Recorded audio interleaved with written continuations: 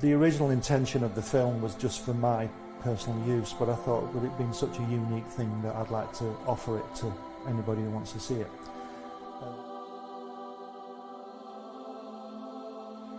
On the first visit, Jack took us into his another room, separate room, and there were these brown parcels full of artwork piled up, and he said to me, "You draw like I do."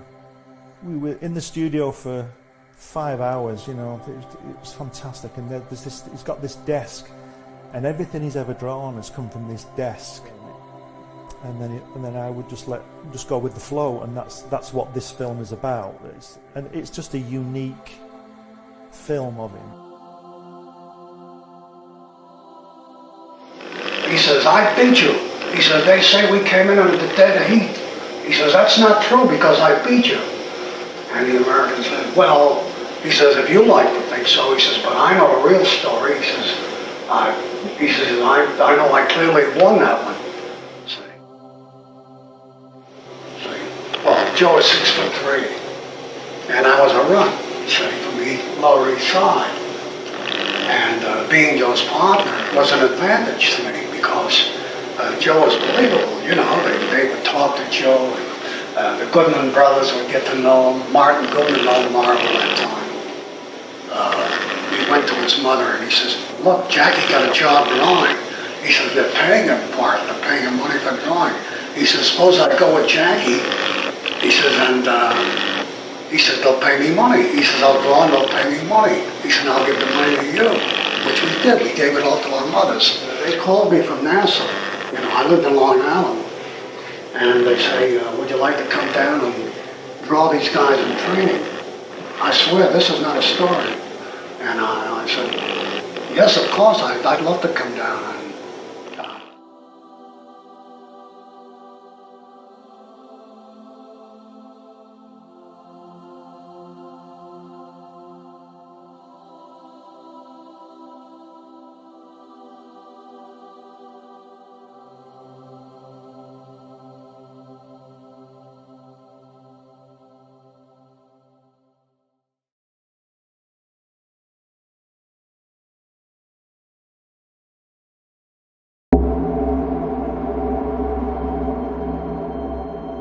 You speak as though I have conquered death.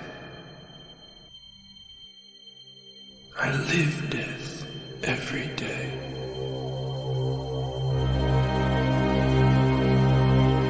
I am surrounded by it, smothered by it. Look at you now. He would have everlasting life. You seek to defy death, yet you cannot even defy sleep. And our like sleep is to death.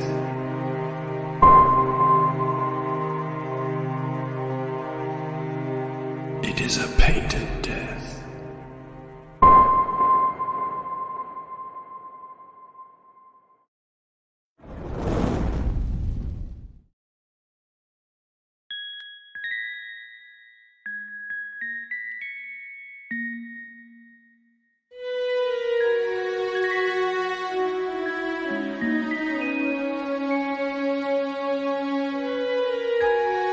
Secrets, trust, worth. The bond between souls intertwined within otherworldly intrigue. Michaela J. brings forth the Elite Warrior series, a collection of dark fantasy romance novels set in a twisted world where power lusts in the hearts of men and devotion seduces the souls of women.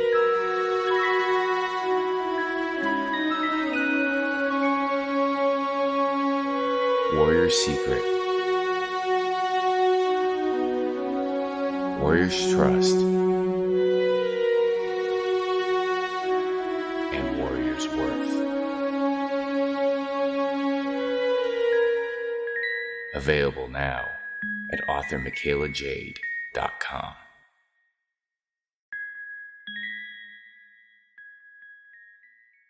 Author Cindy Kep is writing on the edge.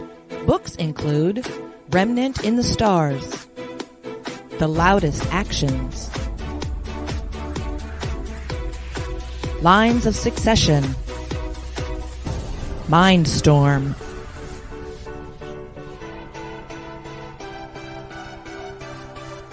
Condemned Courier, the Yerushalayim series,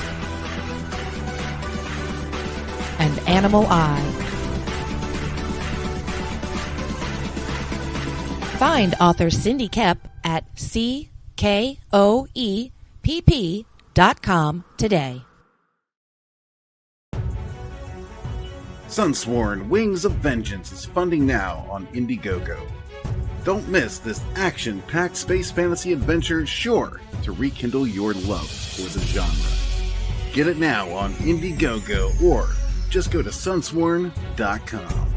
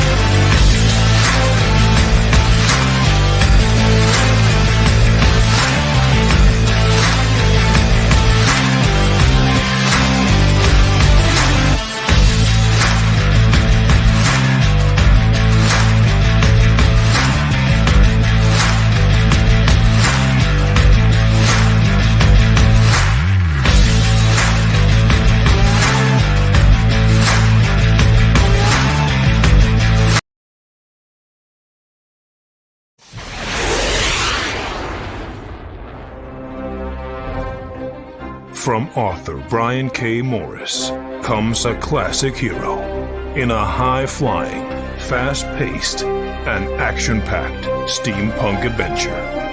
The original Skyman battles the Master of Steam with an introduction by comics icon and historian Roy Thomas. A Rising Tide, an Ace Comics publication. Available now in print or digital format on Amazon.com.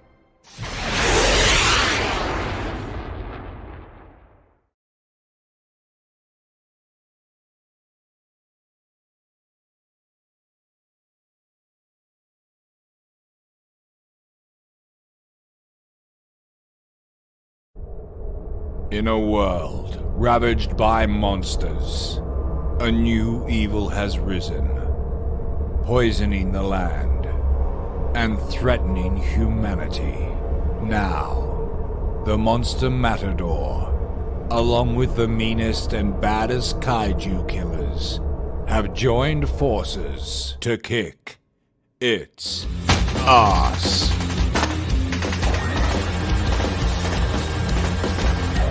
Monster Matador, Afropocalypse.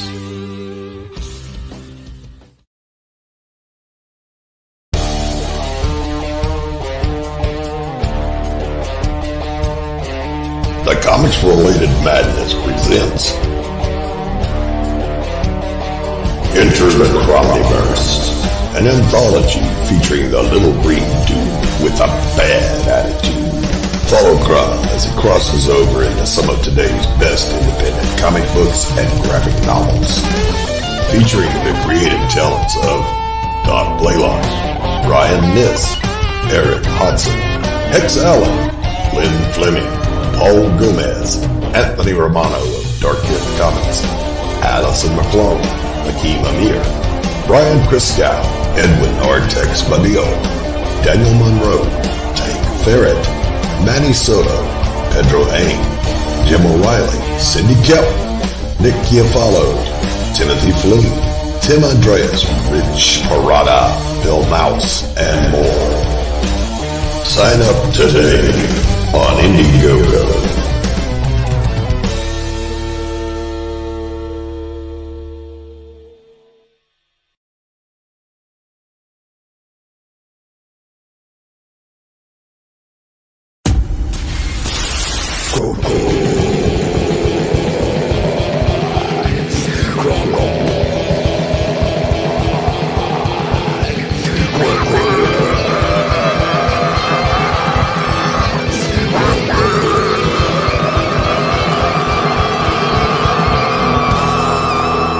Come get some.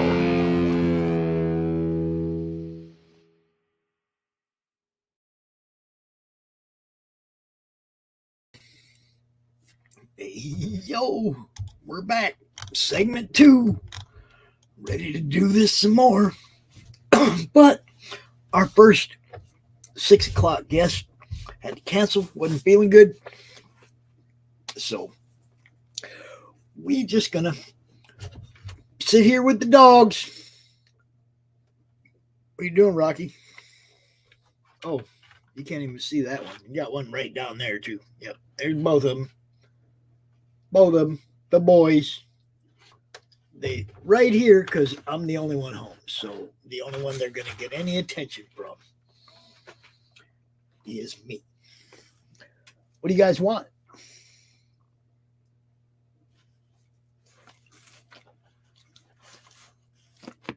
Well, no, I said, what do you want? Really?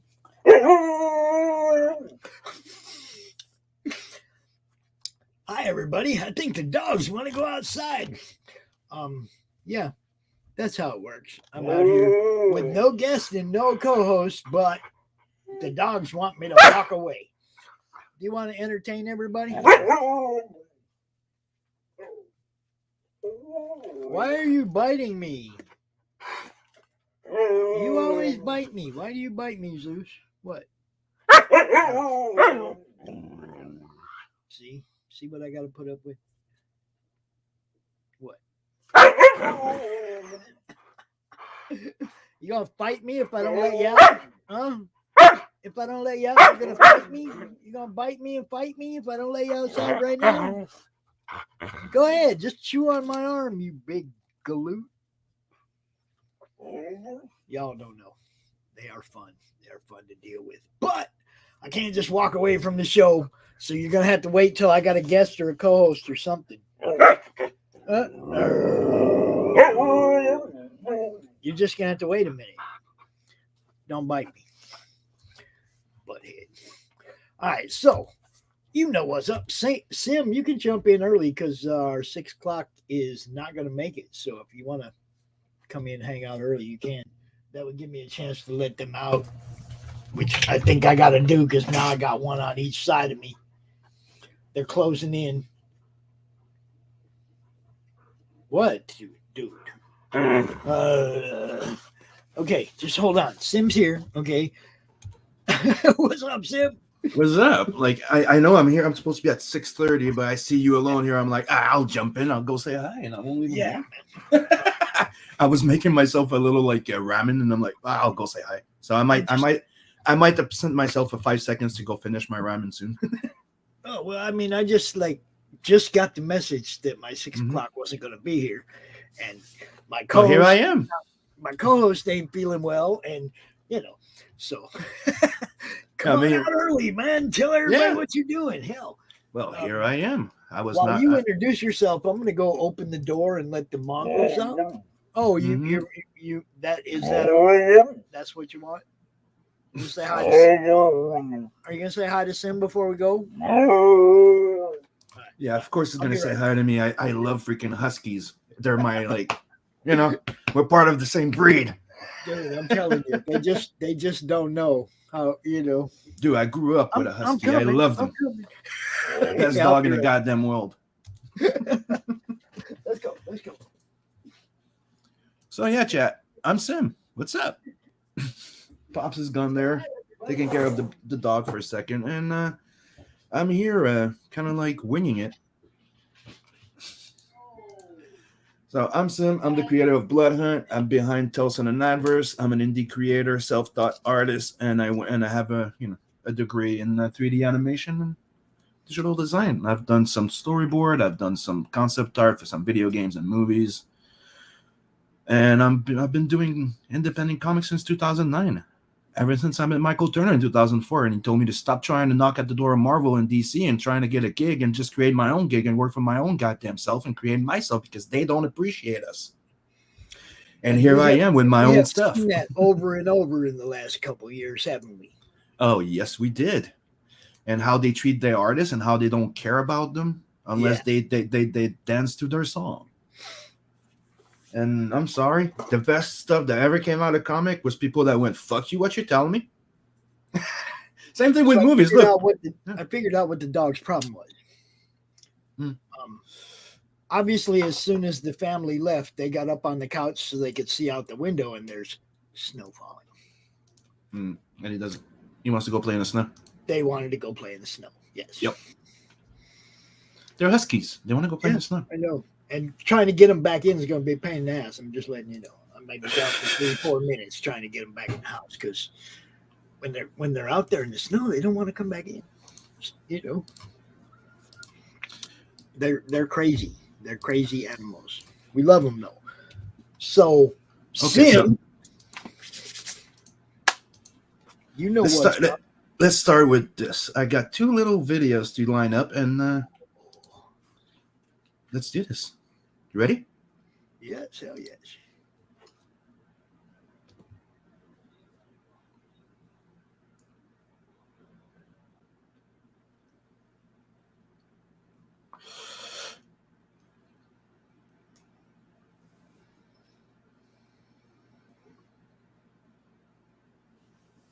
Remember Heavy Metal, the movie?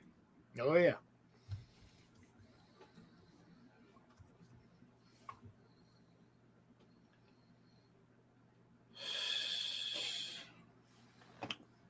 Just keeps getting better, bro.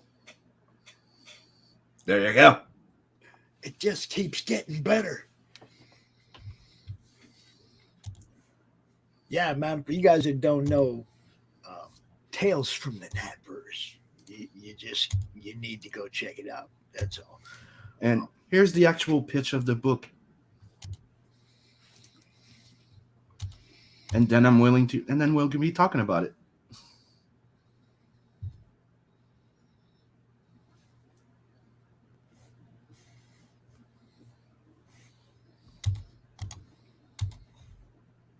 Oh, that was not it.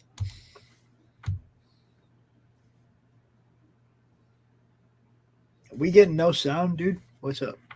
Sorry, I put the volume down. I don't hear you. What? Yeah, I can't hear the sound at all. You didn't share the audio. Oh, no? I thought I did. Hold on. Let me do that again then. I heard nada. Because I did press the... Okay, let's do that again then. The setup was cool. We messed it up. Let's do that again. I really like that song of the first intro. All right. Let's redo that again. I'm sorry. All right.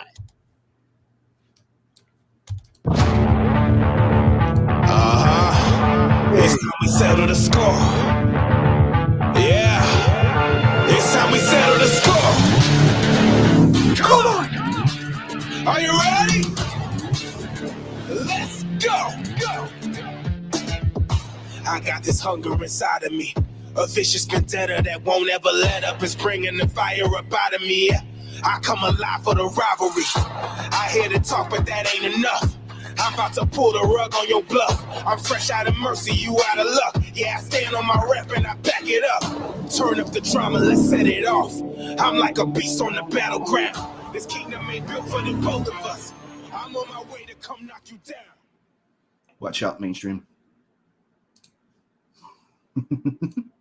Followed by the actual trailer of the book. And again, sorry about the audio. With the original soundtrack to Nat. Tales from the Nightverse 2.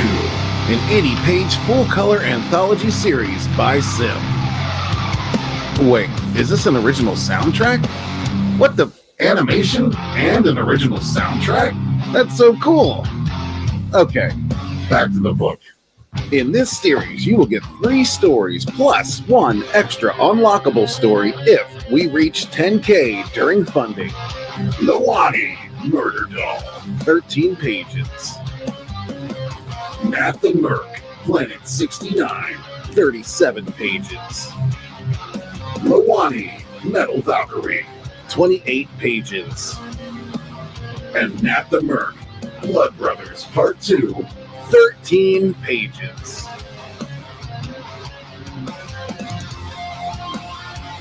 Damn! Check out this sexy Lawani digital painting print by Sim.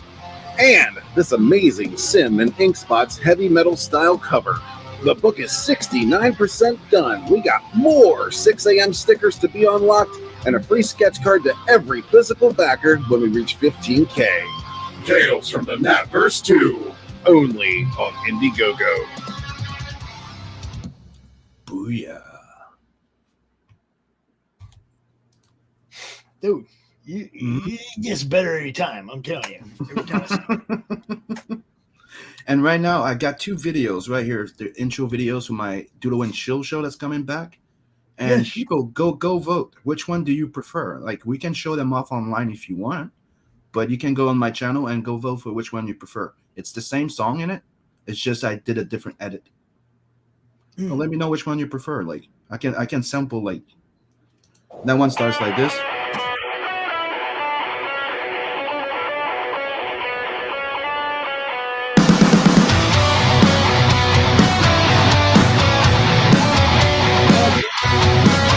Right? It's a slow start.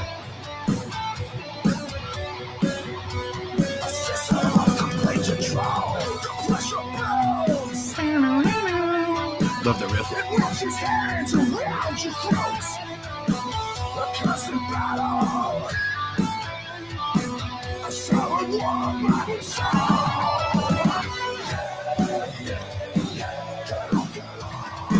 One shot. What's up? Give it all you got. Keep the flame alive. That's the first one. And here's the second. Hold on. Hello, everyone. Welcome to Doodle and Chill.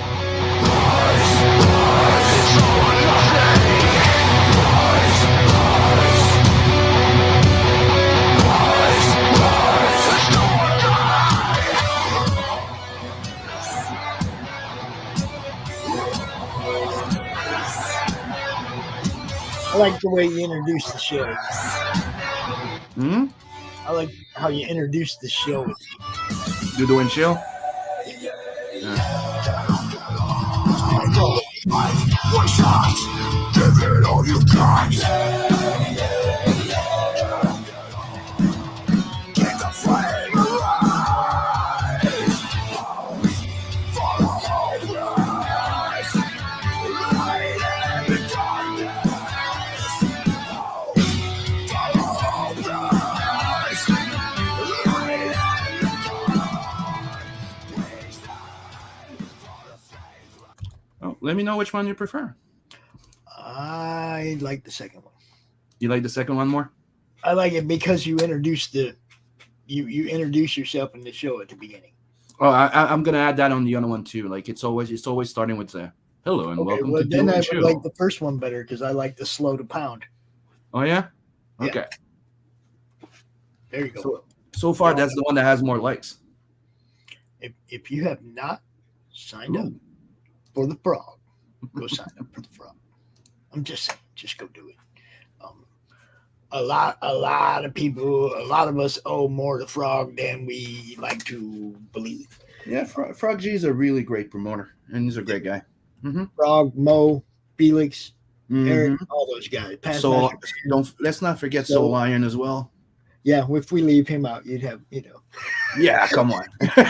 anarchy on your show. We're gonna have a revolution. Speaking of which, is your sidekick at work right now or what? I think the sidekick is probably still sleeping. All right. I was gonna say, you know he's on the night shift, right? So yeah, I know. I was gonna say you could go ahead and toss him the invite if he was awake and And by the way, today I just shared something because like I was on stream here before, and I've been on different stream, and many people have been saying like, "Do you could you get some fridge magnet? Like we all love fridge magnets." And I'm like, I've been thinking about it, checked into it. So I just made the announcement on Twitter and Facebook that when we reach 100K, not 100K, when we hit 100 subs, backers. Yeah, we're going for 100K, baby. Yeah. No, 100 sub. The first thing I will unlock is a fridge magnet, and you get to vote which one is going to be. You get the Not by Inkspot, or you get the first group shot of Telson and of the Natverse by 6 a.m. as a fridge magnet. So you get to vote. So what you're saying is, at 100 backer and not 100,000, you have a backer reward. That's what you're saying. I have multiple backer rewards. Every 100, I have my 3 stretch goals. I have more unplanned. But the thing is, I have a backer count. Yes, I do the same thing. You know what's up. Thank you. I firmly believe in the backer count. You got to recruit. You got because that's the main goal, right? That's the main goal is to have more readers. It's the reach. We've talked about it. And when I came up with the idea, I saw your eyes lit up. Remember when we talked about it the first time? I saw your eyes lit up. I'm like, yeah, okay, I'm going to do that. That's what we're supposed to do right there. And I have to admit, like, even Tampa highlighted it, goes, that's new, and I like it a lot. And I'm like, yeah. For me, that goes all the way back to promoting Mojo Risen. I actually gave away something of my own as a backer reward to get them at 125 backers, I think. I said, if it gets to 125, I'm going to give this away. You know? And I think it ended up getting 143 or something at the end. But, you know, it's like I wasn't even part of that campaign, but I was promoting it to that point. You know? If people are new to me lately, if you never back one of my projects, I've said it since Blood Hunt. Every time I pass $10,000 on a campaign, I give out free gifts. Yeah, like there's like at least like 3 to 4 backers at least that I pick out of random, and they get a tube, and in that tube there's an original art, sometimes a print and stuff like that. There's a little extra gifts I like to give people, or sometimes you'll get a little extra bag and board in there with an original sketch of a concept art from Nat the Merc. Like some people got that. They got like the original panel where you see Nat in the cockpit flying a ship.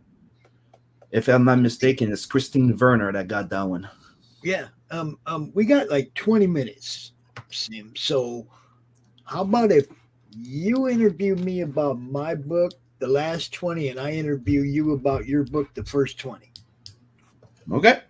It sound like fun? We got 40 minutes, you know. So do you want to share yours, or do you want me to? You know what? I'll let you go through mine, so you can ask me your question, and I'll go through yours. Okay, I got that. We go get your link. Now you know what's up. I'm not logged into Indiegogo because then it shows all the weird stuff when I'm looking at my page. But I am following this one. You obviously know that. Now we just saw the video. My first question to you is what are you doing in my grotto? I'm covering it for a censorship. But when it's printed, it won't be censored, and you'll get the full grotto. Okay. I mean, it's like, you don't have to camp the drone out there. If you want some pictures, I'll send you pictures. One of the things that I like to say is my books are mature, right? Yes. There's violence, there's nudity, there's this, but it's not X, and there's no porn in it. But it is for mature readers. Yes. We aim to please those heavy metal classic fans. So, before what used to be 13, 16 plus now is R. So, So you and Inkspots and the Scotsman, right? Yep. And the Beacon. Oh yeah. And Michael Beacon. That's right. We're the Ink Slayers. Yep. Yeah. And look at this one. Y'all know the You're not sharing your screen, by the way. I'm not. What the heck? Dang it. I thought it was okay. I'm going down this way. It's okay. Cool. I fucked up once. You fucked up once. We're good. Okay. We're good for the rest.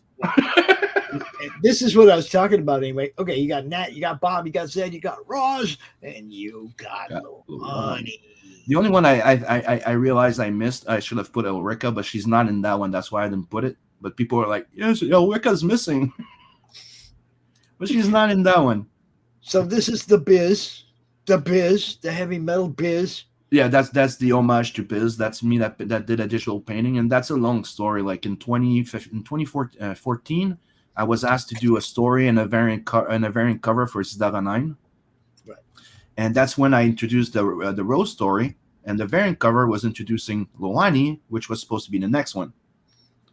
And the first cover I did was an actual homage to that Bisley cover, where it's more of a close-up on her on the side. Right. And I decided that, with the success and the fact that I'm so freaking happy and ecstatic that I'm bringing back Nadverse and I'm getting to play in that verse again and people are liking it, I'm like, let's celebrate.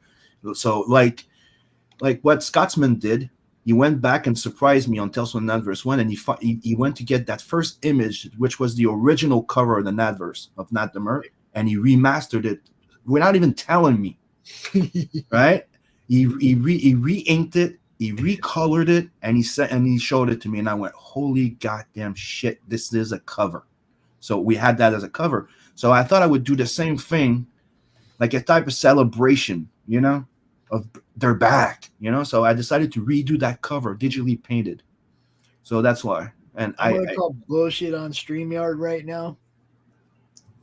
I'm just calling bullshit on StreamYard right now because I got people in the chat that said we have 0 fucking viewers. I'm looking at people right here. I know. What the fuck? I'm like, yeah, right, okay. We got 0 viewers. Yeah, dude, it's happening a lot lately. And I don't know if it's StreamYard or YouTube fucking up with their links, if that makes sense. Yeah. I mean, I think they're not getting the message from YouTube. Type of thing. It has to be because there's plenty of people interacting over here. But yeah. Oh, what? And Christy, what? Christy, what? What? Oh, that's gross. Will you stop? And I don't know if you saw that, but you saw that Alan Alonso fan art for the fan art competition, and I'm like, dude, that's so not fair. That's not a fan art. That's a fucking cover. Yeah. So I reached out to the guy and I got the piece from him, and he's out of the fan art, giving more chances to the people to join in. But that's a third cover now. I loved it so much. That happened to me last night too. But Tank's cover, when he showed it to me, it was like I was like, no, we can't just put that as a variant. That's got to be on every book. We're putting it on the back of every book. So if you bought the book, the back cover's got that Tank art right there. Because, dude, I was blown away. I was like, oh, this shit's good. But I don't want to have to make people choose between that and the other ones. It's like everybody gets this one. It's too good. See, Mighty Geek Studio says YouTube is doing this because they want less live stream and more recorded videos, and that's a fact. Yeah, well, I'm not no good at recorded videos. I mean, can you imagine CRoM CoN recorded? That would suck. Yeah, but you could do something else. You could figure out something else. Like me right now, what I'm doing is short animation. I'm doing AMVs, JMVs, like video edits of video games and stuff with music. Oh, hell yeah. Thank you, Shadow Hawk. There you go. Just like that. Thank you, bro. And you won't regret it, and hope you enjoy it. Yeah, I can't wait until it hit me. People ask me, it goes, why there's no fulfillment on the tiers per se? It's because, we play around with so many tiers. I decided to just put it as the announcement. If you go in the stretch goal and the completion, the release date is there. We're looking to release on November 2022. So technically, we're giving ourselves 6 months after the funding is done to finish and fulfill the book. But we're aiming to do it before, but we're giving ourselves 6 months. And as you know, I'm transparent as hell, and I like to do updates. Yep. Sim's on 2 different shows regularly. He's guests on everybody else's show. He's always showing what he's doing. I'm always around. I don't disappear. And I, even if I don't have a book up, I support and I help people out. And Doodle and Chill is coming back. And one thing I want to highlight, in case you've never been part, or you've never watched my show, or you don't know about what I do when I do Doodle and Chill, is I do fan art. I like to do quick fan arts. And sometimes I'll do them in 30 minutes, an hour. I can do more than one sometimes when you stream. The thing is, once it's done, the creator can ask me for it. I give them away, and they can use them as print to reward, like not to sell, give them. So Anybody, if I did a fan art, you can reach out to me, get it for you, and get it colored and give it away as a free print. Really? It's something I do all the Where's time. my art? Where is it? Where? But that one's a commission. So you have to reach to them. Let's get my character. I was hired for When do I this. get it? When? And I have to say, it was great working for them. Dude, that was so much fun. Now, did you see this one, Sim? No, I hadn't seen that one. Yeah, we got some pretty good coverage for our book. We did pretty good. I'll probably do a little something. I just haven't had an idea yet. But I it's either that or I'm gonna give you 3 sketch cards. I just haven't decided yet. Man, we got rich. It's either you get something, because one of the things I was thinking of maybe doing it on, like, doing a quick little sketch or something and doing what I just said I would, or give you 3 sketch cards. It's but I think like a quick sketch that you could give away as a small print to comic book size, everybody could get it, could maybe help better. I'm just trying to find the inspiration has to hit me. If that, I was just thinking I do need something, I think, for the 50 backer goal. Never know. We'll talk. No, sorry. My kid came in and asked me a question around in the middle. I'm like, come on. Yeah, I have a pudding. I'll go ask me later. we can talk about that for sure. I want to do cross promotion too. I need now that I can put stuff in my updates. I'm going to go down my updates and add a few people's campaigns in my updates, so people interested in mine will also see what you guys are doing. Oh, Shadowhawk says, I've got a couple of Sims original sketch cards from the Diaz brother. Beautiful work. Thank you. Thank you. Oh, yeah. See what I'm talking about? Yeah. Mm-hmm. Yeah. Mm-hmm. And if you get some of my sketch cards, sometimes I render them in pencil, and sometimes I just go full ink right away. And I'm surprised that a lot of people send me a message going, we really like those pencils. We have right now we have Rich Parada, Allison McGloon. We haven't added Tanks yet, but Tank said he'd do 5 sketch cards. Mm-hmm. So, I mean, we're getting a lot of people offering sketch cards, and we've had a few people already do trading cards. That's one of the stretch goals. We're going to have a blast. We'll go over mine after we're done with yours. Dude, I changed it. I added something to my stretch goals because Tom Puss said there was something metal lacking in my heavy metal. Like, he goes, it's one of the most heavy metal campaigns, but there's something missing to make it metal, like something metal. I'm like, fair enough. You make a good point, my friend. Did you add music? So what I did is I went back. No, music is there already. So, it's already metal, but he meant something metal made out of metal. And I'm like, So what I did, if you look at the stretch goal, is I changed the 2 first ones a little bit. The first one, now you get 10K. We unlock the extra stand story. The book becomes a 96 page. And you get the Tales from the Adverse 2 sticker by 6 a.m. But look at the 15K one. The Merc Club card, which comes with the $69 tier up. It's supposed to be a black card with a silverish lettering. But when we reach 15K, that card turns full metal. Nice. It's going to be brushed metal with the logo of the Merc in front. And behind you're going to have the Merc Credo. Merc code. You could do a calendar with your girls, too. Oh. Different poses, your girls. Oh. And you could throw 1/7 floor in there for the ladies. You know what? I'm gonna July. You could do July. I'm gonna check into it. If I do it, I may do it for 2023 calendar, but I'm gonna check how much it costs because I have to try and stay cost effective. But once we pass 15K, I can do whatever I fucking want. Because I'm lucky enough that I draw my own stuff, so all I have to do is pay for the colors, the lettering, and printing and stuff like that. So as soon as I pass 15K, dude, everybody's getting a free sketch card with their book as well. It's not just the metal card. Everybody's getting a free sketch card, like the physical book. If you got a physical tier, you're getting a free sketch card at 15K.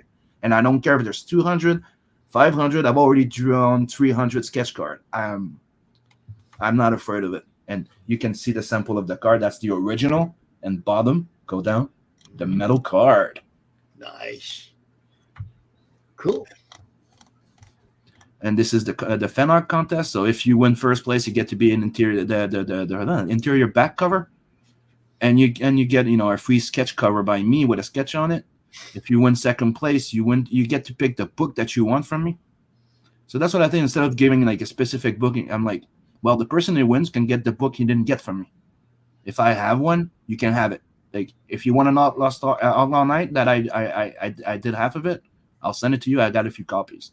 Like you can select the book you want, and you get to be in the book on the fan art page with the third place winner.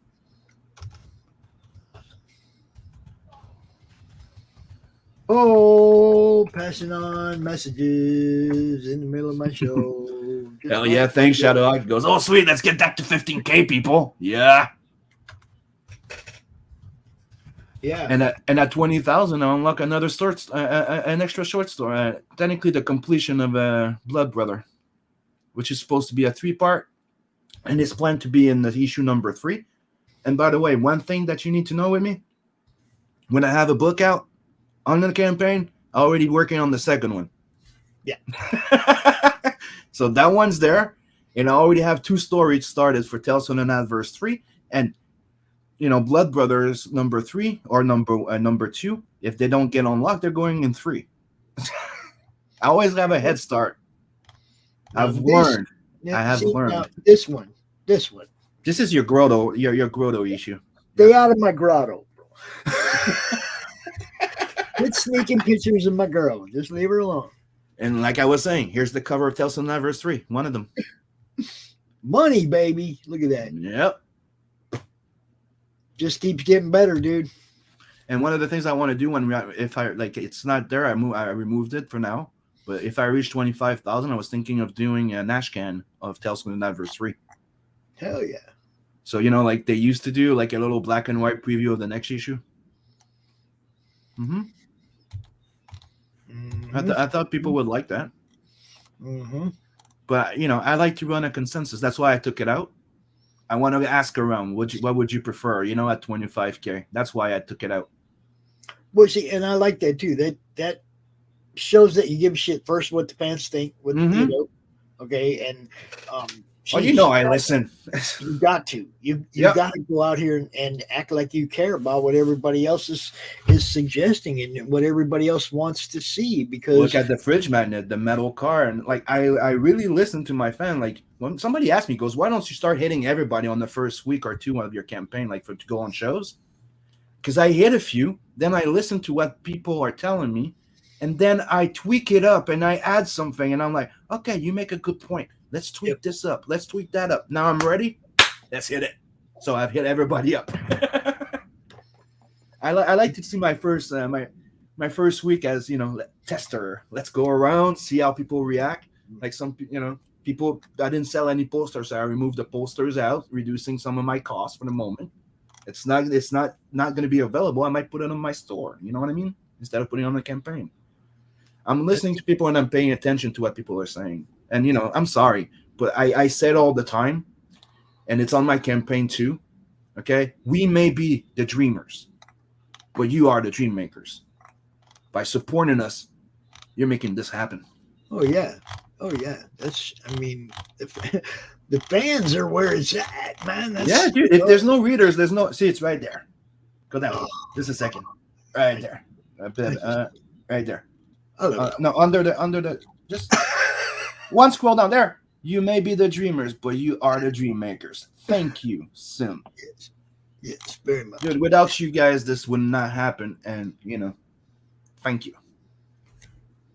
And that's, like I said, I was telling everybody earlier, I'm a fan. I was telling Joe, it's like, I'm not one of you guys. I'm, I Mighty Geek Studios. Mighty Geek Studios saying COVID, man. Mighty Geek Studios saying ashcans are always fun to have. Yeah, I know, but the thing is, I've heard people saying that they would. Some people said they would rather have like an ashcan or extra story instead added than a prequel to the next one. So that's why I'm running the consensus a little bit. I'm listening. What would people prefer if I, But first, let's unlock the 20K and we'll figure it out. Yeah, ours is. Our ashcan is just for the fan art contest. Mm-hmm. That's the thing I was thinking of doing. If I get a lot of fan art, I was thinking of maybe doing that too. Well, I don't want to. We didn't want. I was like, what if we get 50 people? You know, Like, I was like, no. So then- we cut then- it down. We had to cut it down to everybody's going to get the But top then you can 14 people. then you can do like a lot of people do. You put 2 per page. Yeah, well, I mean, I guess that would be up to how we feel about it. But the way we have set up, the winner gets the cover, second place gets the back cover. Do we understand that 80 fan art it's a nice problem of having? Oh, I know. That's my point. The entire point is like it's a good problem of having. I have so many CRoM pictures, dude. It's hard to pick one when I want to show one off, or somebody says I need some reference art. I'm like, okay, I'm gonna give you one of everybody's. Did you see Pale Riders? Did you see Pale's Rider fan art? He did a huge painting of Elrica. Yeah, I saw it. And I'm thinking of using it as a reprint of a variant cover reprint of Tales from Verse 1 if I reprint it. Yeah, I seen it. It was awesome. Mm-hmm. And now it's a nice salon, hair salon. So I'll let you ask questions about me now. Well, that's not how it works. Don't tell me what to do. Do you have the link or do you need it? I don't know what you're talking about. Share my screen. I'm ahead of you. Yeah. Look at that. So let's start with this. Let's do that right. Wait. Stop. What? This is just a placeholder trailer. I just want everybody to know that. We got much better things coming. Okay. Okay. The Comics Related Madness presents Enter the Cromniverse, an anthology featuring the little green dude with a bad attitude. Follow CRoM as it crosses over into some of today's best independent comic books and graphic novels, featuring the creative talents of Don Blaylock, Brian Miss, Eric Hodson, Hex Allen, Lynn Fleming, Paul Gomez, Anthony Romano of Dark Gift Comics, Allison McClone, Hakeem Amir, Brian Christgau, Edwin Artex Badillo, Daniel Monroe, Tank Ferret, Manny Soto, Pedro Hain, Jim O'Reilly, Cindy Kelp, Nick Chiafalo, Timothy Fling, Tim Andreas, Rich Parada, Bill Mouse, and more. Sign up today on Indiegogo.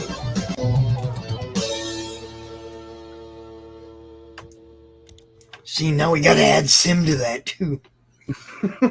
No, you don't have to. Oh yeah, everybody involved. So let's go. Boom! I stopped the sharing for this. Give me a sec. I'll reshare again.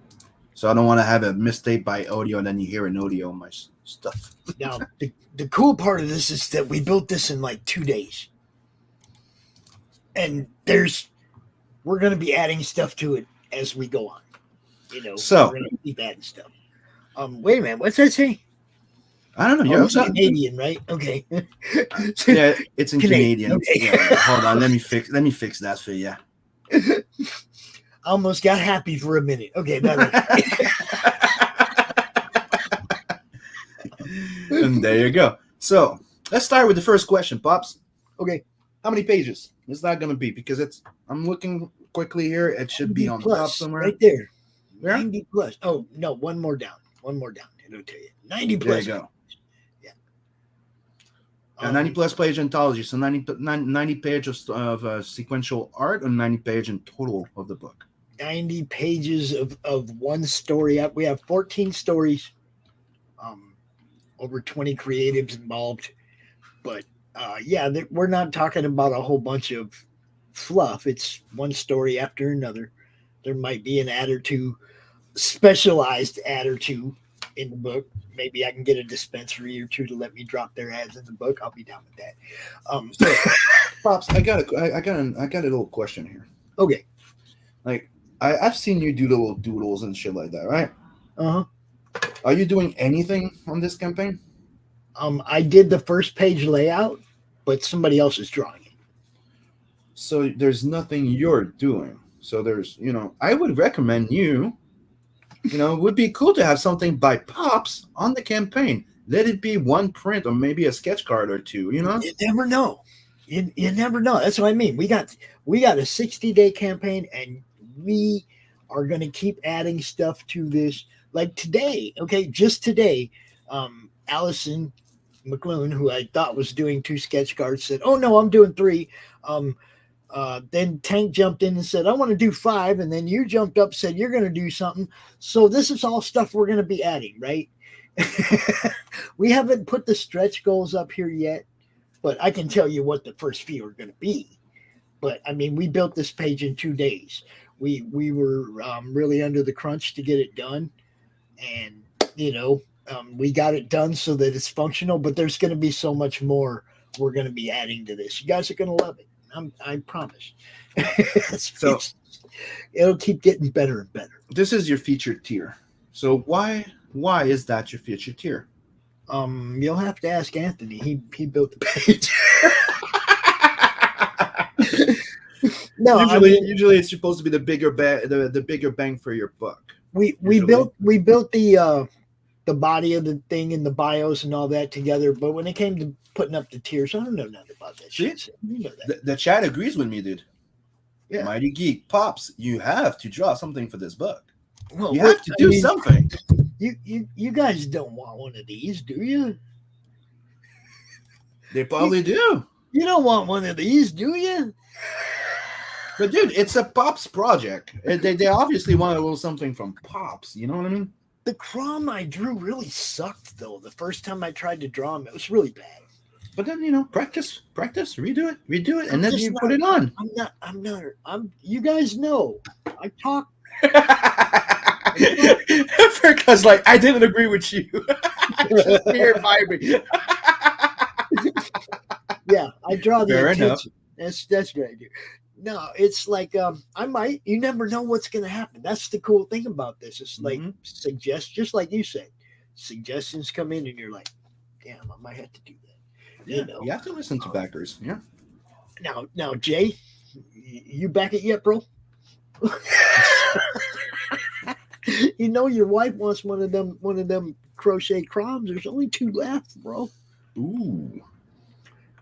Yeah, we got some cool stuff. We got tapestries based on that piece right there. The one above that you just scrolled past really fast. Oh, hold on.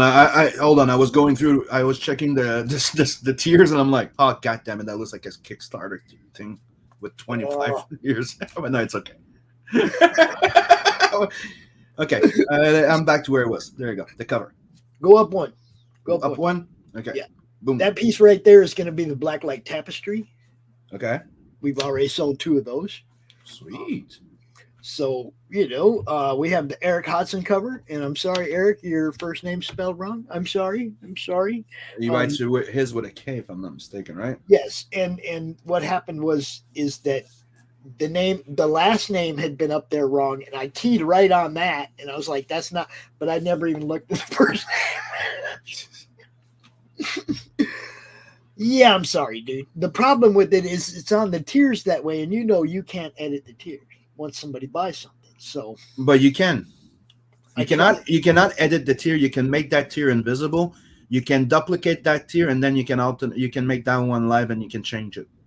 Okay, well, I'll talk to Anthony about that. Yep. Yeah. So what's this? Edwin Badillo. Let me tell you about the first 2. You got the Eric Hodson, and then you got the Manny Soto. Now, you guys have all seen the Pops pointing at the word bubble, right? You've all seen that image. Manny drew that a long time ago. Manny's also the first he's the one that drew the first banner for CRoM CoN back in 2019 or whatever. Yeah, 2020. Yeah, 2 years ago.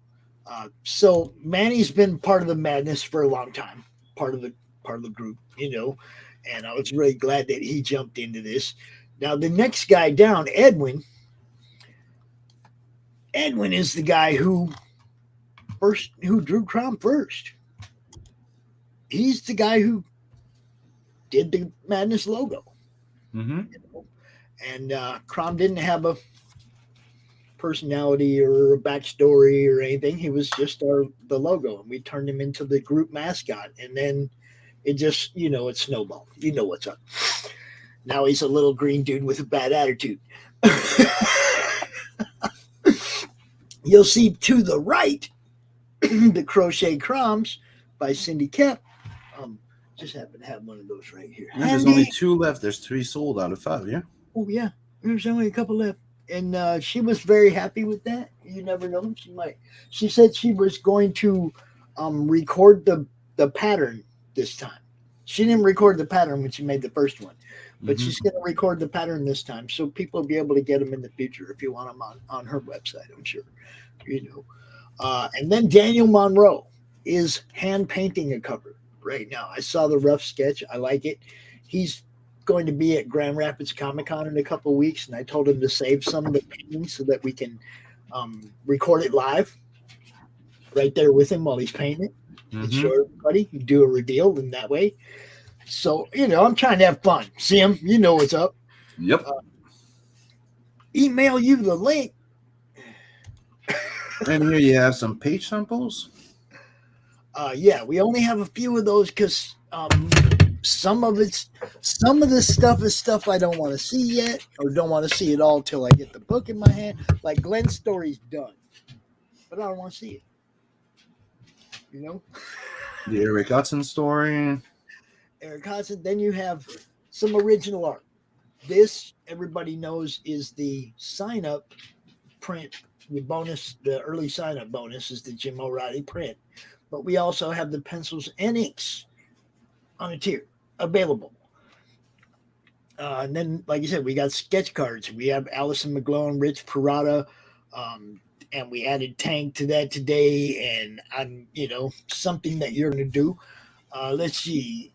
Oh, man. Jay's all on me now. Yeah, he wants you to send him the link. Okay. Crochet CRoM better. You have a better picture right here. All right. The Black Wall Tapestry. Punisher shoes. Hold on, let me type nothing. Come on, let me type something in here. All right, there you go. Link sent. All right, get back out of the email box now. Don't need to be in there. Let me know if you got it. All right. So, yeah, the shoes. Custom CRoM shoes. You'll be seeing a pair of being made for me over the next couple weeks. We'll be highlighting Nick as he's making them on all the shows, Now, stretch goals. We haven't put anything up here yet because, like I said, we were rushed to get this thing ready before launch. But we know what we're doing. Now, we have a huge team. It says the storyteller's Pops. Pops is just a creative consultant on the character CRoM. That's all. I just tell people, yeah, he would do this, he would do that. Blah. But they're writing their stories. And Edwin, like you said, the first guy to ever draw CRoM, top billing. I was really glad that he wanted to be part of this because he's the guy that started all that, And then Anthony, Dark Give Comics, you know him. He's helping to manage the campaign, keep it smooth. Manny Soto, we talked about him a little while ago. He's been a friend of the Madness for a long time. Doc Blaylock, our normal co-host at CRoM CoN. He's feeling under the weather today. Paul Gomez from Bushy Boo Circus. Lakim Amir. You guys know him or don't know him. He's the most known unknown in Comics Game. Yes. Ryan Niswander. Specs Thompson. Hex Allen. And we already talked about Dan Monroe. Brian Christgau bringing the 6-gun gorilla to the CRoMniverse. Eric Hodson bringing the dreaded dinosaur man. Allison McLoone is making CRoM larger than life. The Kaiju CRoM story. Glenn B. Fleming. Hatch. I don't get it. Hatch and CRoM. You got Varian and Lola. You got Tank Ferret doing the story where we showed the snowboard cover. Oh man, that's so beautiful. And then you got other people contributing. Bill Moss contributed the interior front And page. Jay is replying to you. Lol, stream link, bruh. What do you mean a stream link? He wants to come on the stream.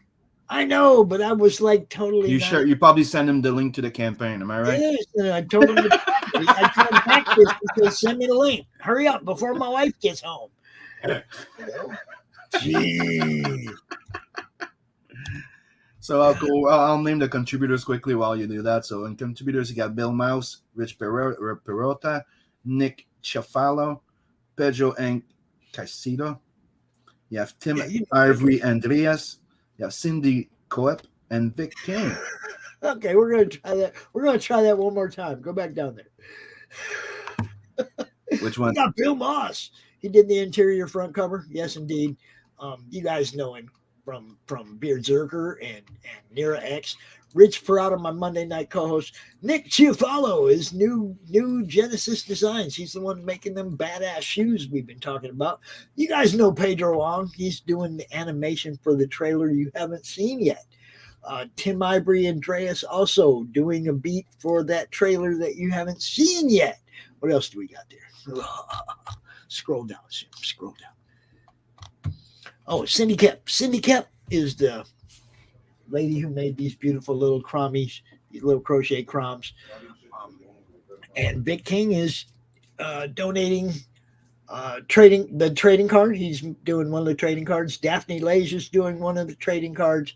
And Doc Blaylock is doing one of the trading cards for the trading card stretch goal set. Yes, we said set. And there we go. Oh man, we covered your campaign. So how did you find your interview with me? How did I find what? How did you find your interview? How did I find my interview? Well, we got 5 minutes. What do you mean? Short? What do you mean? What's up, Jay? Oh man, I can't believe you sent me the wrong link. I'm like, what the fuck are you doing? No, that's when I saw you there, like stream link, bro. I'm like, I know you didn't. I said back exactly. I would have looked at my email. Yeah, but you've already sent me the campaign links, and I was just like, "What's I'm gonna send it 4 or 5 times before it's over." It's like, yeah, I already backed you. Why the hell are you sending me again? Because it's you, Pops. I'll let you on. I won't report you for spam like I do with my best friends. So yeah. Don't worry, I'll send you some dog videos. You'll be just fine. I mean, do I get dog spit with it or teeth holes from my shit? Mm-hmm. If you want, we can make sure they slobber on it before we put it in the package. That's all up to you. We aim to please the fans, bro. You know. Right. So, explain your campaign, because I'm here to back you up. No, I don't have a campaign. I don't even do this shit. Why would I go sitting on the internet and this stuff? Mine are Sims. We both have campaign. Mm-hmm. Right, both you talk your shit, man. Well, we only got 4 minutes left before the next guy comes out to talk his shit. Right, if the next guy can outdo me, I'll fucking give him how much money? I'll talk my shit up in 1 minute. Okay, do it. I'm waiting. Just watch. Oh, you don't have to no sound. It's time we settle the score. Come on. I even know this rapper as well. Williams. Go. I got this hunger inside of me, a vicious vendetta that won't ever let up. It's bringing the fire up out of me. I come alive for the rivalry. I hear the talk, but that ain't enough. I'm about to pull the rug on your bluff. I'm fresh out of mercy, you out of luck. Yeah, I stand on my rep and I back it up. Turn up the drama, let's set it off. I'm like a beast on the battleground. This kingdom ain't built for the both of us. I'm on my way to come knock you down. Do you actually know the rapper? Yep. Yeah, he's a good guy, man. Mm-hmm. Used to fucking talk to him on Twitter and that before I nuked it. Yeah, he's freaking awesome. When I asked him if I could use it, he goes, yep. Yeah, and man. He did not even do a claim. Like, usually when I ask, they go claim the money, right? At least they just they don't give me a strike. They just go claim the profit. But I know his song. What were it? Payback or something? I can't remember the name of it. Oh, there's a few of them, yeah. Yeah, he got featured on the Informer, the film with the dude out of suicide. Oh, that film is fucking brilliant. the Based on the finisher book? song. I'm the finisher, Yeah, dude. yeah, For IP Man, dude, that was fucking sick. Dude, I was wild into that. I ain't gonna lie. I was just like, what the fuck is going on? I love that guy because his music it's hype. It hypes And, you up. and Like, it flows to the beat as well. And it's like, oh my God, what the fuck is going on? Let me put Another the one- strap out now. another new rapper that I like a lot is Dax. Mm. Like if you don't know him, check him out. Like he's a self independent one, and he's Independent, pretty yeah. goddamn good, dude. I'm independent as well. I used to do music back in the day when I was coming up, with the boxing scene and stuff like that. And I used to make all these beats and stuff for people. And I got featured on one of the biggest radio stations in the UK, Oh, yeah? Kiss FM, BBC One Extra. And that's when I was like 18 years old. That's before I won a world title when I was 20 years old. All right, so this is what I got. I got Back on the campaign with this bullshitting. I got 2 minutes before our next guest. Mhm. And, this is what you get. Enter the CRoM-verse. Enter at your own risk. It's a little green dude with a bad attitude. He ain't got no time for none of you. He owns the net. He owns it all. He's gonna take. That's all he does. He loves to cause. I got the song stuck in my head. He loves to cause madness. That's his game. He's got no shame. I'm telling you. This little dude, what was that? Was Pop spitting bars then? Were you spitting? It's just like this, man. It's like, watch out, folks. He'll steal your weed. Anyway, gentlemen, cheers. Cheers. Now, I got to give it up for our next guest, guys. Let's do it. Let's give it on, man. You guys. I don't know if you know him or not. He is not new to the madness. He may be new to you, Jay. Okay, I show love to anybody. Yeah, I don't think you've met Timothy before, but we got Timothy Fling from Earth Dog Studios. Hey, Nice to meet you, sir. I did. Nice I met him before. What's up, man? Yeah. How you doing? I've been around a little. Mm-hmm. Yeah, he's been around a while. Very well, he's been on sir. the morning roast too, if I remember right, with Chris. Yep. Yes. I'm friends with a couple of the guys too. Gregory's coming up. I'm a little bit friends with him. Okay, we Peter. know a couple of people as well. Okay. Yeah. Great. So It's all one big happy family. you bet. We're all connected by one person that we know. I know a guy called Dave. Hey, Mr. Corkum. I don't think Dave's here, you. Dave's anyone. You get your swimwear. Yep. You know. And that's actually for the morning roast that I did that store. If you want my wear, you go on the InkSlayerEntertainment.com and you'll get Sim, the Inkslayer stuff. Sim, do you streaming now? I'll drop you a sub in that, bro. He does all kinds of stuff. Yeah, I do streams every Sunday at 7 p.m. Eastern. I do the Inkslayer art show, and I'm bringing back Doodle and Chill. And Doodle and Chill is where I do fan art for campaigns. And anybody, if I do a fan art of your stuff, you can reach out to me and I give it to you. So But I can see your name. But you have to give it. You have to give it for free on your campaign. That's all I ask. Okay, cool. Thanks for the share, Frog G. You got my What back. he does. He's the best. So You are Tim, the best. Do you wanna share your screen and Sure do. Yeah, all right. Cool. So we can run through your campaign and don't worry, Jay might be a little rough around the edges, but he loves us. It's all good. It's all good, my man. If anybody's wondering, I haven't been stabbed at the back of the neck. I just got it recently tattooed. Yeah. I seen that. It looked a little red. 101 backers, $3,300, 12 days to go. Looks like you're doing pretty freaking good, Tim. Yeah, I have some great news, guys, and I know that Pops is going to like this. So one of the deals is that I said if we got to 100 backers, I'll have a special preview that I can show just you guys that nobody's has seen yet. So I'll get to that in just a second. But the other thing you might dig is that we did hit the goal, which is we write the theme songs for the stories, and in this case they're like epic metal theme songs. This one will start as an Asian melody. It's a classic melody that's about 3,000 years old. It's pretty well known, and it'll like transform into this metal pounding theme song. It'll be pretty awesome. I'll be sharing it around. I'm sorry to cut you off, but I do love the heavy metal when it's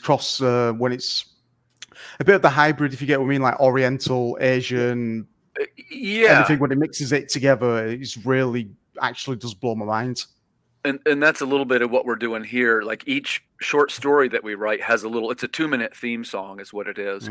And we write them digitally. We do all play the instruments and everything as well, but I got to give a shout out to my writing partner who does the recording and the producing. It is Mr. Sterling R. Jackson, who is a very accomplished musician in his own right. How many years in the industry? For myself in writing, about 5 years, about 6 years, I'd say professionally. How long has the musician been in as well? Oh, both of us have been doing that. Well, I've been doing it since about 1989, and he's been doing it for probably. That's the year I was born. Are you self-taught or did you? I've had lessons, but by my trade, I was a bassist. But I'm involved in the songwriting process here. That's the year I was born. Right. Yeah, I was taking lessons already by then. Yeah, because I'm self-taught because when I'm on the piano and stuff like that, same when I'm playing the violin or guitar, I taught myself to do all that stuff. But I always give respect to the people who went to learn the craft. If you get what I mean, like places like that. Big props to it. Right. Thank you very much. And I appreciate the self-taught people the most, to tell you the truth, because they tend to sort of shine through the best, if you know what I mean. Me, I'm a mix of both. I self-taught myself art and everything, and then I went, you know what? I'm gonna go learn 3D animation and digital design and get into digital, and I went to get a bachelor's degree. Nice, man. It takes a long time to learn that 3D stuff. Yep. Congratulations, man. Congrats, man. Big ups. Yeah, good for you. And I really get I get addicted to animation. Animation is fun. I thought you said anime. No, I thought you said anime. No, anime. I already like anime. You mean that 10i, whatever the fuck? No, not that hentai shit. I like the OVAs. Like I'm an 80s, 90s guy. I'm a 45-year-old guy. So I grew up in the 80s and 90s. Ghost in the Shell, still the greatest Crisis, Ghost in the Shell, Appleseed, all that stuff. I love. Spirited Away. Gundam. Oh, sure. AKA Alita Battle Angel. What was it? Tenshi and Rikoto. What? Yes, that one. Trigon, Berserk, Hellsing. That stuff. Yeah, I'm a huge fan of Masahiro Shido. Like that guy. Gundam. I'm still a big Max these days. I used to pick up the trading cards and stuff like that. My favorite giant robot. A lot of people don't even know him. I know him under Goldarak, but if you guys know, it's under Grand Dizer. Give me one second. Sure. And that one was the best. Like no, to me, it's like there's nothing that compares to that guy. Like that. I totally know who you mean. There's something special about that character. Like the guy's the prince of his planet that sacrificed everything to go steal the ultimate weapon of the enemy and goes high on the planet and lives his life as a cowboy. Come on, like the entire story and the robot is so freaking amazing. All right, so. And Harlock. I grew up with Harlock. So what we're seeing there, Pops, they got, sometimes we put out a couple of titles and different stories under these Water Wars books, and people might say, well, I'm a collector. I want to know what's the easiest way for me to do it? And I say, the easy way, man, 3 is a magic number. That's what you see right in front of you. Water Wars 1, 2, and 3. And it's a catch-up tier is what it is. You can get them all, or as I love to tell people, you can buy just one, and the story is in each issue. Actually, it's 2 stories in each one, so you don't have to. How much is the price range on these? They're $10 books. Number 1 is a $5 book because that's a 24-pager. But over time they get larger. Sorry, because I always say to people when they produce like campaigns and stuff, always think about the people a bit out of a little bit of lower income and stuff. Don't think about the people that could spend silly money. Always think about the people. You got your top bracket, you got your middle bracket, you got the people on lower income. Always go for the people what kind of good in finances and also what can. Yeah. Basically, if you get what I mean. Well, and I've been trying to emphasize the digital too. That's my part that seems to keep. There's growing, a lot of money in digital. I keep telling people there is a lot of money in digital because you can sell a couple of units and you can keep sending the files to people and you multiply that 10 by 10. You're making money. And a lot of people these days there's keep a lot of saying, people that make money. "Oh, That's why now Amazon is charging for yeah." And there's a lot of people saying, "Oh, never go digital," but they're losing profit if they're going on Indiegogo, and they keep thinking Indiegogo is their lifeline. Basically, Indiegogo is not your lifeline. You have to branch out. Same with social media. Keep branching out to different platforms, wherever you can shill, word of mouth, build a fan base. Let me drop that line. If you build it, they will come. Yep. Sure. Mhm. And our deal is, you always want to have the customer gets a little extra bang for their buck. And in our Mhm. case, they come with the music, which at this point it's eight songs are on our soundtrack, or excuse me, 9. And then, Awesome. and we also make maps that go with our stories. They're tactical maps is what they are. And go ahead. Sorry, what kind of maps? I'm getting like a world maps or something in my head right now. Right, it's a little bit of world building is what it is, and they're along the Mhm. lines of the maps that you'd see in like the beginning of the Lord of the Rings, things like that. And it shows sort of the paths of the characters and where they went. And the map is the post-apocalyptic United States. Why can't it be Skyrim? If you like that, you'd probably like it. It sort of has that look. And if you go to the print version, it's what we call the CRoM enhanced. It's printed in 2 layers, so that when you look at it, it has like the logo shines, and like there's like the scenes of the robot uprisings and the atomic blast. They're like in CRoM. So you're world building from the music as well, like building it from the ground Right. up to. One thing that now the music that we do, this is instrumental music. You'll get the feeling of the songs, but like we don't. It's very rare that we don't put any lyrics in the songs, because the lyrics are in the stories. Yeah, don't ever put. If you're doing like film score music, don't ever put music, don't ever put lyrics. Maybe put a little bit of a sample of a one word or something when it's like coming into the beat and something, like when you're going like a reverb, going into the snare kit and stuff like that. But don't over, like, when I always say to people when they make music and stuff like that, do not fill your beats with vocal. Put one vocal, because when I make music and that, I always add a vocal where it's like doing a reverb to do with the crash shit into the crash shit, what's going to go bang, and it kicks the drums off and stuff like that. Sure. So that's a look at the first 3 covers. As you go along, you get an idea of what we're doing here, and Pops knows this too. It's a little bit of a rendered and illustrated sci-fi short stories. And if you like female protagonists, you probably would like Water Wars. We always say it's kind of along the lines of Ellen Ripley from Aliens or Imperator Furiosa from Mad Max.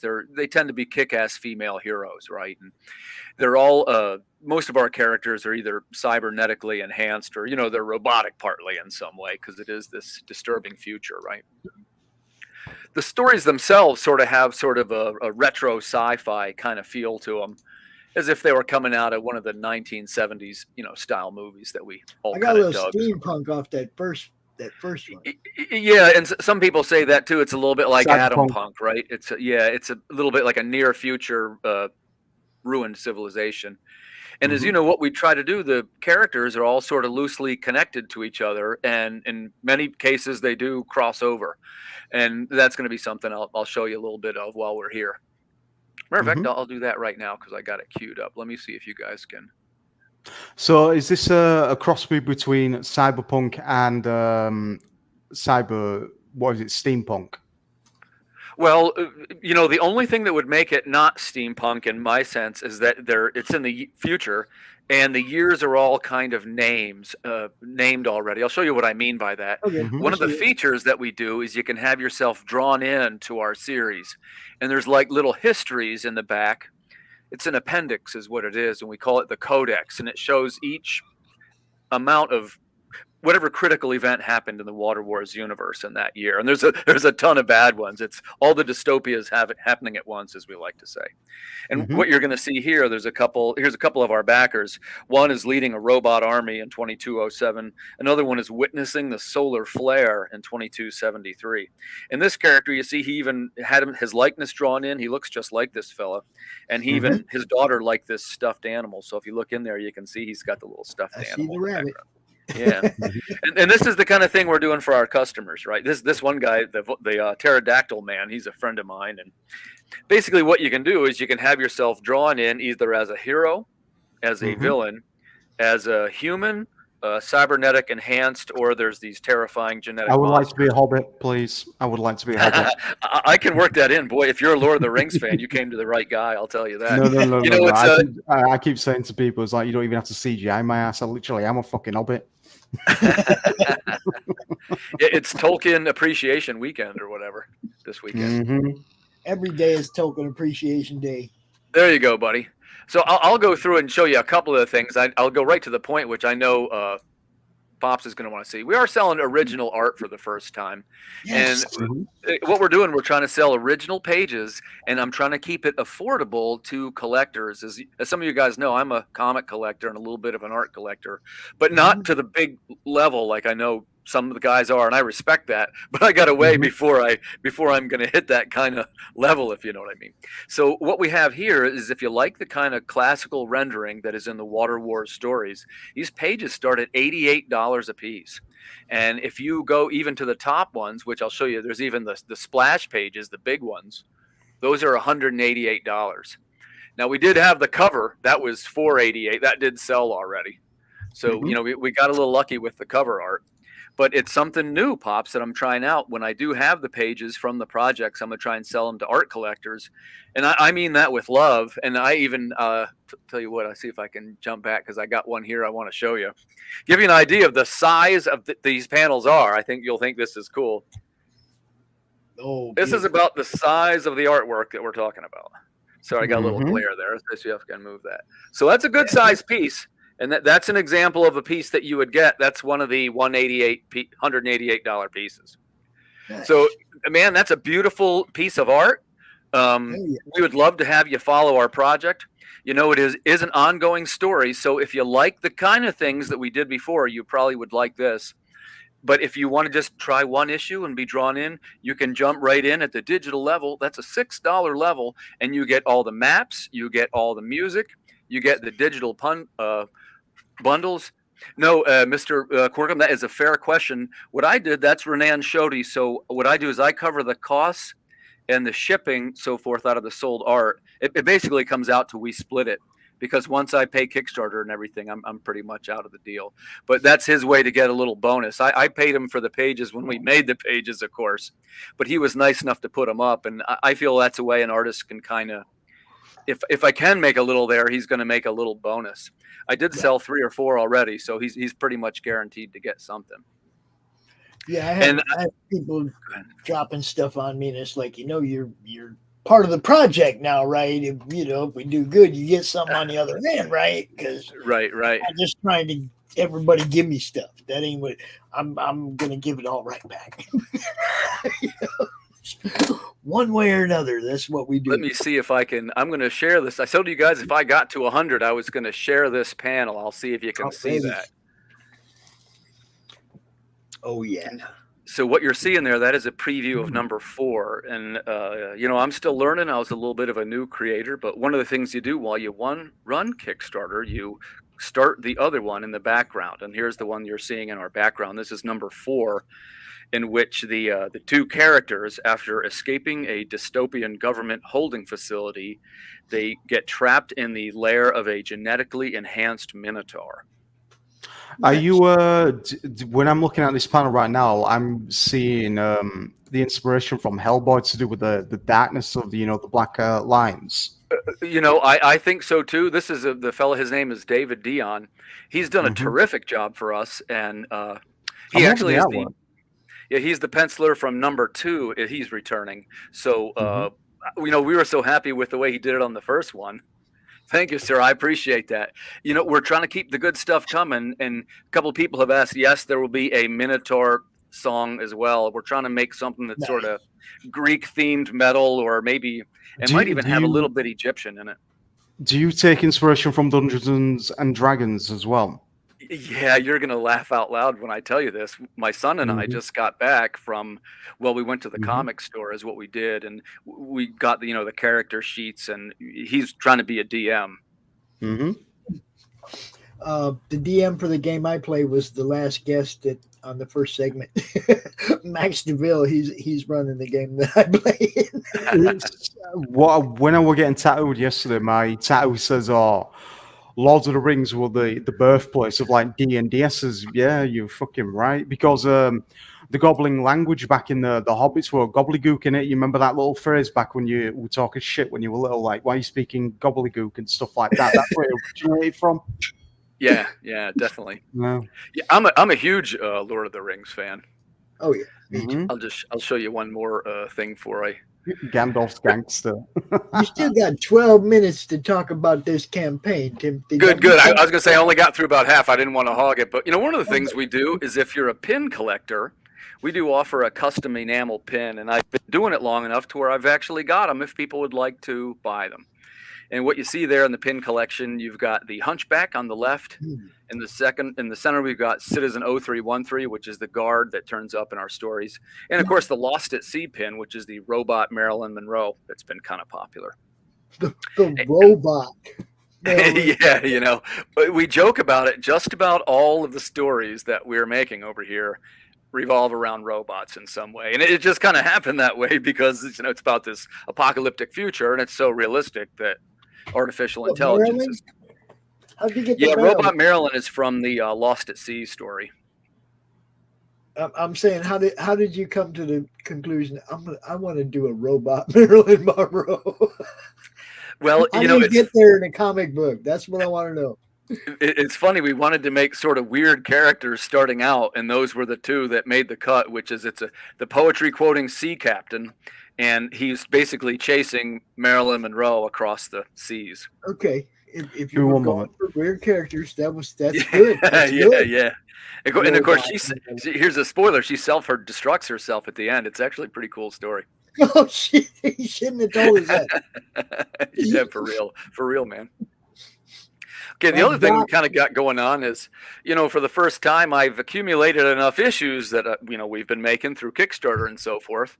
This is our 4th campaign, so we're going to be selling back issues. And what they are, it's some of the stuff like I was just mentioning to Pops. You might say, hey, well, I want to do the 1, 2, 3 the easy way, but I also like that other cover that I saw, or I heard about this Hunchback book, or I heard about Lost at Sea. Well, hey, you can definitely buy those. And that's including any upgrades that they would have come with at the time, which means things like many of them have foil enhanced logos. They come with the maps that I mentioned, and there's various stickers and things that go with them. So that's what we got going there. So there's, what is that? That's 10 different choices of back issues coming from Earth Dog Studios. Included in that, for the first time, we got this graphic novel which collects all the stories that Irwin and I did together. It's a 106-page graphic novel, and that's got everything. You can buy it by itself. That's the $24 book. And that's kind of our, I guess you'd say that's our serious sci-fi effort. The short stories are along the lines of Richard Matheson, Ray Bradbury. They have sort of like a Twilight Zone feel to them, if you like that type of story. And it's some people might consider it a little bit more hardcore sci-fi, you know what I mean? They're fun stories and everything, but it's robots and the usual stuff, broken governments, you get the idea. Yeah. Mm-hmm. And one of the things we've tried to do in that, hey Jim, how are you?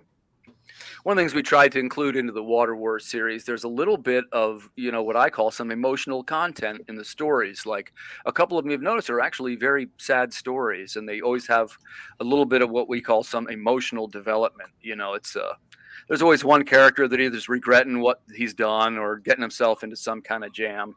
Whereas the stories on the other side, the 2288, are a little bit more adventurous and a little bit more kind of Star Wars-ish, where it's more like an adventure, Right. And like I say, you can read them in order. You can read just one. When you read a couple, you'll start to say things like, "Well, hey, this from the Robot Uprising. That's what that other guy was talking about." And you'll notice the things are all kind of connected in a way. But it isn't like if you read number 3, you can't understand what's going on if you didn't read number 2. It's not like that at all. It's still just an adventure in this kind of weird future. Mm-hmm. But we are trying to do stuff for collectors, right? Because I was telling Pops, that's something that we sometimes forget, or I guess I sometimes forget. So we were trying to do new things to create a more fun and engaging Kickstarter campaign experience. And like I say, your mileage may vary, fellas. This is just the stuff that we're trying, but it's been taking the form of, we always do the theme songs pretty much for every story these days. And we do the tactical maps, which accompany the stories. So those are like the little extras that you get that come with our products, and the production quality. Necessity. For me, look, I've read dozens and dozens and dozens and hundreds of novels in my life. Right. And I mean, seriously, hundreds and hundreds of novels in my life. And the best ones are the ones where you can follow the map. What do you mean they just pulled into this little town? You go find the map. Right, yeah. Map, right? It's kind of neat to follow along. Yeah. The Witcher series. Oh, I love that. Tell you what, I actually have one. I don't know if I showed this to you guys, but I do have one. This is from our last campaign. This is the one from Lost at Sea. And the first thing is, on the back, you get this cool print, right? And it has the year. In this case, that was 2284. Right? You see the soldier there. But the other side is the tactical map with the CRoM enhancements. I don't know if you can see. It's kind of like shiny. Yeah. Right. And it shows, the radioactive sites. And what you see on sort of toward the west coast over here, on this section here, that's kind of like the path of the characters, and it shows how they got out of St. Louis. Now, depending which... Sorry.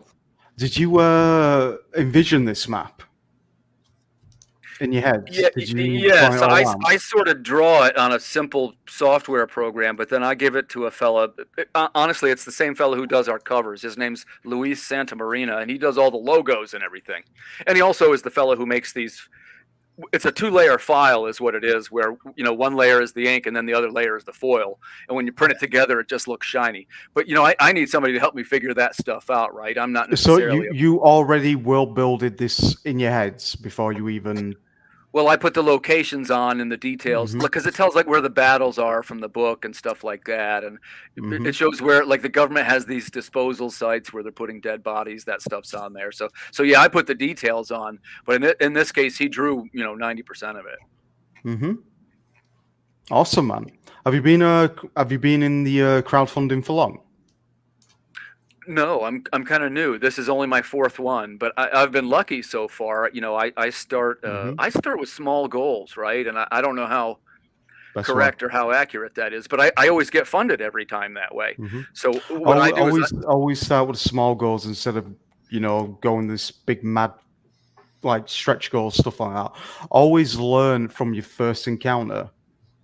And then you can learn even more, and then you can realize your mistakes from the first campaign. And then you can not remake them mistakes and actually learn the business from our failures. And even if we do fail in like crowdfunding, you keep going forwards. Well, mad props though, bro. It's your first one. Yeah, thanks. We're doing okay. It's going pretty well so far, and we're starting to actually finally get some fans and stuff, So my thing is, I always want to make sure. That we're giving a good value to the followers and to the fans. So that's value what we're for the dollar, right? Yeah, we got to do something to stand out, right? There's a lot of great books out there. So no. There's not a lot of great books out there. There's a lot of books that are coupling the same format, where people think, oh, they're going to make blah blah blah this because these people made blah blah this and that, but they eventually fail because they're trying to copy other people's blueprints. If you come up with your own blueprints, you are literally unique. You can just do whatever. Start small, go medium. Why does that sound fucking weird? There's a difference. There's a difference between inspiration and reproducing. And I think what you're trying to say is a lot of it feels like they're reboots more than new IPs. Right. Yeah, but congratulations, man! It's your first outing. Thanks so much. Yeah, it's going really well, and I also want to say thanks to Pops and thanks to everybody. It's nice to meet you, and I'm thankful for the podcast and whatnot to have me on, because it's like I'm a relatively small level guy. Like each time I get 1 or 2 new customers, and it's always helped me every time. So, thanks for having me on, Pops. It's always a If pleasure. I still used Twitter before I nuked it, I would have easily got you a couple more sales because I want much of a bigger platform, even though I don't like boasting about it because I hate this term. Big channel, small channel. We're all unique at the end of the day. We're all grinding for the same fucking thing. Sim, you can even back me up. We can even back me up on this. We're all grinding. Yep. Mm-hmm. I just nuked it. You know what it is? Social media made me depressed. Yeah. And I just you know what it is. I just couldn't come back to it. Somebody once Thanks, told me, Mr. Frog. because Thanks, Mr. Frog, for sharing it out. It's I good to appreciate dream, that. but if you want to reach that dream, you have to want that dream more than you want to breed. You basically you gotta have that hunger because when I were in the boxing world before I retired, my eyes hadn't changed. Hunger still there, and I love listening to up and coming people, with the same passion what I have. Never lose that passion. Once you make it, and I keep fucking telling people this sort of fire alive. You make it. Nah, the work don't fucking stop. You gotta keep fucking grinding. Yeah. You got to keep grinding, stay relevant. When people That's for sure. when people think, oh, where they become this guy's competition, you got to blow these guys out of the fucking water and show them I am not their competition. I am above them, even though I treat people more like equally. But at the same time, you've got to put your big ick at the side and say, look, I made change the game. I just fucking normally broke my monitors in when I did that. But at the end of the day, though, you've got to make a statement. You got to make a big impact when you make your first debut. You get what I mean? Mm-hmm. With a campaign or something, you got to set yourself apart from the rest of the pack because the rest of the pack are fucking copying everybody else. Yep. And when I see new campaigns fall, it's like, you know what? I'm not even going to back that because you're following someone what I know, and you're following the guy's blueprint. And I'm telling you now, Indiegogo is not the way forward. Kickstarter and other platforms are. No, there's none of it's just long-term sustainable for Look, anybody. I was checking into it. Kickstarter is it would be stupid that people just do one platform. Indiegogo is a good one. It has its own clientele. Kickstarter has its own. But another one I'd like to bring to everybody's attention. If you guys are thinking of going to try and hit the French area, check into something called Ulule. It's ULULE, and that's where the Europeans are the most. And I'm thinking of hitting there soon because I am French too. I'm Canadian. Oh, you're French. I'm Quebec. I'm from Quebec, so I speak both languages. Yeah, so I'm thinking of hitting that site too. And there's a lot of things. Sorry to cut you off. When I speak to a lot of my American friends, I keep saying to them, why constantly sell in America when there's an untapped market where I live? If I go to Canada, where I ever live as well, there's an untapped market there. There's around the world where you can branch out. Stop fucking with America and stuff. I don't mean that in a bad way. You've got to branch out. That's why me and my friend Beacon, the colorist on my book, right? He has his own campaign. And one of the things that we did when all the COVID restriction happened, when I was doing getting to fulfilling Blood Hunt, like they closed the borders and stuff like that. And I had to get inventive. So I put my business guy hat on and I started checking. So we put up together, like we were the first one to do the bulk shipment between each other, because if you open yourself a small business account and you open a small business account with UPS or USPS or Purolator in Canada or whatever, you have discounts on shipping internationally, and that's 2 to 3 days. So you can send easily 1 to 4 boxes in one shipment. When I was saying to Pops, I think it was last week, I said I can convert 1,000 UK money to Canadian money, and that will work out to me like 1,600 and something. And there was somebody on the panel as well saying they can get a piece of paper printed for 69 not even euros, 69 PR. I worked it out, and it's cheaper over in in Europe than it is in America, because don't forget, when I'm in Canada, it's like 15% tax. You've got to have some money to be in Toronto. Yeah, but the thing is, there's only one tax when you print on paper and books. That's where it saves us on that side. But it's still pretty cheap to print here. Not much, just listening. Always listening. A Wu-Tang show or a I'm going to jump out. My time is up, fellas. I'm going to let Sam talk about 47 Furious Tales. And I hope the best. Yeah, nice to meet you guys. And I do want to say quick best of luck with 47 Furious Tales. I've seen it, and that book looks awesome. Thank you. It's always a pleasure, man. Always. My pleasure, Pops. We'll Thanks talk to you again. again soon. I'll be back at 8 to Nice watch the shirt, rest. By the way, very nice shirt, by the way. Love it. Yeah, Love it. Can I buy that shirt? Oh, it's gone. I love that shirt. That was nice. 47 Furious Tales. Oh, Pop, you're gonna love this shirt. You're gonna love this shirt. What I'm gonna show you. Just carry on. All right. How you doing, Sam? I'm working like crazy, man. We are $116 away from our second stretch goal. Nice. How's that? 4 days left. Nice. About to be 3 days and 23 hours. I'm about 23 hours in. Yep. Fight me, I'm Irish. There we go. I'm about 23 hours into my campaign. I just commissioned some more art, so that's cool. We're making some more cool merch stuff and some RPG stuff, and so I've been busy all day. What kind of RPG stuff? I do a lot of 5e D&D open game license material. Why don't we play D&D? Probably because I've got one game right now that's only what game? What kind of? I'm playing. I want to play D&D. Shut up. I'm playing in a D&D campaign with some of my buddies from first edition, second edition, fifth actually. Okay, is this what races? Everything out of the player's handbook. You mean anything where I can bring a dildo along? No, just everything out of the player's handbook, and that's it. I'm a half elf ranger. If anybody cares.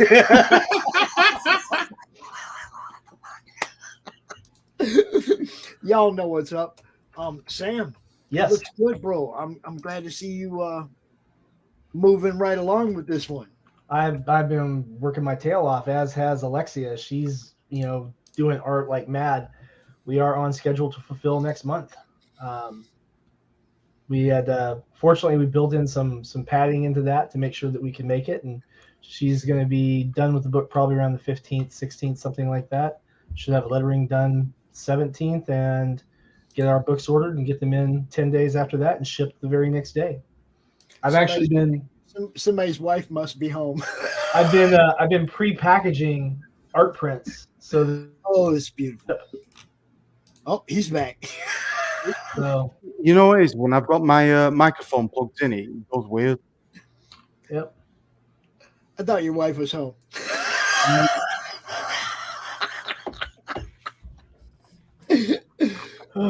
So yeah, we're getting ahead of the game a little bit. Mm-hmm. What's up?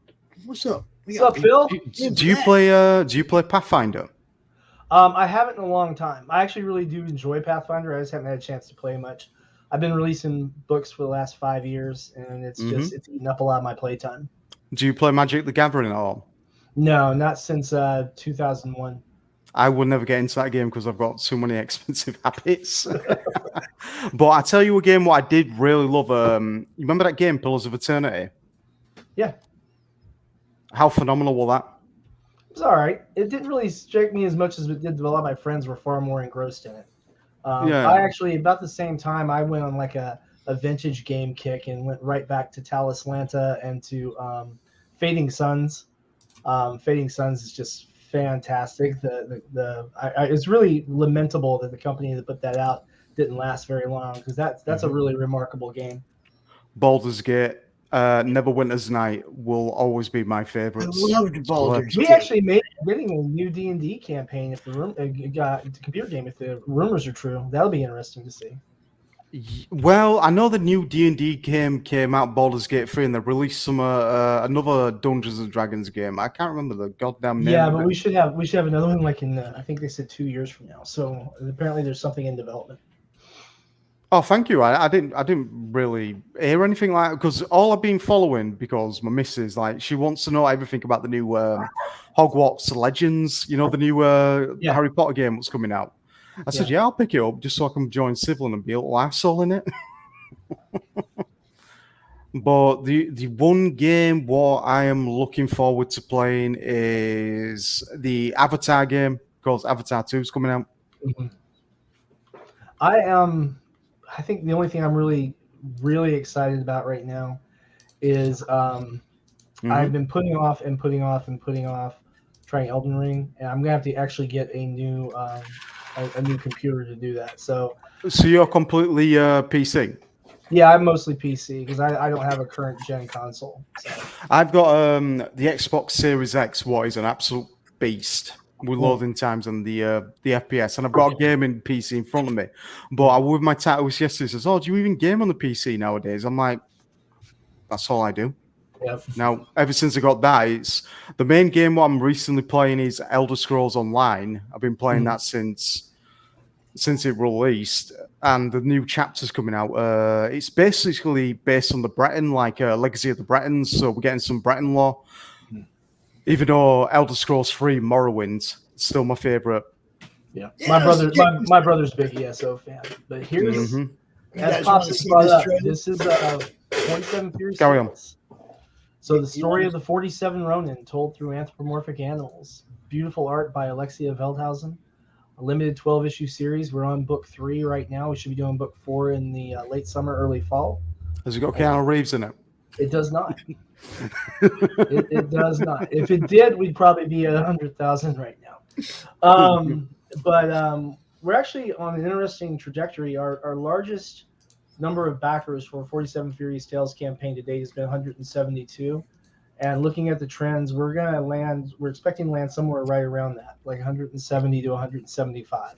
So if we can find a few extra backers in the next couple of days, we should actually be able to push that and set a new record for this series.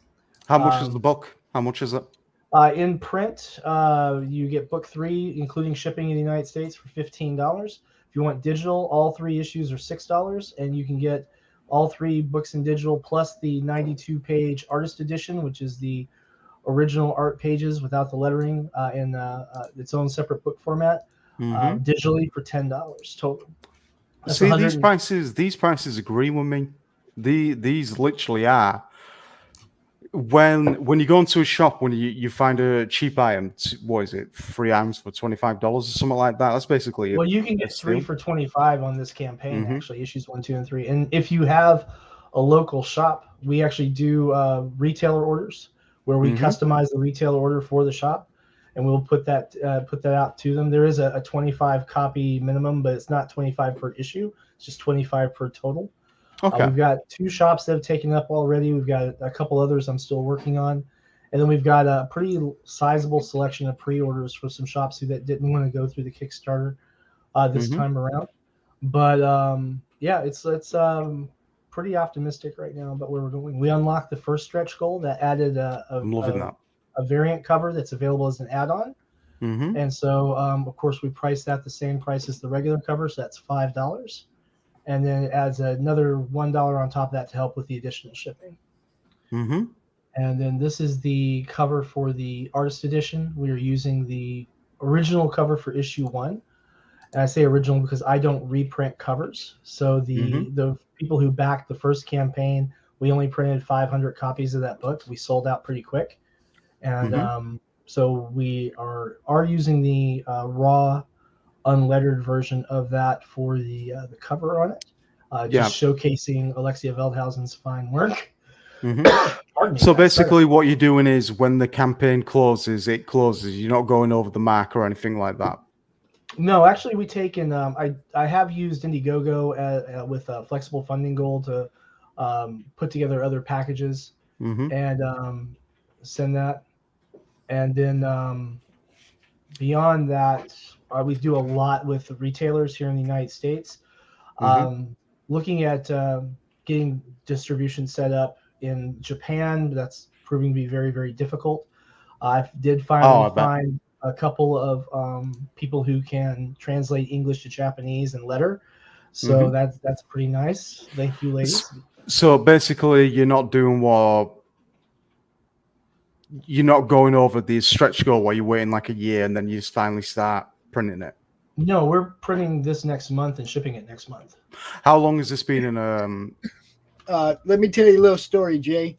When Sam's campaign's done, You'll be coming to my show and you'll go, oh, there's salmons, and you'll see people order a book and you'll watch him package it and ship it right then. Oh no, I just like asking questions, Pop. It's like because I've seen this guy fulfills with the quickness.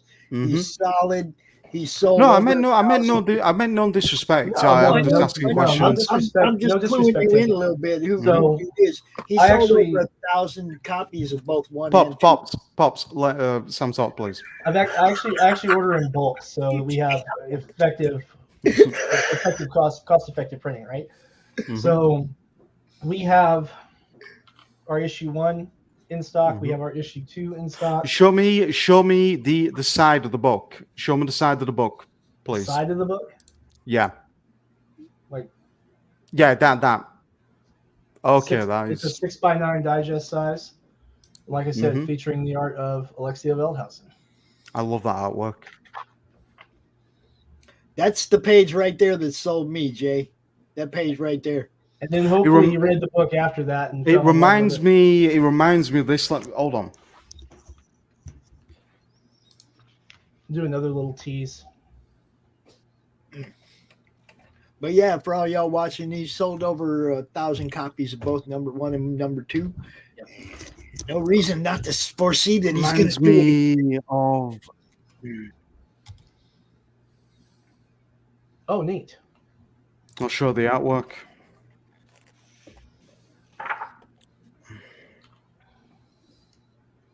Yeah, I can see why that would remind you. Yep. And the world map. And the world map, yes. Gotta have maps. But you see that that was the page that sold me. Like I said, the first time I saw the graveyard of the 47 Ronin, I was like, oh, winner. Who did this? That were a great film as well. I enjoyed that. But I need to know what your link is so I can get hold of this shit. It's right there, brother. We've got it in the private chat and in the page, and we've got some pretty cool. Do you know how many beers I've had? Do I know what now? How many beers I've had? It's late in his area. Oh yeah.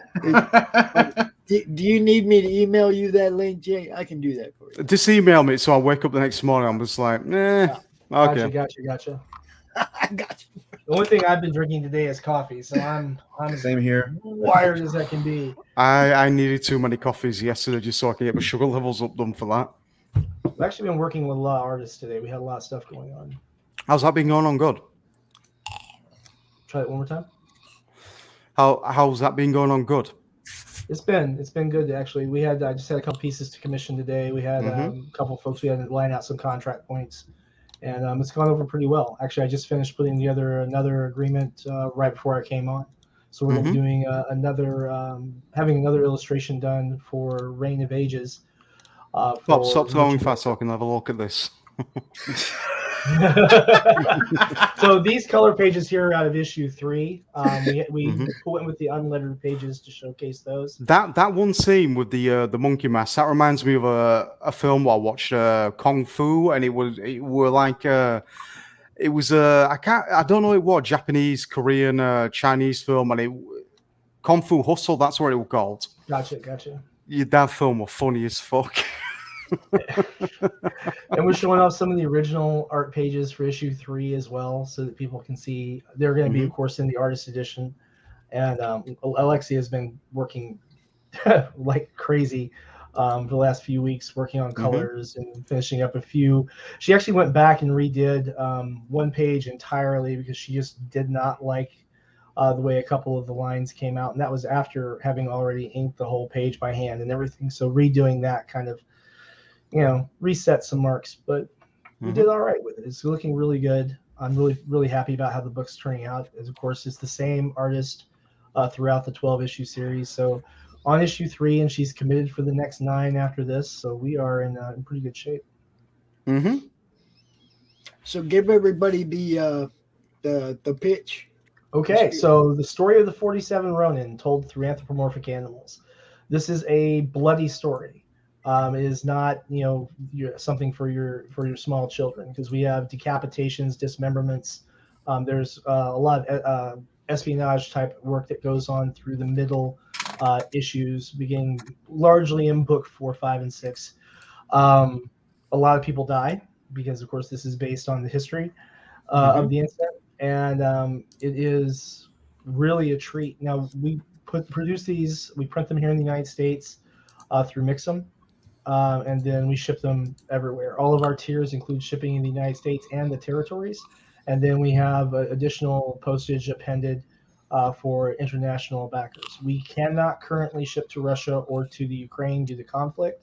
And there's a couple other conflict zones that we can't ship to as well. I mean, there are like 90 wars going on right now, but you get the idea. And then we have, of course, not just the books in digital, but in print, and then also our art prints available. And we have some cool add-ons that are available with regards to our preceding campaign for Reign of Ages. These are very, very limited, but you can get the main cover as well as a very limited number of Nick Capone Virgin variants for Reign of Ages. So if you missed that Kickstarter campaign, definitely take advantage of that, because we don't reprint covers, and that one only had 700 printed, and we are just about out. We have just once it's printed, it's done. You can't get it again. Right. We actually get another cover commissioned at that point, and then we print a whole new run. Thanks, Pete. Awesome, man. So you also before you go, Sam, invite me to one of your D&D groups. So I'm not running this one, so I'll have to ask the DM on that. Look, you look like a dungeon master. You look like the guy who can cast a spell on me while I get clap. End of. I don't know, man. I don't know. My witchcraft days are behind me. I'm already banned in the UAE. Back in Salem, you'll be classed as a warlock. So I got news for you. United Arab Emirates, they count me as a sorcerer. So the other thing that a lot of people don't understand about what Sam does is Sam puts in the work. Okay, Sam calls retailers all the time, trying to get his book in stores. Sam talks to distributors. He's in Comics Mainstream. He's in on spinner racks on the West Coast in some dispensaries and whatnot. You know, Sam is thinking big picture. Sam reprints his books so that he can sell more of them. Well, I don't reprint print the cover the same, but he reprints the books so that you can get, you know, it's not like you can't find it. There's always going to be, Sam makes sure you're going to be able to keep up with his story, just like you go to buy back issues at a freaking comic book store, right? You're going to be able to, 20 years from now, when you're looking for 1, 2, and 3, you'll be able to find them because Sam kept printing them as long as people wanted them. With different cover variations. Yeah. What if I want a wizard hat? I don't make wizard hats. I do make I t-shirts. have one of my granddaughters. You do now. I want a wizard hat. I want one of them. I don't know. We can get you some cool mugs though. I want a Radagast hat for some reason. Oh, that's dope as fuck. That. This was done by Dan Donnelly of American First Manga. He's the creator of Death Trap, and I'm hoping to work with him some more in the future. I'm sold. If anything in CG, I want that.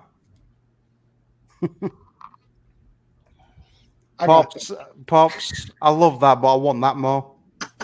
You gotta have a coffee cup. Everybody's got to have a coffee cup. I've got a coffee mug saying "suck your mum" on it. But do you have shoes? You know what we do have too? Yeah, I've been looking at that, Pops.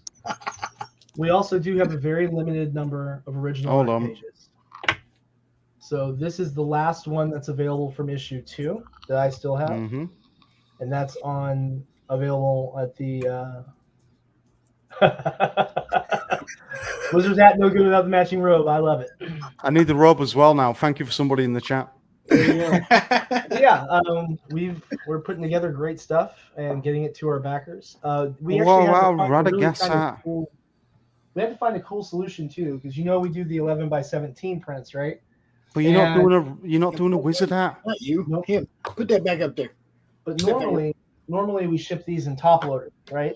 Well, right now I can't get top loaders. They're too hard to come by. So we managed to round up 11 by 17 bags and boards, and have a custom box printed through Packlane that should be here on Wednesday.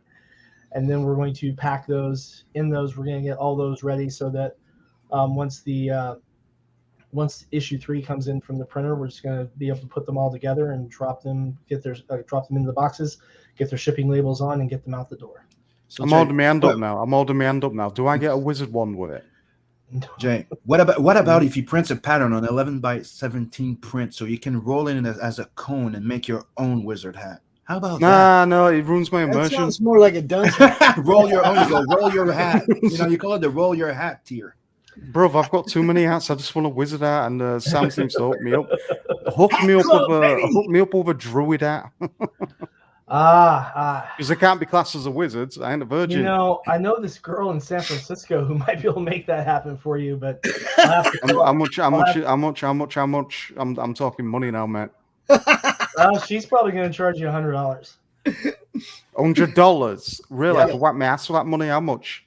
No, for real. She lives in San Francisco. Everything she does is expensive. But is it a true Radadas hat? So hey, let's run through these. Can I get a hat saying "fuck you" money on it? Well, you can get a pin saying that. Pin it to it. Let's run through these tiers real quick, bro. Let me check my funding right now, sir. For everyone who already had digital for issues 1 and 2, you can get your digital for issue 3 for only $3, and we distribute those through Drive-Thru Comics, so it's nice and secure. It also affords you the opportunity that if you ever happen to have a hard drive fail or something like that, you can always go back to Drive-Thru and retrieve the entirety of your library. For those of you who like digital and haven't gotten into 47 Furious Tales yet, you can get issues 1, 2, and 3 for $6. And then the digital deluxe tier is issues 1 through 3, and then the artist edition collecting all of the original unlettered hand-inked art pages from Alexia Veldhausen, as well as some of the original character designs we put in there, and a few other things we'll surprise people with when they come up. You can tell he plays D&D. He's really good at talking. I've been campaigning for a while. I'll meet you on 40k Warhammer. Let's see how good you're talking then. For those of you who have print copies and just need issue 3, you can get it at $15. That includes your shipping in the United States and territories. So whether you're in Guam, Puerto Rico, the Virgin Islands, what have you, that's what you're paying. Outside the country, there is additional postage appended in Pledge Manager. If you like print and haven't gotten a hold of 47 Furious Tales before, issue 1 through 3, all the Veldhausen covers, $25, which you also get all your digitals with as well. And then we have our Sumi Artist Edition, which gets you your in-print Artist Edition. Everything's pretty well described there.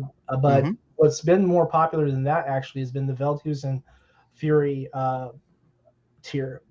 At $45, you get all 3 in print, as well as the artist edition, all your digital, and that's been something a lot of new readers have been coming to pretty strong on this, which is nice. It's no nice wizard hat or wand. And then we do have, I believe, 1 left on the Sakura tier, which is where Alexia does an original sketch on the interior of a Gemini. We then pack that up in a bubble mailer to help protect it and get that sent off to you. So, a little bit of original art at an affordable rate, along with your issue 3 and your PDFs. And then we do the big ones. So the Sinopa Collector's tier, this gets you all 3 covers that were made available for Reign of Ages, as well as all 3 copies of 47 Furious Tales in your Artist Edition. And of course, again, that includes shipping in the US. So that's a really nice bundle there. Pops, can you scroll down a little bit for me? And then our Shogun tier. And this is, when you get down to there, there's a very long list of everything you're getting. Basically, you're getting 11 by 17 art prints of every cover we've done for 47 Furious Tales, as well as all of the 5.5 by 8.5 art prints that we've done, in addition to the books listed. So, excuse me, that's one of the ones that we ordered custom boxes for. And really, really looking forward to seeing how people enjoy those and get those up in their collections. We've actually got a couple of shops that have these framed up as decorations for their stores now, which I thought was kind of cool. So big hats off to Cosmic Cape Comics over in Saratoga Springs. You guys are awesome. And then our Ronin tier offers an original interior art page. That image that we're using there is from the cover. That's actually going to be hanging on my wall here in a couple of weeks. But we do have 4 of them available at this time. And then the legendary Ronin tier is that one last interior page as shown that's available too. And that's all that we actually have left available right now. Everything else has been claimed. Our Daimyo tier is claimed in advance by my friend Chris Wilson. He came out and pledged day 1 for us and pushed us to almost 200% on our goal with that first hour. It was pretty nice. Nice. Very nice. We'd like to get to 150 backers tonight, if at all possible, to give us the best chance of beating our personal best. So for everyone, I will literally get you to that mark if you throw in a wizard hat and a one. I can't do the wizard hat, man. Well, I ain't getting you to that mark. Then you've literally fucked it. We'll get there. We'll get there. I know you will. Max, what's up, brother? Or that might be Johnny. Hey, Johnny. If it's Johnny or Max, love you guys, man. You're awesome. Yeah, they were out here earlier. Had a good time. What's up? Yep. Man. So what do you want to say, Pops? What do you want to say about 47? I know you're a big fan. Dude, as always, I'm just looking forward to where you go next. I mean, I want. Right, I've got a bounce anyway, gentlemen. So, congratulations to all your campaigns and wish you all the best. Sam, thanks. Keep making that fuck me money. Take it easy. Have a good one. Take it easy. And you know what I think it is. Come on, man, Sam. Since the first time that you sent me a book, I was like, oh shit. Mm-hmm. I mean, that was Raj. Raj hooked us up on that, man. I tell you. Yeah, I mean, I've been a fan ever since. That's all. You got a great story, great concept, and wonderful artists and really cover artists to do extra stuff for you. You're a very smart, intelligent, hardworking creator. It's like you say, thanks, man, Pops, you put in the work, dude. You put in the work. Not only that, but you help everybody too. You guys don't know how many times I've sent somebody to Sam for advice. I mean, because they'll ask me a question, I'll be like, man, I don't know, but I know somebody who probably does. And Sam's one of them people that I know runs a solid campaign, runs solid fulfillment, doesn't screw around, puts in the work, tries to get his book in every fucking store he can and every distributorship, whatever. He's open to trying to make it happen. And some people lose sight of it. They think the campaign's over, it's over. It's like, no, man. That's just the first part. Come on, man. If Eastman and Laird would have stopped at the first printing of Teenage Mutant Ninja Turtles, nobody'd ever heard of it. Yep. I mean, you gotta be willing to print more books and keep growing that fan base at the bottom level, at the first book level, at the second book level, to get people involved in your series. Sam has a 12-book series here. This, he's already has this all plotted out. So he's thinking long term. We're putting out 6 different floppies this year between 3 different series, and we'll be at 5 different comic series next year.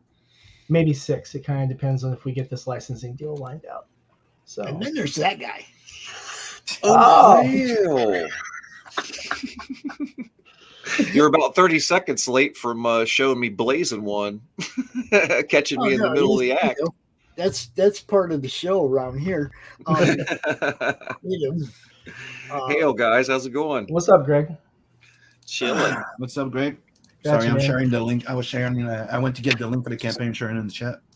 Just pimping and anti-simping. How are you fellas this fine evening? I see some cool stuff. 47 Furious Tales I've seen around for a while, man. You've been at it, dude. Mad respect.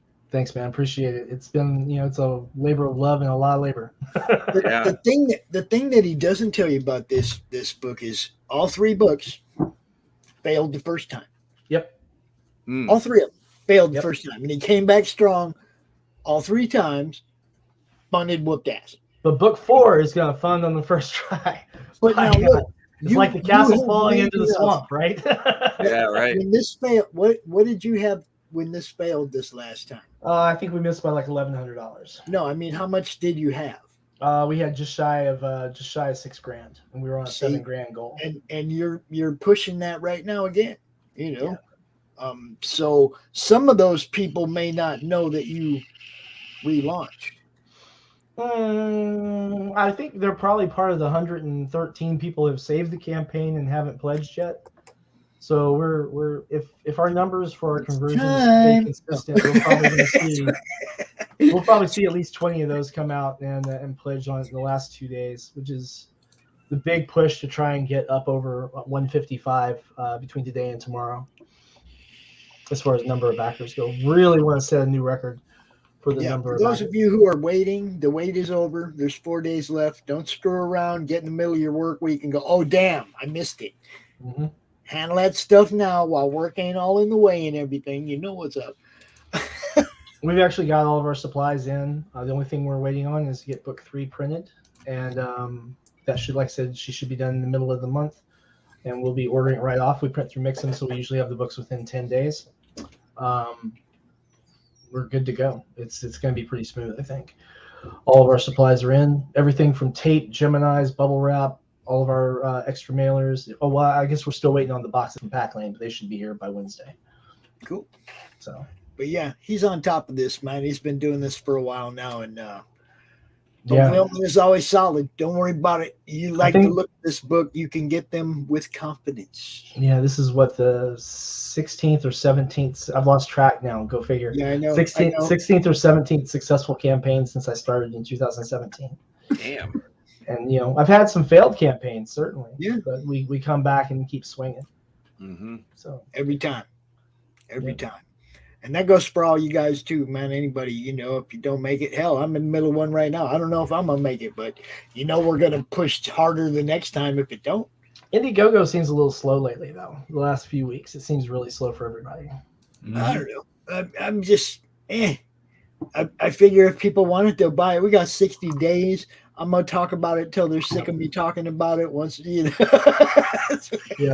that's plenty of time. Yeah.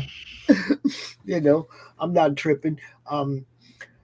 As always, Sam, it's great talking to you. You're more than welcome to hang out while we talk to Mr. Levitre. I'm gonna sit and watch this in the background because I've got a little girl waiting here next to my door who's trying to talk. She's trying to talk me into letting her go have a sleepover, but I told her 3 times earlier today that we have to plan those in advance. And so we're gonna have a conversation about why we don't ask Daddy 3 and 4 times after Dad's already explained how it is. Especially in the middle of the stream. No. Yeah, well, I mean, you remember how it was when you were a kid, though, man. You really want to go hang with your friends. You're like, I know, but she's being really good. She's staying out while I'm online, but I'm gonna go talk to her, and we'll have some hot chocolate and watch cartoons, and that'll be our evening. So. There you go. But guys, always a pleasure. Sim, Greg, Pops, guys, have a good one.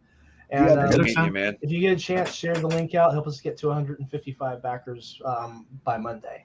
So you know it. Thanks, guys. Later. Mr. Levitre, what's happening? Yes, just creationisting things, like creatoring things, or I'm trying to make creating things sound more impressive, like more syllables. New words, big words, college words, that kind of thing. I'm actually making some great breakthroughs in the art design, the graphics design of my NES game that I'm working on right now called Blastbot. That's my current thing I'm promoting. What's up, Rex? Oh, wait a minute. Didn't you put something about that up here somewhere? Where is it? There. Frog G did. Frog's got my back. I actually was posting the Frog G link right up there. Everybody's got each other's back around here. Oh, I love this community, dude. But Frog has really, really, really had my back. Like, whatever stream I got on, there was never any question as to whether, when I got on there, if he was going to share the link to my campaign or not. It was just instantly. He says, hail, and then instantly, boom, there's your campaign. It's like, fuck yeah, Frog, thanks, dude. I always give the fist bump emoji, and it's been going on for a few years now. I figured it's time for me to give back. He was also my #1 backer on the Gun Demon Indiegogo campaign, so I don't forget that stuff. We're going to do something really cool for Frog. And also for Lord Ravener. Another thing I'd like to talk about this evening is Battlegate, the collectible card game. And we're launching our first campaign for that in May.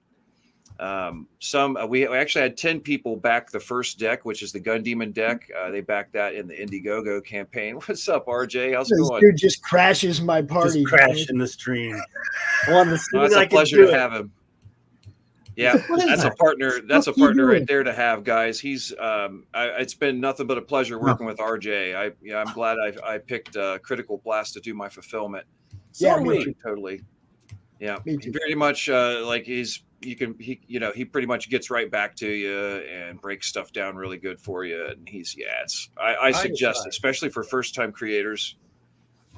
It's funny, because it's like I've been friends with RJ for quite a while now, and we both promote each other's shows heavily, and we try to help each other grow. But this dude, the best gimmick he ever had, he never uses. What the fuck is Marmalade, dude? Dude, I had to look. I'm in a cube, okay. So I can't get the green screen or the black screen up and work it the way I want to. So the only time Marmalade comes out is if you're going to sit on my lap and we're going to do the ventriloquist part and do it that way. You got to get into the zone for that, anyways, right? Yeah. Oh, man, he does some great stuff with that puppet, man. He had my grandkids transfixed for an hour and a half during. I've still got their pictures right here on the shelf. Yeah, I mean they Kids love still Marmalade. love That's that what I'm stuff. saying, man. And I don't mean to call it a gimmick because that's actually some talent to do that, especially like the song you did. Which one? Oh, the Comicsgate song. Yeah, you know the one. Well, he got started because he did a karaoke on Global Frequency. Comicsgate guy or the comic book guy. Comicsgate guy, yeah. Oh, that was good stuff. That was fun. But yeah, I mean, you're seriously talented with ventriloquism and bringing that little character to life, dude. Well, thank you. I appreciate it. He's sitting right over here. Him and his cohort, Hedge McMahon. Hedge McMahon's always available. Hedge McMahon. He's excited for 47 Furious Tales, aren't you, Hedge? I didn't mean to upstage you by puppets, Greg. That's all right. No, man, Jim Henson's a big influence on me. So I have a love for puppets. I grew up with the Muppets, just like you guys. I grew up with the Muppets and Sesame Street. And I saw those things as, like my friends when I was a little kid. They were real. Yeah, they were real. And look at Yoda, for fuck's sake, man. That's Jim Henson magic. I can't remember the name, but did you guys see the Muppet for Adult thing that was going on for a while? Yeah, that's it. Thank you. Yeah, that's it. Dude, that was freaking awesome. Like, I didn't even know about it. My bro brought it up, and I'm like, where the fuck was that all my life? That was hilarious. The internet is for porn. The internet is for porn. Yeah, it's fucking hilarious. I always loved Crank Yankers. That was really fun. That was funny, too. Yep. Yeah, some of those episodes were just were gold, man. Mm-hmm. So, Greg, let's act like nobody knows who you are. Who? Greg. I don't think anybody does know who I am, actually. That's an easy layup. That shouldn't be too difficult. We don't think we need to LARP for that one. Yeah, so basically, I'm getting ready. Some of you know me and some don't from launching Gun Demon on Indiegogo. I'm getting ready to launch that on Kickstarter. So I'll have the pre-launch page up really soon. But currently, what I am promoting is BlastBot, which is a Nintendo Entertainment System 8-bit Metrovania platformer. It's basically like if you like the original NES Metroid, it's kind of like that, but with testosterone and steroids thrown in. So it's got some modern game mechanics in it as well, such as weapon crafting and customization, skill customization, things like that, and some questing that isn't, things like that aren't in Metroid. It's got the big bosses and all that kind of stuff too, and a bunch of cool stuff. And we're hoping that one will do real well, so that then I can do a Blastbot comic book as a stretch goal. And we have some ideas for some other stretch goals that are really, we don't see anybody else doing it. So Tank and I are keeping that zipped right now. I guess I shouldn't even have brought that up, but I cannot wait to share this stuff, because I think it's going to be really cool. Anyway, this is for people who like to play on the original hardware. It's going to be on cart, and there will also be a digital ROM that people, will be able to get. So, eventually I want to get it on Steam. And I was originally thinking of Good Old Games as well, but from what I've read recently, they're actually going out of business, unfortunately. But so if I have a vintage NES console, I'm gonna be able to. Well, I'm not gonna pop it. I'm gonna blow in it first and then pop it in there. You won't have to blow on it probably for a little while till it gets dirty, but then yes, you will have to blow on it. But yeah, it's going to be on cart. It's you're going to be able to pop it in the original hardware, use the original everything. Yeah. It's I'm nerding out over this project. It's because Metroid is one of my favorite games of all time. I've played it every year since the year it came out. At least for a little while each year. So, is the Nintendo an open source now? I mean, I would have thought back in the day, if you wanted to make something for the Nintendo console, you'd had to strike a deal with Nintendo. You did back in the day. You had to, because they owned the hardware and all of that. But if you're producing your own chips and all that, then you don't. You can, like. Do you remember the? I think they're referred to as the black box games. The what company was that? Was it Taito? No, it was. Anyways, one of these companies came out early on. I've got one of their games. It's called Vindicators, and they were the Atari guys, basically making NES games. They made several games. And Nintendo didn't want them to. Be quiet, Shay. Nintendo didn't want them to do that, but they couldn't stop them, because you can put whatever product you want out there. It's just they couldn't use the same hardware. They had to reverse engineer it and make their own. So yeah, nowadays, actually this homebrew industry's been around really solid for about 3-ish years, 4 years maybe at most.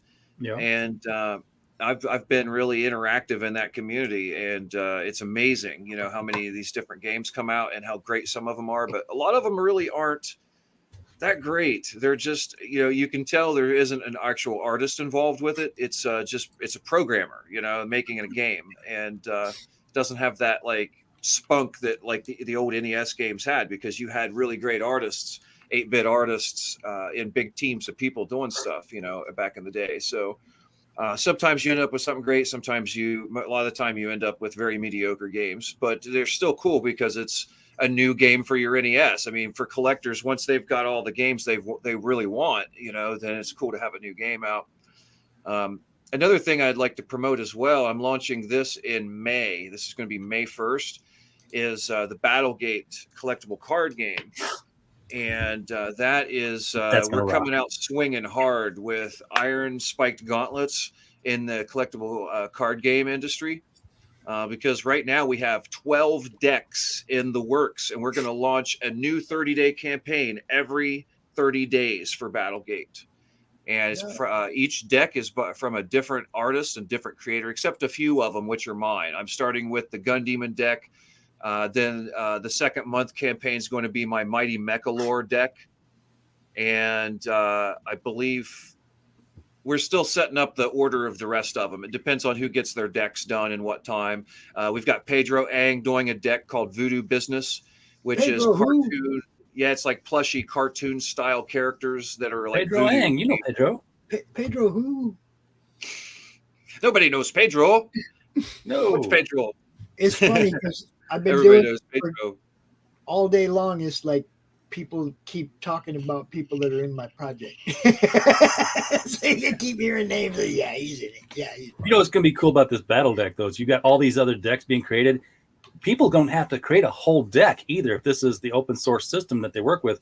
Like, Pops could get with you and say, hey, I want to have an add-on on my CRoMniverse book that's a battle deck CRoM card that it's got all the stats on there. You can shuffle it into your deck. You throw it out as a surprise. It fucks up the game.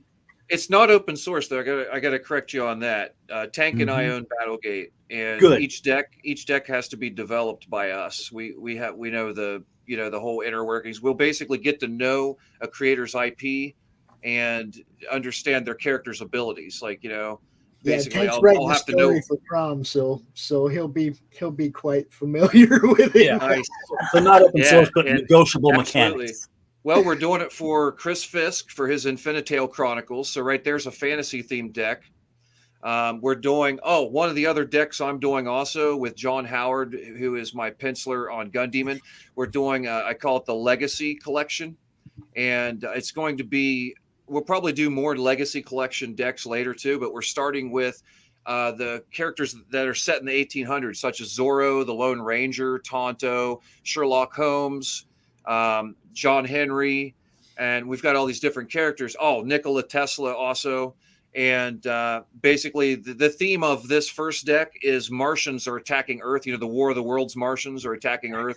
It was like an expeditionary attack before the Orson Welles story, right? And basically it happened in 1800s once, and it brought these heroes in together. Oh, also Heap is in it as well. Heap is a public domain hero from back then. That's the character that Man-Thing and Swamp Thing were knocked off of. Yeah. So it's the original Swamp Thing and Man-Thing, basically. So Heap's in it. And so we're doing this deck in that theme. John's getting ready to start on that pretty soon. So that's probably going to be our 3rd month Battlegate release. And then we're starting with whichever other creators have their decks ready to go. We've got Bill from Argos Creations doing a Sword and Sorcery deck with his art and characters. We've got Stefani Renee is doing a deck. Who? Right. Who? Everybody should. Honestly, it's kind of it's a shame more people don't know Stefani's name, because he should be already a superstar. But I have faith that he will be one day. He's massive, massive talent. So I'm really always excited to do anything with Stefani. So yeah, we got a deck coming from him. We just got a long list of different creators. Of course, Tank's doing an Apex Predator deck. And we got a lot of this stuff. We've got cyberpunk, fantasy, superheroes, you name it, cartoonish stuff. Speak of Tank, there he is. Somebody say my name. What's up, brother? Hey, sorry I'm late. You're not late. You're always on time, brother. No matter what time it is. I'm good, but I'm no wizard. Oh, and one other thing before we get sidetracked. Tank and I put some final development on the system last week. Now there are going to be 60 cards instead of 40. And that raises the price of the decks. So the 10 people who backed the Gun Demon deck off of my Gun Demon Indiegogo campaign, you're getting a hell of a deal, guys. You're getting like $15 cheaper than what everybody else is going to end up getting it. So that's some additional love for those of you who gambled on us newbies, and took a chance on this brand new card game. So we salute you. Yeah. Dude, it's up.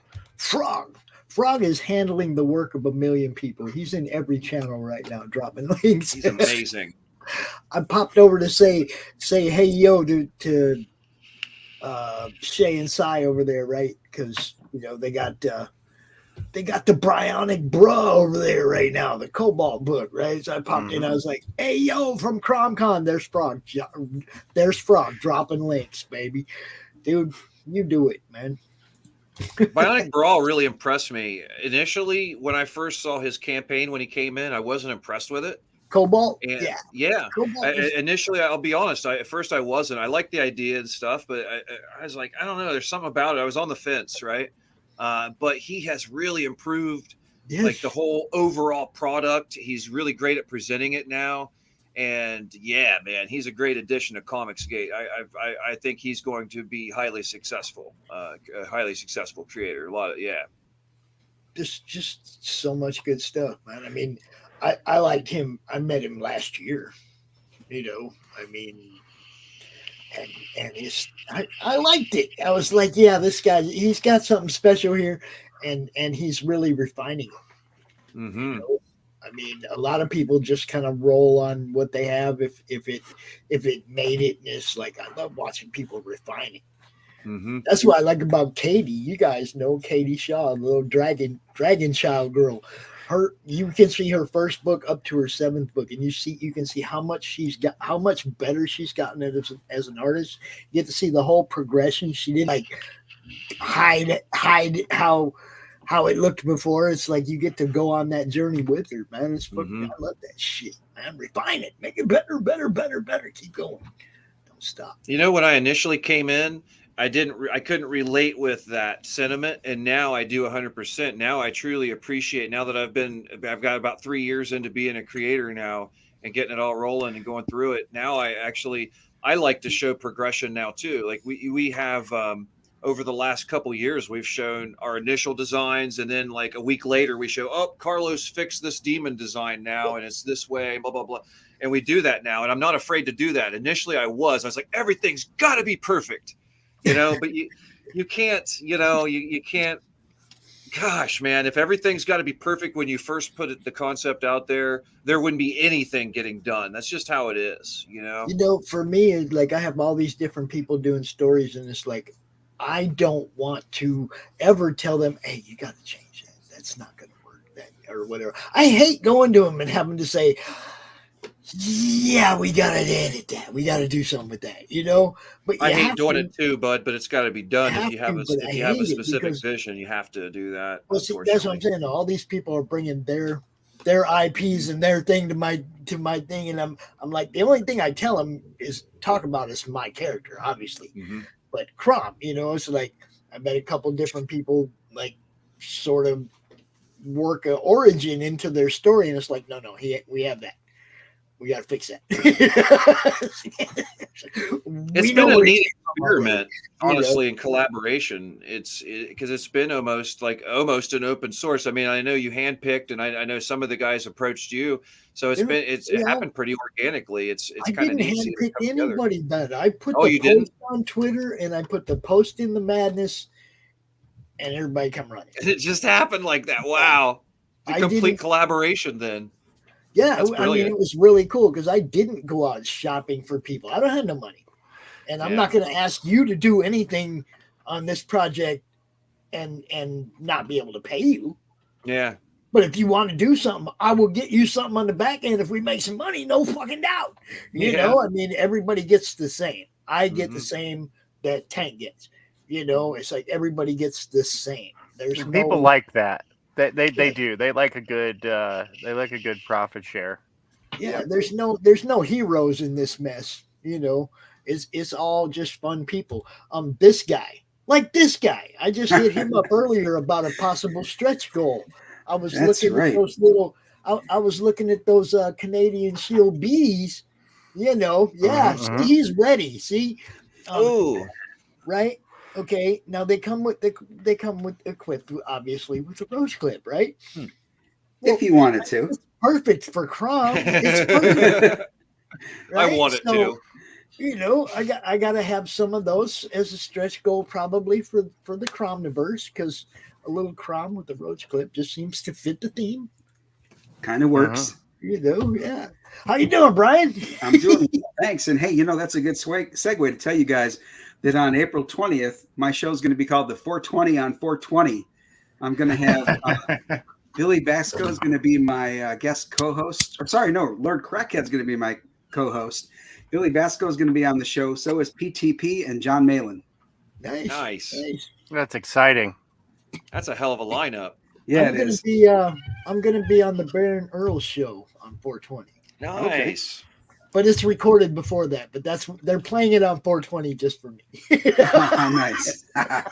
Yeah, Justin Beaumont said, "Hey, I got a guy called Smokes the Foxy. You don't have me on your 420 show?" Right, really, dude. I couldn't possibly ask everybody who smokes weed to be on my 420 show. I don't have that many. I don't have room for that.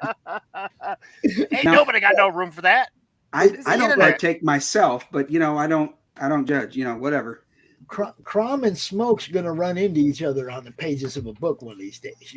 I'll bet they will. Just let everybody know that. It's going to happen. Me and Justin get along good, and we've bounced a couple ideas off each other a little bit. So I didn't mean to take over the stream, man. Whatever you're talking about, please. We're talking about. It's a pleasure to have you, Brian. I haven't talked to you in a while. How you doing? Dude, Doing okay, Greg. I'm a little worried about my campaign, but it's possible. It's possible. I feel you there. I feel Why you. don't Don't worry, man. It's a game, you gotta, I've come to just see it like it's like an MMORPG that I'm playing, so you'll go on some missions, and some of the missions, you'll get part of the way through the dungeon, and then your party will wipe, and then you got to go back to the beginning of the dungeon. So whatever. So running these two campaigns at the same time, Greg, it's going to be a TPK because I think they're both going down. No, I don't know, man. I don't know. You're building. I can see you're building crowd, man. You're building audience. I believe in it. Ain't one doing better than the other one? Like I thought you were getting close to getting funded with the first one you launched. It's the second one, and usually, running two campaigns at the same time can be problematic. But that's why I'm asking. I've learned a couple of things here at the beginning of the year, Sim. Number one, don't. Even if you're going to do a collaboration with somebody else, like I do with Jake Adams with his Cobalt, if you back both of our projects, you get that free print by Shelby Robertson. Mm-hmm.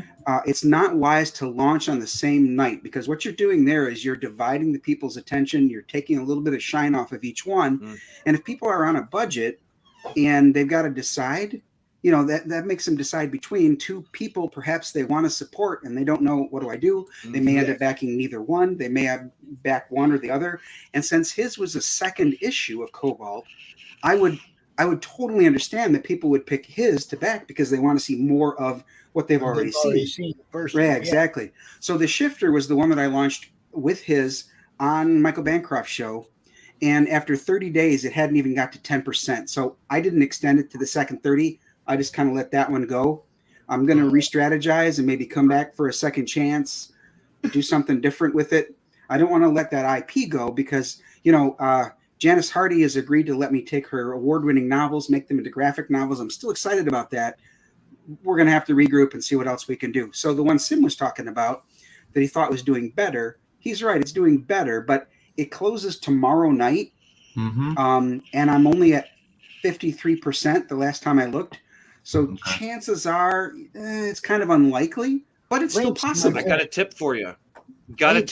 Something I learned that Mike Jimmy Lorsha told me, and all creators, listen up if you don't know about this, because I've watched a lot of tutorials, I've heard a lot of people talk, and I have nobody's given this tip until Mike Jimmy gave it to me, at least that I've seen. If you go to Kickstarter and you run a successful campaign there, you can transfer that over to Indiegogo and go. Yeah, we all know that. Yep, we all know that. I had no idea. Never heard, heard that about that. Okay. Nope. So this campaign though is that's why on I'm launching a Indiegogo. Kickstarter. Yeah, that's why I'm going to launch a Kickstarter, and Actually, it's going to be a low goal. That's where that way I can guarantee to get it done. Then I can come back, so I can fix my fuck ups I made as a newbie on. But technically, you're not switching it to have a campaign that's going to go directly in demand. Yeah. Yeah. Oh yeah, when you bring it over, right? Yep. Yeah. Mm-hmm. Okay, so Pops, did you say to share it? Oh yes, by all means. Okay. Share the links, drop them. Let's look at these campaigns. That's why we're here, brother. But I wasn't sure if you're ready for that, although it is almost time. Brad has a question though. I'm sorry. Are we going to see any more? What? Okay, so the one that's at 50, it's the superhero one, right? Yes, it's the anthology 88 page. I'm bringing it up right now. Okay, I might be doing a little fan art for it. Try and help promote, dude. So let me see. Yeah, we need some Siamese. Yeah, Brad already did Siamese. Continue. Already did a fan art of Siamese whenever the campaign was running. I just want to help this one out. Oh, I see. Oh, I appreciate that. I had it on the edit. Let me go to view campaign so I share the right thing here. Okay, so now let me go to this and bam. Okay, are you guys seeing the campaign for Toro Tales? Yep. Okay, so Toro is Spanish for bull. This word is to'uro'u, which is the stone lantern in my company's logo. It's the Japanese stone lantern that they put along their pathways and around their homes, and that's supposed to illuminate their property and keep evil spirits away because it chases away some of the dark. So that's what that lantern is about, and that's the name of this book because, after all, it's Dojo Kun Comics. So this is an anthology title. It has 9 stories in it, and it debuts 10 of my characters. This is part of the connected superhero universe that Siamese was a part of. In Siamese, I introduced 7 superheroes and a whole bevy of supervillains. This one here does have a lot of superheroes and a few supervillains. I didn't want to go, too hog wild on that. But if I can play the trailer, then you'll see who the superheroes are. Is that all right? Mm-hmm. Oh, okay.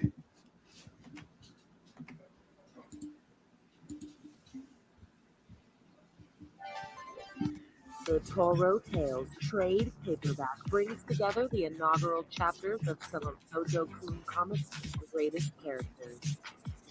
Characters like Sakura, Bot 42, Sovereign, Lone Shark, Sparrow, Night Mist, the Scarlet Archer, the Canadian Shield, and Halia and Anna, aka H2O. Featuring art by 5 different writers, 9 artists, 7 colorists, and 5 letterers, this graphic novel will be 88 pages of superhero excitement. We've been publishing comics for 6 years now and successfully crowdfunded and fulfilled Siamese. The first 100 backers receive a free BD Buddy of Canadian Shield. Back with confidence and back us.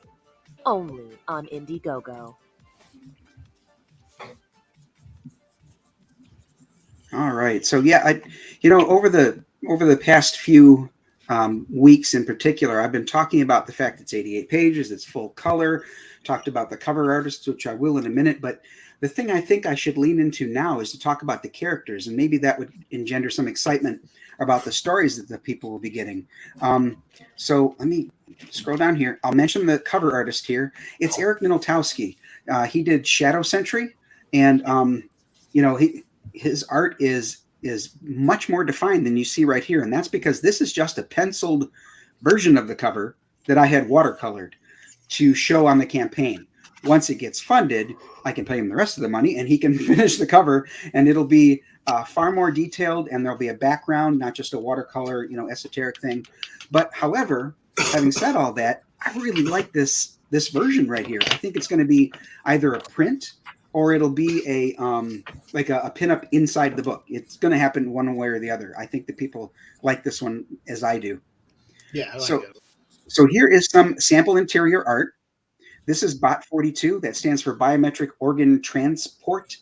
So the woman who designed these did so that these robots could transfer organs that needed to be transplanted into other people from one hospital to another, where the ambulances could get caught up in traffic. These robots can run between the cars, leap over the cars, run through shortcuts in the woods, etc., to get the organs to the next hospital quickly. So they're celebrating her success. She calls her husband and invites him to come to the celebration. And as he's driving there, she's looking out the window, watching for him. And she witnesses him get into a horrific car accident. So she and her team race down there to try to save him. And they figure the only thing they can do is transplant his brain into one of these bot units. And then like transplanted brains. What's that? I said I like transplanted brains. You're working with Doom Patrol. Right, yeah, Robot Man. Yep, you're right. This one here is Sakura. She is, that's Japanese for cherry blossom. And I use the dad joke. I always say that she's not delicate like a cherry blossom. She's delicate like a bomb. Alrighty. Laughter. It went over like a dad joke. I get it. Because she's your cherry bomb. Right. Later, RJ. No, I love it. Bye, RJ. Bye, RJ.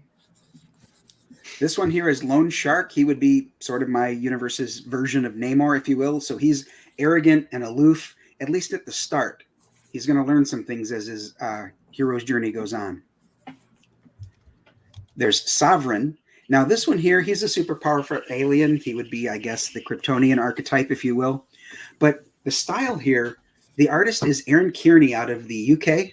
And I thought his style emulated Mobius so well that I asked my colorist, do you think you could also emulate Mobius's color palette? And she said, yeah, let me give it a shot. And I think she did a great job. So the whole chapter looks like this. And it's just, I love it. I mean, it's very stylized. It's not the usual realism style that I like, but man, this one just sort of grew on me right away. I love this one.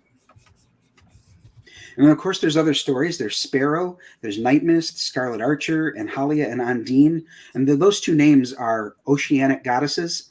So, you know, the H and the O, H2O, since they're a duo. I thought that was clever. I didn't write that one. That was by Lucinda Genuise. Nice. And then, as Pops talked about when I first popped on, the first 100 backers of a physical tier get this free BD Buddy. And, you know, I'll be reaching out to everybody who is among the first 100 to ask them if they want that clip on there or not. The guy who does this is local to me. I was at a craft show with my wife and bored out of my fucking mind. So I walked over to a table where I saw a bunch of these Captain America, Batman, Superman, etc. And I asked him, could you do these for me, for my IP? And he said, absolutely. What have you got in mind? So, yeah, he does these by hand. These beads are connected by a single wire that he like threads through it all. And, you know, he's set to do 100 of these if I need him. I told him to hold off because, you know, not till the campaign's funded are we going to need to pay for that. But he's ready. He's excited to do it. He thinks it's cool that it's an IP, not just of some, you know, vast icon from, you know, 80 years ago, but somebody local who he's working with. So that's kind of cool. I got a little something. I got a little surprise for you. A little surprise for you, Brian. For me? Little surprise. Yeah. A little surprise for Brian. Check It's a this out. surprise. Oh, look at nice. that. Nice. Brad had that commissioned a few years ago. And that's why he's asking, are we going to see more Siamese? Because he's a Siamese fan, bro. Wow. Brad, that's sweet. He is. Who did that? Brad. Who did that, Brad? Go ahead, tell us in the chat. Brad is my ride to the cons, and he does all my recording of the live interviews that I do when I go to the live cons. Brad's he's like, you know, one of the team, baby. He's one of us. So, you know. Awesome. So, hey, Come on, Brad. Who did it? Yeah, who did that, number one? And number two, if Siamese does have a second edition, would you be willing to have that appear in there with full credit to you, of course? Well, I think he commissioned me. Right. Yeah, I wouldn't Ren, ask him for the original. Ren did it. Ren McKenzie. Okay. Oh, yeah. Very good I job. think Brad has a whole wall of stuff done by Ren McKenzie. Oh, did you see that? He says he realizes he is into the Siamese lore. Yes, one of them should be white. The older of the two has a white tail. Yep. Yes, he is a fan. He's one of your guys. So very cool. And I see the Tank has his collage up there with Siamese and Gun Demon. Oh, there it is. I love that one. That's so cool. Tank has Very some cool. awesome collages. There's no doubt. Oh, yeah, check that out. There's another one. Look at that. It's amazing. Yeah, we don't. So great at these. And Canadian was in that one. Yeah, I wish I had 4 tanks. We got you I need last 4 month. tanks. Didn't Can we? we clone him? We got him right here, Canadian Shield. And just because it's fun. And Sim's check it doing out. it too. Look at that. Very cool. You know, it is so neat to see characters that I've developed done by the fans. That is so much fun to see that. It's Canadian Shield. Sorry. What's that? I was going to say it's the Canadian Shield, not to be confused with the Canadian Shield, not to be mixed up with the Canadian Shield, because there's the Canadian Shield, and we've also got the Canadian Shield, but who's not the Canadian Shield, but is the Canadian Shield. Yes. He's absolutely right about that. And you know, just to be a good sport, I made sure that I got Canadian Shield. Yes! Yes! I love it. This is how you do it. This is how you do it. Have fun with this, yo. Don't everybody get all uptight. Right. Yeah, about it. We talked Public briefly. domain characters are there to have fun with, you know? Keep them alive. You know, he and I talked briefly about having the two Canadian Shields meet up, and you know, in the normal trope where the superheroes fight for a while before they realize they're on the same side. Have these two fight for the name or something like that for a while. Well, it's a natural multiverse mix-up too, because you know how like Marvel and DC, they're like, oh yeah, we're gonna do multiverse, but they do it in house and it's boring and it's stupid. But can you imagine, like, if I took like Scalpel 21 and just had her have a crossover with all the other characters named Blackjack, and it's like, so you're Blackjack from your universe, huh? Yeah, I'm Blackjack from my universe. Well, I'm Blackjack from my universe. Right. Over here, don't forget about me, Blackjack. You know. Well, I'm really looking forward to the project with John Howard, where we're giving Zorro and all those classic characters a makeover. We're basically giving them a technology like upgrades too. Like Zorro is going to have an electric a whip that has like electricity on it. He's going to have you know how he uses a foil. You know, it's going to to do his Z's and all that. It's going to have like electricity on it, and he's going to have a chameleon unit that's built onto his belt. And Lone Ranger is going to be wielding dual Martian blasters, and he's going to have an energy shield that he's that'll block blasts and stuff. So he's going to be paving, leading the way in like a tank. And Heap is going to be trashing shit, of course, and it's going to be really exciting. I think it's really neat to take these legacy characters. Like these characters started it all. Yes. Zorro is basically the first. People think Superman's like the first superhero, but really it was Zorro. And a lot of people don't even before him too, wasn't he? Who was? The Spirit, wasn't he before Superman as well? Oh yeah, absolutely. And Phantom, I think, was as well, wasn't he? And Shadow. There was Shadow. That's what I was going for. The Shadow. Yes, thank you. And but yeah, starting Zorro really kicked it all off. Like one thing I love about Zorro, I've been watching the 1950s Disney Zorro series lately, and it still stands up today. It's still entertaining and good today. Oh, cool. That's phenomenal. And so that's really, I've been really enjoying that, but I love the character, how he leers at his opponents. He taunts them and trolls them. And, because Zorro means fox in Spanish. A lot of people don't realize that, but he is the fox. He must be clever and sneaky. And so he uses stealth and his wits.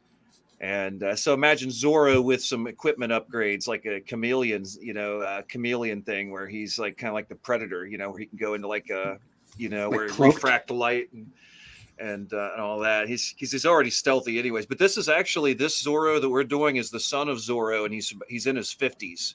He's mature, and so is the Lone Ranger and Tonto. They're all those guys are all veterans. Sherlock Holmes is in the height of his, his career right now in his prime in this story. John Henry was supposed to be dead at this point, but it turns out John didn't actually die from the drill. The fight, the competition against the power drill through the mountain. He was preserved and hidden away, and things done to him, but he breaks out in time to help save the Earth from the Martian invaders. So you're going to see a badass John Henry as John Henry and Heap are basically the big guys in the party, the tanks. But the tanks, that's it.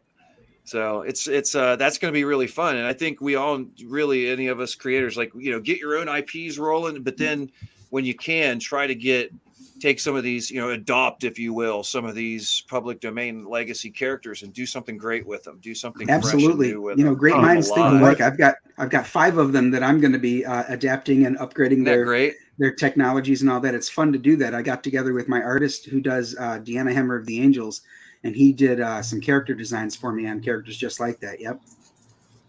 Holy crap! It's Mike freaking Barry. Hey, I got one in the works too. Good to see you again, sir. Like I was just on my show on Wednesday. I know. He knows. Mike, how are you, sir? Good, thanks. Most of the people that pay attention know that we have a martial artists in comics panel coming up in 15 minutes. And another one. Yes. Some kung fu slinging MFers up here. Yes. So I know Sim. I know you also play the game. You're welcome to hang out with us too in the later panel. Mr. Fujita's going to be here. We're going to have Mr. Lugo's going to be here. I'm trying to wake up Brian Christgau. I don't know what's up with him. Sounds like you're just trying to wake up. But yeah, let's keep talking about this book, and we can just roll this right into the next segment. When Well, I can only stay for a little bit, Pops. Yeah, I know, buddy. It's past your bedtime. Quality over quantity. I love you, Mike. Hey, we love that video of you trying on the shoes too. That was good stuff, man. Oh, thanks. So go ahead, Brian. Oh, okay. I wasn't sure. I didn't want to interrupt. So yeah, the tiers on here are to support Dee for her help with my fulfillment and constant support for me being up here streaming all the time. We've got a digital version for $15 for those folks that don't want to pay 4 times for shipping what they do for the book. We've got the paperback version, which is a soft cover. It will be square bound though, with Eric's cover that we talked about a little while ago. There's the hardcover version, and they've been selling pretty well, which I'm excited about. It's a 50 copy edition. There will be no more than 50 copies of this done. And this is by the Art of Puro that they did this Sakura cover. The Art of Puro is a married couple in Italy. His name is Andreas, and he does the line art, and his wife, Monica, does the colors. And then there's just a couple add-ons. I kept it pretty simple. There's a set of chibi stickers, which I know some folks really like, and a few people have already added that as an add-on. And then I've also heard recently that a lot of people prefer additional content to things like patches and buttons, etc. So what I did was I've come up with another ash can. With Siamese, I did an ash can called Meanwhile, and it has stories that are concurrent with the Siamese story. And this one here is also concurrent with Toro Tales, and it's going to be about this character called Bog. And then lastly, he looks like Groot met Swamp Thing or something. Right. And then lastly, if you missed Siamese, which was last year, there's a catch-up tier on this one, and that is with this cover. Now, this cover is not one of the original 6 covers, so this is like a second edition printing. I didn't want those folks that backed the first time around to feel like the book that they purchased wasn't as special now if I did a second edition. So what I did was I got a different cover done for this one. This is by Cy Lim, and Cy is the co-creator of Siamese. He and I talked about the concept. He's the one who came up with their look. Interesting about Cy is he's got everywhere from the realism that you see in some comics to this sort of semi-cartoony style to all the way very cartoony style. He can do the gamut. And I keep trying to convince him to do a sequential story for me, but he's just super busy. He works for a company called Mighty Ape in Australia and New Zealand, which I think would be like their equivalent to Amazon. So he does a lot of their ads, and I'm amazed at the number of licenses they have. He does like ape versions of the licenses, but I mean, they've got Star Wars, DC, Marvel, Harry Potter. I mean, just all of these huge licenses, and he does them, like I said, like in ape form with gorillas and things like that. So he's just got so much to do. But I'm going to keep asking him because one of these days he'll be free. You never know. You don't know till you ask, right? No, and you, it's definitely no if you don't. Yeah, right. You miss every one of the shots you don't take. Yeah. That's absolutely true. And then, okay, so 21 of the 50 hardcover, which is the feature tier, have been claimed already. A couple more went today. So, you know, I've got optimism. We're at 54%, but we've only got 31 hours left. Can it be done? Yes. I'm staying optimistic. I'm here on CRoM CoN, of course, to talk about it. And I'll also be closing out, at least, you know, talking about the closeout on Black Rose Comics tomorrow night. You can probably pop in sometime during the day tomorrow, too, if you want. You know, I mean, it's CRoM CoN. That's what we do. Right. So, yeah, maybe I will. I appreciate that. Thanks. You bet. Now, what's the other one? I'm sorry? You said you had 2 campaigns running. Oh, yeah. The other one was called The Healing Wars Book 1, Part 1, The Shifter. But that's the one I was saying that after 30 days, it was only 9% funded. So I did not extend into the next 30 days. I'm going to take an opportunity to regroup, consider some different strategies, and come at that from a different angle, perhaps. Okay, cool. Yep. So, yeah, y'all check out Toro Tales. Now, I alluded to our panel that's coming up. It's going to be, a whole bunch of like martial artists. And Mike, of course, not only is a martial artist, he is a writer that writes realistic stories about stuff like that too. When he writes a story, he's giving you from personal experience. Okay, it's not like he's telling a story. It's like he's probably actually thrown somebody like that, so he knows what he's talking about. One of his most famous covers of the Badger had the Badger facing off against a guy that looked an awful lot like Bruce Lee. An awful lot. Well, he doesn't call himself Bruce Lee in the comic. That's called Cruising with the King. It also features Elvis. Ah, okay. Good stuff. See, this guy knows it all. Look, Here's a Canadian shield.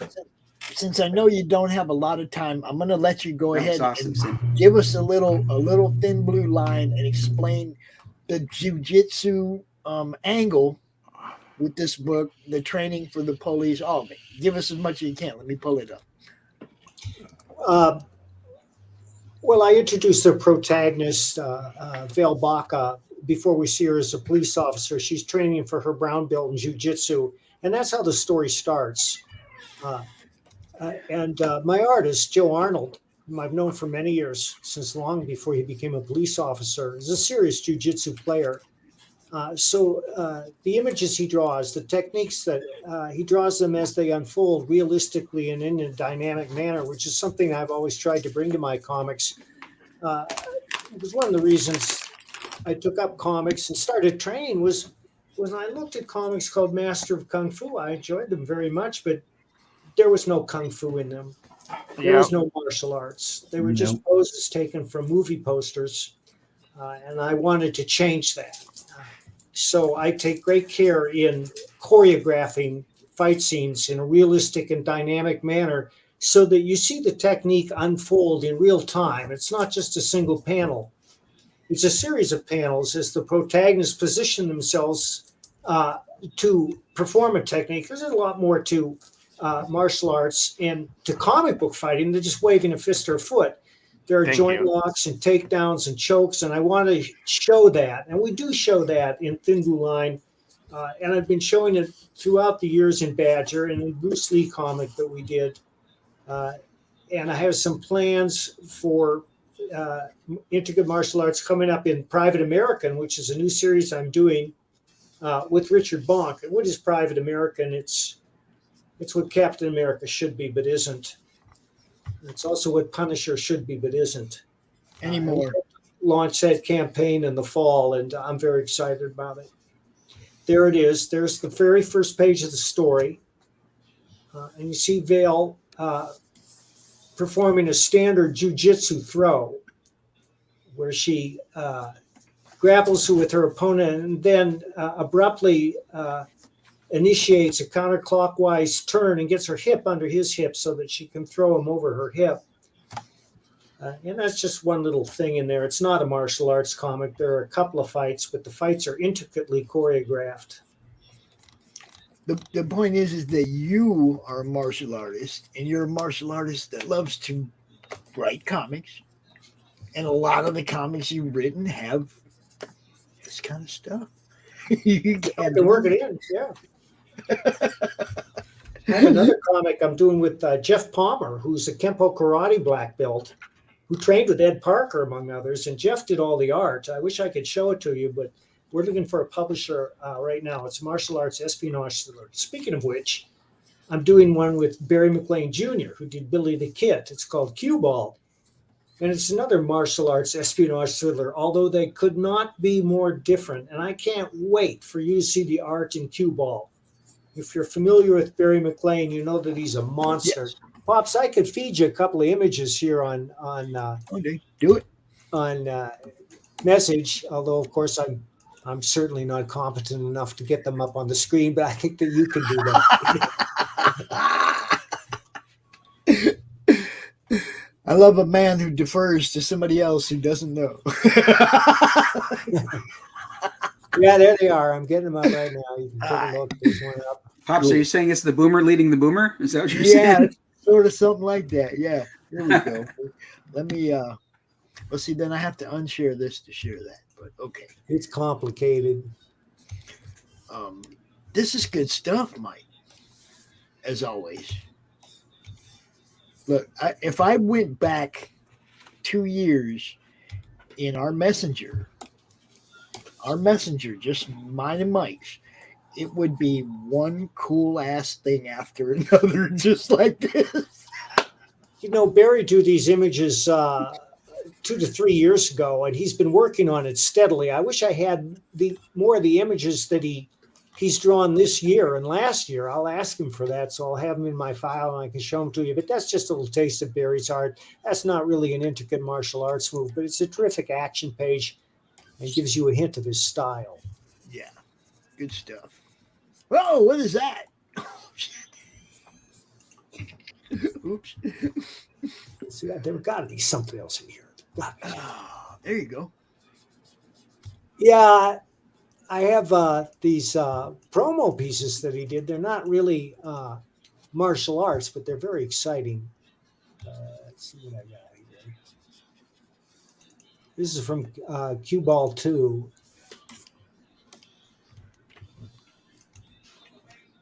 And believe me, there's plenty of action. I just don't have much to show to you here now. That's okay, Mike. I know this was kind of short notice. Like I said, it was more the fact that you yourself are a jiu-jitsu player, I believe a black belt. Well, I am a black belt, but it's mostly in karate, although we do train in jiu-jitsu, as every modern martial arts school must, if they're going to be competitive. Welcome, Mr. Fujita. How you doing? Hello. How's everybody doing? It's great. Awesome. Good time. Kurtis? So yeah, Tank's just going to sit down here at the bottom and draw. Oh, great. Nice to meet you, Kurtis. I This was is Brian. muted. Oh my goodness. Hello. Nice to meet you. I love your work, by the way. Oh, thank you very much. You're welcome. Me, I'm gonna have to go. It's supper time. So it was great. Great meeting you again. Seeing you again, Mike. Hey, Kurtis. Later, Greg. Always a pleasure. Later, Sim. Always fun, Tank. Hail, Sim. Have a good night, my friend. All right. So, Kurtis, go ahead and introduce yourself and tell everybody what you do. Sure. My name's Kurtis Fujita. I'm the creative director at Silverline Comics, and also I'm a Kung Fu instructor. And so I'm working on illustrating and writing my new comic book for Silverline. It's called Shadow Ghost, and what we say is it's the Kung Fu comic by a Kung Fu master. So that's what I'm about. Dude, my nipples can only get so hard. Do you have a link to anything we can look at, or is it all still hidden? Just the website right now. I'm well into the first issue, but don't really have anything I want to release just yet. But I can put the website link in the private chat if you'd like. But yeah, I met Kurtis just not that long ago. What, like last month? Yeah. It was kind of a spur of the moment thing for my friend Patricky Lugo's campaign for his comic book. Yeah. And look, this stuff is all fun, you guys. You know what's up? It's like some of you guys are transferring life experience into comic book, and you can't beat that kind of stuff, man. So there's another one. There's Mr. Lugo. There he is. How you doing, sir? I'm doing all right. How's everyone? Go ahead and introduce yourself real quick. Me, I'm Patricky Lugo, online known as Plugo sometimes. Former art director of Kung Fu magazine. Now I'm an author and comic creator. Excellent. Nice to meet you, sir. Awesome. What's your comic, Plugo? Most recently, it's called A Tiger's Tale. It's a martial arts themed fantasy comic for young readers, young martial artists of all ages, we could say. Awesome. And that was how I met these guys. That was the end of that campaign last month, and it was like, oh yeah, come on the show, come on, And that was what also led to this idea of having, because I know so many people in comics that are martial artists. It's like, man, I got to have a panel and get some of you guys out here and make sure you meet each other. You know, you never know what could come out of this, right? Definitely. Very cool. I'll name a couple more. Arthur Sidam. Oh, he's great. I kickboxing for years. Vilma Eric. He's a very accomplished martial artist. Guy Dorian Sr. has actually fought full contact. Yeah, Mike knows everybody, yo. That's why I asked him to come out. I was like, I know it's late. I know I can't get too much time out of you, but geez, Mike, come out and meet these guys. I'd love to see, I'd love to see something like a martial arts anthology with nothing but martial artists involved. That's not a bad idea. Oh, thank you, because I came up with it. Woo! Joe Catapano is another one, Pops. Yes, there is another one. There's so many, man. There are so many. So, is there a journey? I mean, were you guys all comics fans ahead of time before you became interested in martial arts, or were you already like into whooping ass and then comic books? Well, by the time I had seriously gotten into comics, I already had my black belt from Kung Fu TV. Kung Fu TV. There you go. There you go. Just go around the room. Brian, go ahead. Okay. Yeah, I started collecting comics when I was 7, and I didn't get into Shotokan Karate until college, which, if you look at my pic, you'll see that that's been a couple of days ago as well. So, but yeah, I was into comics about 10 or 11 years before getting into martial arts. Kurtis. Sure. For me, it started out with comic books and stuff like that. Started out as an intern at Malibu Comics under our good friend Roland Mann, and then got into Kung Fu and really didn't even want to do it. A friend convinced me to go to a class, and I ended up sticking it out. And like now, 25 years later, just kept doing it. So that's kind of in a way, the comic books were the gateway drug, if you will. and I just have to give a special shout out to Mike, because I loved Badger when I was watching comics. Great work. It's so cool to finally meet you. So very exciting. And since he referenced you, go ahead, Mike. Was it comics or martial arts? What came first? They kind of happened simultaneously. I was living in Boston. There was a martial arts studio a half block from my house, and I'd always been interested. So I said, what the hell? And I went in there, and they talked me into signing up, and that was the Jeet Kune Do Academy. It was headed by Andy Bauman, and I trained with them for 3 years until I moved back to Madison, Wisconsin, where I trained with Jim Henry, and later with John Feeling, who was an acolyte of Danny Inosanto. Then I moved to Colorado in 2003, and I've been training at Karate West ever since.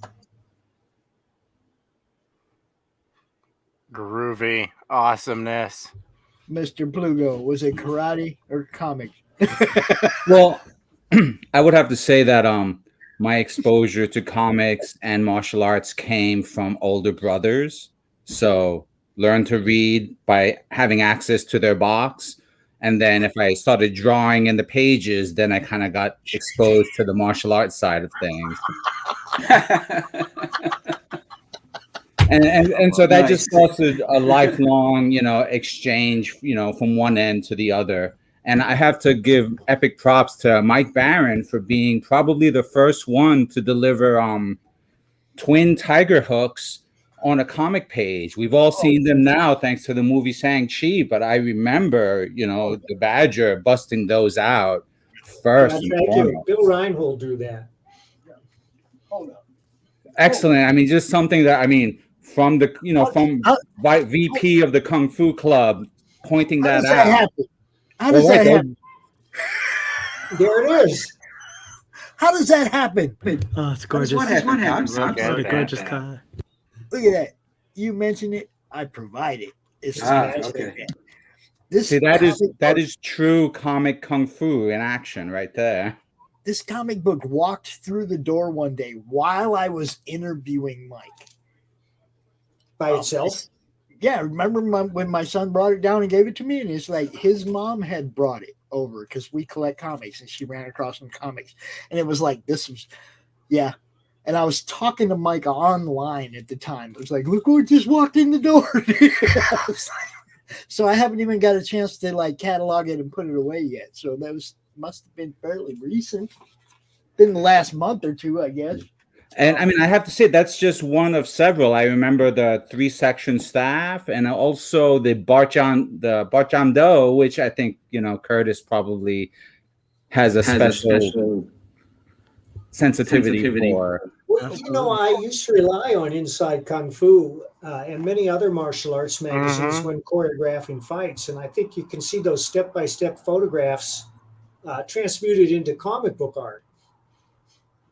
Oh, definitely. And I have to admit, it's kind of a full circle to remember those issues of the Badger, and then to later on be the guy in charge of laying out those actual magazine sequences for the magazine years later. So kind of a full circle thing, but to be expected with martial arts, wouldn't you say? It is pretty darn cool. Definitely. So do any of you have, I mean, I know, Kurtis, I know what you're doing is a straight up martial arts, but I know Mike's got his fingers in so many pies. He's probably doing some martial arts and just not telling nobody yet. Well, I'm just a feeble old man. It's a miracle I can walk upright, but I do train every week. And my instructor his knowledge is unlimited. He knows a little bit of everything, and we get a little bit of everything. Nice.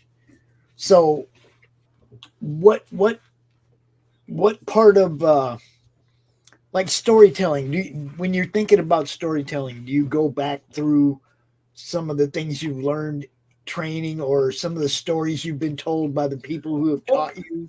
Only when I have an action sequence, and I don't, these days I think about it because I've been training so long that I know a great number of techniques that are unusual, if not unheard of in comic books that I can use. I'm not saying I can perform all these techniques, but I know how to instruct the artist so that they look right. Cool. How about you, Kurtis? Yeah, definitely. I mean, that's kind of like the impetus for me kind of returning to comic books. I'd kind of taken a step back from my art career. I'd worked in comic books and video games and stuff like that. And then the realization was just I wanted to get the lessons and the idea and the philosophy of what I learned and what I love so much about Kung Fu to a broader audience. And I had this other skill set. So that's kind of the thing, is kind of implementing like some of the philosophy. Of course, the fighting techniques are always fun, and all those kind of things. And it was always a distinct moment when I stepped away to open up a martial arts school. And I did that for like 12 years or so. And I left the art industry. And my parents at the time were like, hey, we paid for your art college. What the heck are you doing?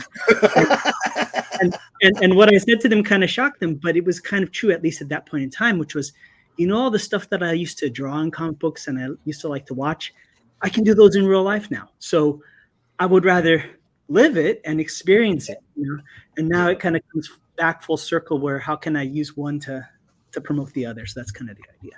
And how about that you, is Brian? very cool. How about you, Brian?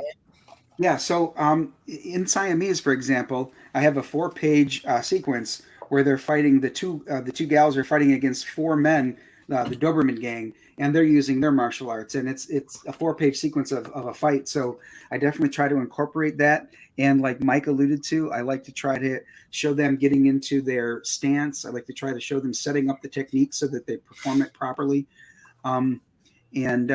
My sensei, Dan Hunt, here in Michigan, he's Rokudan, which is 6th level black belt. So he, like Mike's instructor, is a wealth of knowledge, and he's constantly learning. He's not done either. He's going for the next belt, and it may take him 6, 7, 8 years, but he's going to do it. And we see him practicing his forms and kata and technique all the time. So it's something to look up to. That's cool. Mr. Lugo. Well, when I lived in New York and went to School of Visual Arts, I was also working for some small indie comics, doing comic art there. But the opportunity came to work for, Kung Fu Magazine, and that was just something that you can't really deny. Like how can you turn that down? I mean, I was like, I was going from like VP of the Kung Fu Club and then being asked, to design ads for this company that, oh, by the way, they also publish a magazine. It had to be done. So I had the good fortune of having a small comic strip in the back pages for a little while. And that's where the A Tiger's Tale comic strip started. But eventually, the demands of making the magazine a mainstream publication really kind of forced comics to be kind of a nights and weekends activity. Do you happen to have any of that art available? The art of the strips that you had in the back of Kung Fu Magazine. Do you got any of that stuff in your computer handy? I'd love to see some of that. I have that some of that stuff online at atigerstale.com. Okay. So the computer that I'm using now is like my laptop for editing, and then the computer behind me has the gigabytes of art, where that stuff is. Oh, I got the Kickstarter. Let me see. I need atigerstale.com.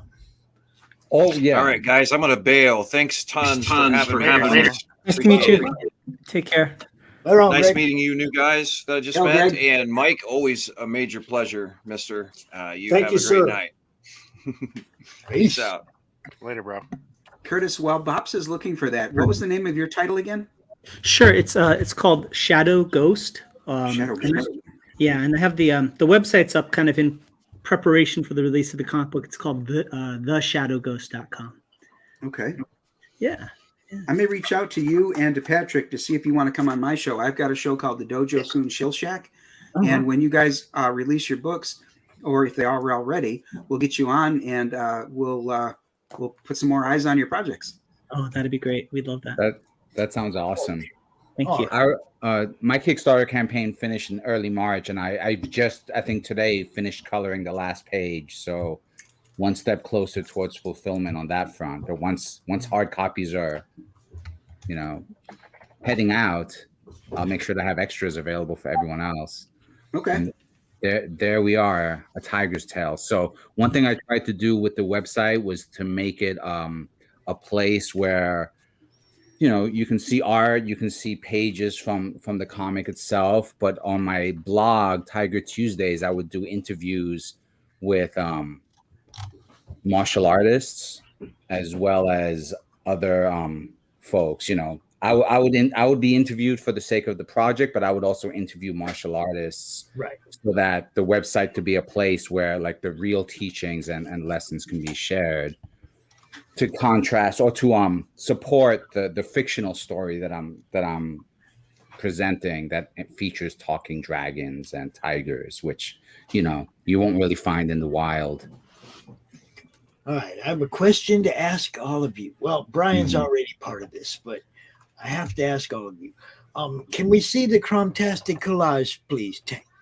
Yes. Give me 1 second here to.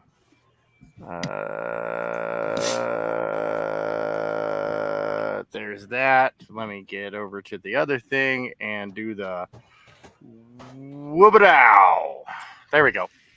What this is nice is the Chromtastic collage, and Tank has been taking one character from everybody's IP that's been in CRoM CoN the last couple months, and he's building this huge promotional poster, basically, that we're going to attach a ledger to, so you can identify every character on here, where you can find their books, links to their website, whatever. Okay, it's going to be a promotional tool. Look down there, Mike. You see Smokes? Yeah, I see Smokes. I still gotta finish him up. Yeah. So basically, what I wanted to ask the three of you is since Brian's already on there, Mike, Justin's character's on there, but we don't really have a Mike Barron character on there. If you don't mind, yes, sold. Okay. I love it. Just like that. Kurtis and Patrick, if you have a character you'd like to add to this collage, send me some reference art that I can forward to Tank, and we will add one of your characters to the collage. Sure. It's just going to keep getting bigger and bigger because he's going to have to keep making it bigger every month. Hey, So Pops? this, okay. Oh, sorry. Go ahead, Kurtis. scale wise, this is 36 by 48 inches at 600 DPI. So we still have tons of room to grow. Yes. And as you can see, there's, like almost 30 characters on here now. 25? Yeah. I mean, it just keeps getting bigger and bigger. And I'd be honored if everybody would allow us to add theirs to the collage. And like I said, when it's finished, we're going to just give it out to people with a ledger attaching everybody's, how to find everybody involved. So it'll just bounce everybody's fan bases off each other. That's Pops. Yeah. If I keep coming back to CRoM CoN, can I keep adding characters? Because I got like 154 characters. That's up to Tank. He's the one who's got to draw them. I think Pops set the limit at one per creator for the first season. That's fair. But you know what? As soon as I've almost got things like squared away back here, I'm taking the CG Mega Collage on tour. So I will be going around to people's channels, kind of interviewing them and adding their character to it. Yes. So it can act as it's supposed to. It's supposed to be a hype piece for everybody. I mean, I don't even have my own characters on here, on these collages. Well, why not? Because don't worry. We're not letting him slide. Don't worry. No. He was also a guest at CRoM CoN. We ain't letting him slide out of there without. Guys, I gotta go. It was a pleasure meeting all of you. Pleasure to meet you again. It was a pleasure and an honor. Mike. Thank you, gentlemen. Good to see you, sir. Keep up the great work. Hey, man, that guy's something else. Oh, living legend, Totally. Did you guys see these? Oh, those are great. Oh, look at that. Look at that. My friend Nick made these for Mike and sent them to him, and he posted the video of him actually unboxing them and putting them on yesterday. It was great. Cool. Very cool. That's the kind of stuff we're into. So somewhere in here is the comic strip I'm looking for, right? Where do I got to go? You know what? Give me 1 second, and I'll give you a link that'll take you right to it, rather than force us all to scroll. But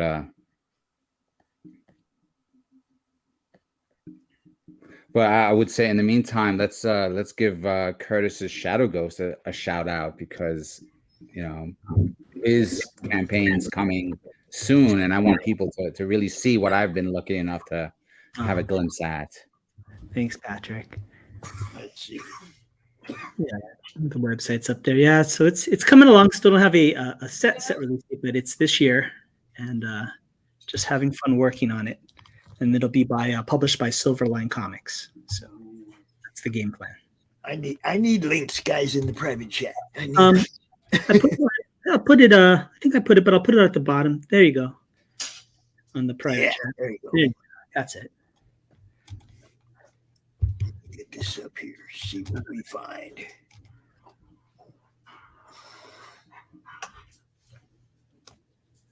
Oh, that's beautiful. Oh yeah, you guys are gonna like this, no doubt. I have to unshare Tiger's Tail for now, because okay, because I just found the very first episode, so we'll take a little history lesson. Great. After we've gotten a closer look at what Kurtis has in store for us. Thanks, Patrick. Here we go. Here we go. And there's an art section at the very top. You can just hop over to that, and there's a gallery of a lot of the concept art and things like that. We also had a collaboration with a music artist named Capitan Wallace, and he did a music video inspired by the comic book. And so that's also out and about right now in the wild. Nice. Yeah. So I come from a video game background, so I'm used to doing like a lot of in-depth concept art and really visualizing everything. So I spend a fair amount of time doing all this kind of conceptually to figure out the look, the style, the colors, all those kind of things. Excellent. So tell us a little bit about what each of these panels kind of references, so that people have an idea what this book is bringing them. Sure. So on the far left, there's that yellow and black image, and that's actually was a prop that was used in the music video. So it was. I trained in San Francisco Chinatown, is where I studied kung fu, and so the music video was actually filmed there, and those were flyers that were positioned all over San Francisco Chinatown for the video shoot. So that's what that is, and to the right of that is one of the first kind of promotional pieces. Like I said, it's going to be published by Silverline Comics, and Silverline Comics, one of their most prolific comic books is Cat and Mouse by Roland Mann. So when we announced that it was going to be published, I did that promotional piece with my character Shadow Ghost in the foreground, and then Roland's characters Cat and Mouse in the background. And it was inked by Tommy Floramonte, who's the veteran inker who's been around for a while. And next to it, that's some concept art of what the school looks like. Sometimes you'll hear it referred to as a dojo, but in Kung Fu, it's referred to as a mogun, which means a martial hall. So that's the martial hall of one of the main characters. And I wanted to make sure that everything from the interior decorating to the weapons to everything in there was kind of authentic. So that's what that piece of artwork is. And everybody has any questions, feel free to ask. That black and white image is by Dean Zachary. Dean Zachary is one of the folks over at Silverline, but he's also done stuff for Malibu Comics, Ultraverse Comics, Nightman, and all these kind of things. And he was pretty excited about the project, so he offered to do a promotional piece, which is what that is there. And the other two pieces of artwork there are also by other Silverline artists. One is Aaron Humphreys, and the one next to it, this isn't his real name, but he has a great pen name, Wubba Fett. So that's Wubba Fett's drawing over there. And great name. And next to that is actually by Patrick Lugo. That's that piece there where the character's fighting off all those insurgents. That was a great piece that Patrick did for the series. Great job, Patrick.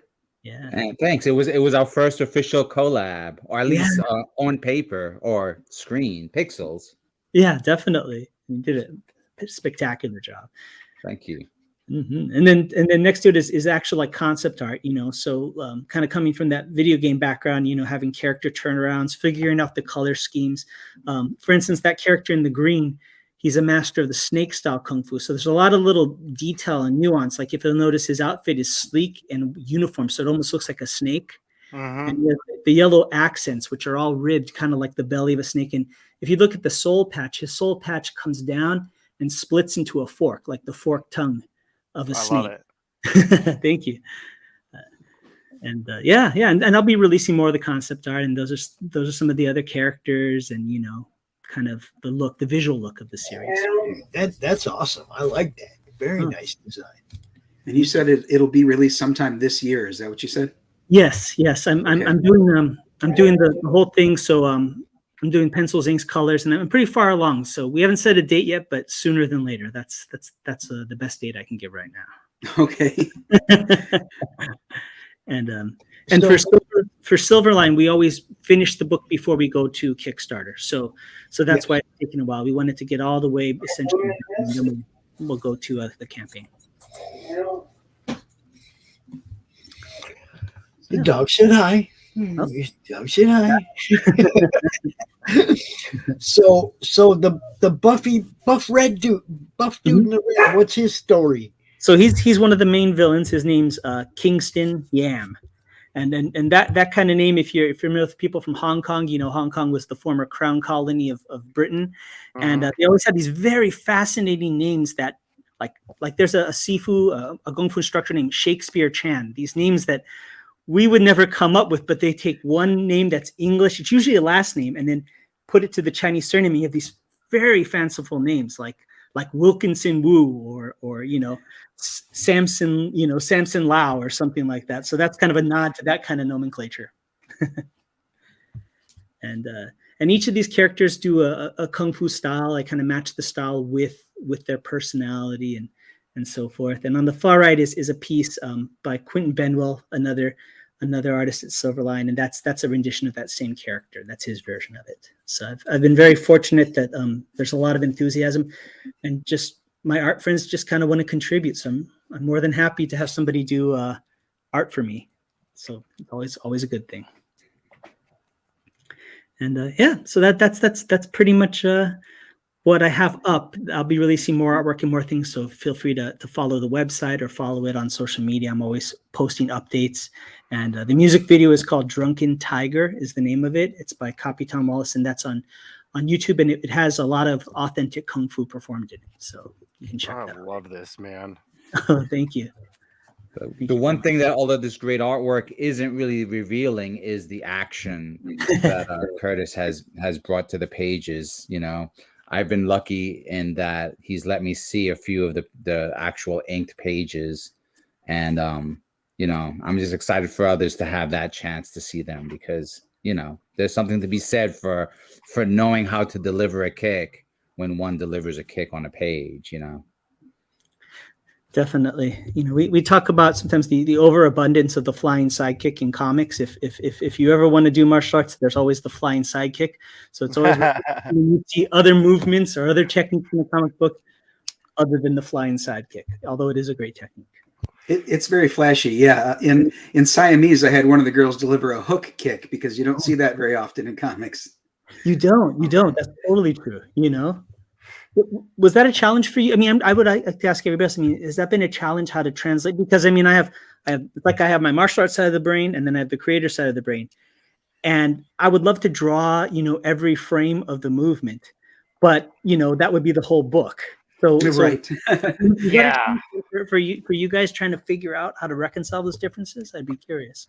Key framing. First of all, sorry.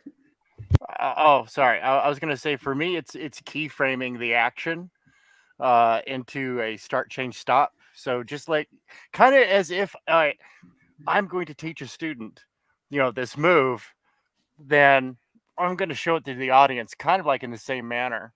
Like, yep, here's the gist of this. So show, shadow, do. So I'm just going to show you real quick. That's great. And how about yourself, Brian? Oh, yes. So first of all, there's a little bit of a language barrier between me and my artist. He's Brazilian, so his English is far better than my Portuguese, but which I don't speak at all. So that'll tell you. But what I do, if I have any difficulty conveying what I'd like him to draw, I look for a picture of somebody, you know, performing the technique, and I send him a graphic reference so that he can mimic that. To a certain degree. I tell him, you know, I don't want exactly this, but something just like this, or, you know, put my character in this person's place, that kind of thing. That helps. That makes perfect sense. Yeah, we did that. There's a book for Silverline called Kalis, and the writer, the artist is from Argentina, and the writer will actually write the whole script, and then he'll do hyperlinks for all the reference that he wants in the script. You know, so I was editing the book, and I could kind of read along and then click the hyperlink, and that's what he wants, and so forth and so on. So. Okay, yeah. What I do with my scripts, I've been a singer and an actor ever since I was in 6th grade. So my script is written as if it's a script for a play or like a screenplay. So I put the graphic reference right in the script next to the words and the dialogue and all that, so that there's no mistaking where it goes and when it needs to happen. That's great. That's great. And Patrick and I have talked about that at length, right, Patrick? I mean, I was just going to say that we've talked at length about like the nature of, you know, the different shortcuts, right? Whether it's like one establishing shot with multiple images of the person moving through that space. You know, we've seen that done most recently in the Marvel's Black Widow comics, but that technique goes way back. I mean, I think Frank Miller's done it with Daredevil. You know, but then there's like also like the other side of that spectrum where it's like using a lot of panels or using like the inset panels. I could think of like some work J.H. Williams III might have done where, you know, he'll draw like the big broad action, but then he'll do an inset panel that shows either like you know, the bone being broken, X-ray shot. What was that movie that Jet Li did that also did that? The One? Romeo Must Die. Oh, it was Romeo Yeah. Must Die. That's right. Yeah. Yeah, we have to watch out with us because we'll segue into kung fu movies. I loved Jet Li's The One because it's a mythical kung fu battle, Xing Yi versus Bagua. Yes, and yes. both of which styles, like at the time I'd only studied Bagua, but it's it's been out for a long time. I've studied Xing Yi since then, and it's just like went back and watched it. I was like, oh, this is cringe fest. They're doing it all wrong, but I love it. We actually covered that movie for Kung Fu Magazine just to kind of break down like the thinking behind, Bagua is a circle, but Xing Yi is a straight line. Yeah, pulsing versus flowing, and it's metaphorically that like it's become one of my favorite kung fu movies. Sorry, Five Dead Leap Venoms, I love you. Spider-Man is definitely like he's one of my spirit animals. People are like, yeah, but he lost. I'm like, yeah, when he was ancient. Well, I love Tank's new thumbnail. Wait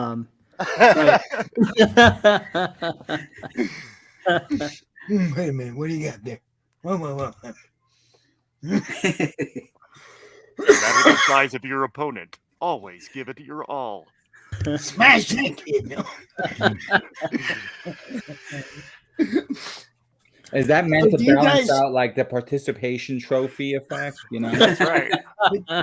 Yeah, you look at all you participate guys in that go- contest, you earn a trophy. You guys have all like studied different styles under different people, and what kind of questions do you have for each other when you run across another martial artist that does comics? It's like you got to kind of go, oh man, two different common grounds of conversation to encroach on, and then then it turns into, I'm sure it turns into friendships and everything else. But when you first encounter another martial artist that does comics, what's the first thing goes through your mind you want to ask him? Oh, that's a good one. I think I can't that the wait first to have thing. more conversations, some of them that don't use spoken word. Ah. All right. How about you, Brian? What do you think? I think one of the first things I ask is how long have you been studying your style? Because we learned pretty early on that if you ask somebody what belt they've earned, it really means nothing if it's a different style because you don't know the order that basically the belt colors is an Americanization. Right. Over in Asia, they didn't have the steps of colors. The reason your belt became black is because you've been studying for 60 years and it's just dirty. You start with a white gi and a white belt. You don't get a blue one and a green one and a purple one, etc. Your belt after years and decades of study becomes dark because you wipe your hand, you put it on, and it becomes a black belt over time. But so in the Americanization where you've got steps and everybody gets a trophy every couple of years or whatever, I think on one hand it's a good thing to do because it gives people goals to accomplish, things to learn that are stepped, sort of like tiers, if you will. Gradients, yeah, good gradients. Yeah, so it does help with senses of accomplishment because a lot of American kids really need that to continue their interest in the sport or the art. But on the other hand, that's why I never ask, what belt have you earned? Because if you've got a purple one, that means something different over here than it means over there. So that really doesn't tell me. What I ask is how long have you been studying or at what age did you begin? And that kind of thing I think means a lot more. I think that's great, Brian, because the way I learned was actually kind of old school kung fu where we didn't even have any belts at all. Literally the belt was to hold up the pants because we had this one size fit all like parachute pants. And I actually, when I opened my school and I had my physical education for over a decade, I never had that, and it was just this. It was a commercial suicide, because sometimes in the commercial setting, the belts are definitely a big moneymaker. Do it in that fashion, and so I started out having 7 part-time jobs, so I could teach kung fu in the evenings at the same time. And it just wasn't easy, but like you're saying, it's like, how do you know somebody's good at art, or how do you know somebody's good at music? I don't go on stage and show my certificate from Juilliard and get a rousing applause, right? It's Right, right. the proof is in the pudding, Action. Yeah. Yeah. Show me what you got. Show me, don't tell me. There you go. And styles, I always say styles are languages. There is no language that is superior to another. You can't say French is better than Japanese or better than German. They're different ways of expressing the same idea. Now, if you want to learn how to kick, you may not want to do boxing. If you want to learn how to punch, Taekwondo may not be the sole art that you want to practice. But there is no superior style, because it's all to serve a goal, Right. So that's what's always so funny. People get so caught up in arguing about styles or systems. And to me personally, that's always kind of a cop-out. If I fail or win, it's because of what I did. I can't hide my style. Yeah. Sorry, go ahead. Sorry, it's like saying, what's the superior style of pants? And it's like, well, what am I doing? Where am I going to be? Do I only get to take one pair of pants? Can I mix and match the pants? Like, can I add like the mesh from my swim shorts to my to my coverall pants? Like, what am I doing here? No, I love that too, because I've been on a mixed martial arts journey, not like MMA, like I'm gonna get into a ring and beat people up. It's just been and people go, wow, you have a lot of black belts. I'm like, dude, once you learn a couple of languages, learning the families of those languages is really easy. Like when it's like Ishinryu, Shotokan, and Kyokushinkai, they're like, oh, that's impressive. And I'm like, it's really not. The first one, yeah, sure. But the other two, they're really similar. And honestly, like the differences are so negligible that you could just clump them together as classical karate, and teach a root tongue, so to speak. Well, Eishinryu is more of a root tongue. It's the older of the languages. But anyway, I get nerdy on it. I saw a stream just recently on YouTube. The guy's name is Jesse. It's Karate by Jesse, I think, is his channel. And he did one where the clickbait was why styles are fake or something like that. And I'm like, wait, what? So I went in to watch it, and basically it was what you were just saying, Tank, is that saying that these styles matter. It's just a matter of how they're taught to you, and basically even Jishin Funakoshi, who created what is now known as Shotokan, basically he said, I sort of don't like that title. It's karate. He sort of eschews the style names. It's just learn what you learn from your sensei. Yeah, it's CQB, whatever you like. I guess the modern vernacular in English would be just say, yeah, it's close quarters combat, it's CQB. And yeah, there's different flavors, there's different like technique, but there's when you break it down like that, you look at, oh wow, so you've got this building entry method, this other building entry method, this one that was developed by SWAT, this one was developed by Navy SEALs, this was developed by some French dude in underpants on the outside of his clothes. But hey, it kills at the airsoft ring. I knew this was going to be a great idea. Just let everybody loose. Well, many years ago, this was like back in the early 90s when Kung Fu magazine put the very first Shaolin monk ever on the cover of an English speaking magazine. I was in charge of doing the photo shoot for this monk who had come from China to New York, then to San Francisco for the shoot. And so we had gone out into the hills to to have like a scenic vista of the rolling hills of California for this monk. And over the course of the photo shoot, we were talking about like, the different animal styles and like, doing photos within the context of like, show me some tiger style and we'll take photos of that. Show me snake style, we'll take photos of that.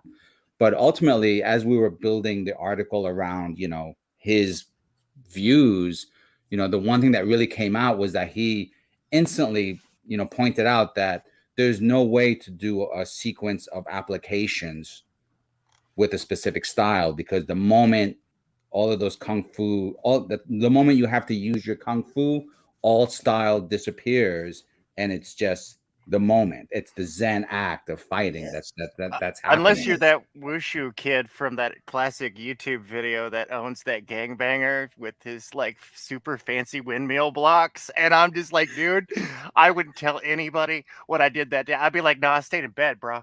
I don't know what you're talking about. That wasn't me. No, I think you had a really good point, Patrick, and like and Brian kind of alluded to it too. It's the style is the method to get to the destination, but it's not the destination. In fact, if you get more into the philosophical aspect, the punch and kicks are just a means to deliver the idea, and so each style is trying to teach a concept. Concepts are infinite, styles are finite. And the problem is people get locked into the finite aspect. It's kind of like I always say, if you're a kid, your parents tell you, look both ways before crossing the street. So you do. But if they don't tell you why, you don't look both ways when you cross the train track and you get hit by a train, right? So it's the concept of be aware of your surroundings. That is infinite, and each style is somebody's path to get there.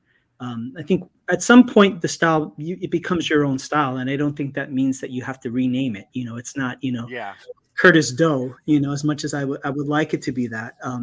But that's my thoughts. I don't know everybody else's experience. What I think you said that sort of hit on a good point for me is that you kind of do have to develop your own style based on your stature, your physical limitations. For example, when I was in high school, I had one time or another dislocated my knees, both of them separately, but both of them.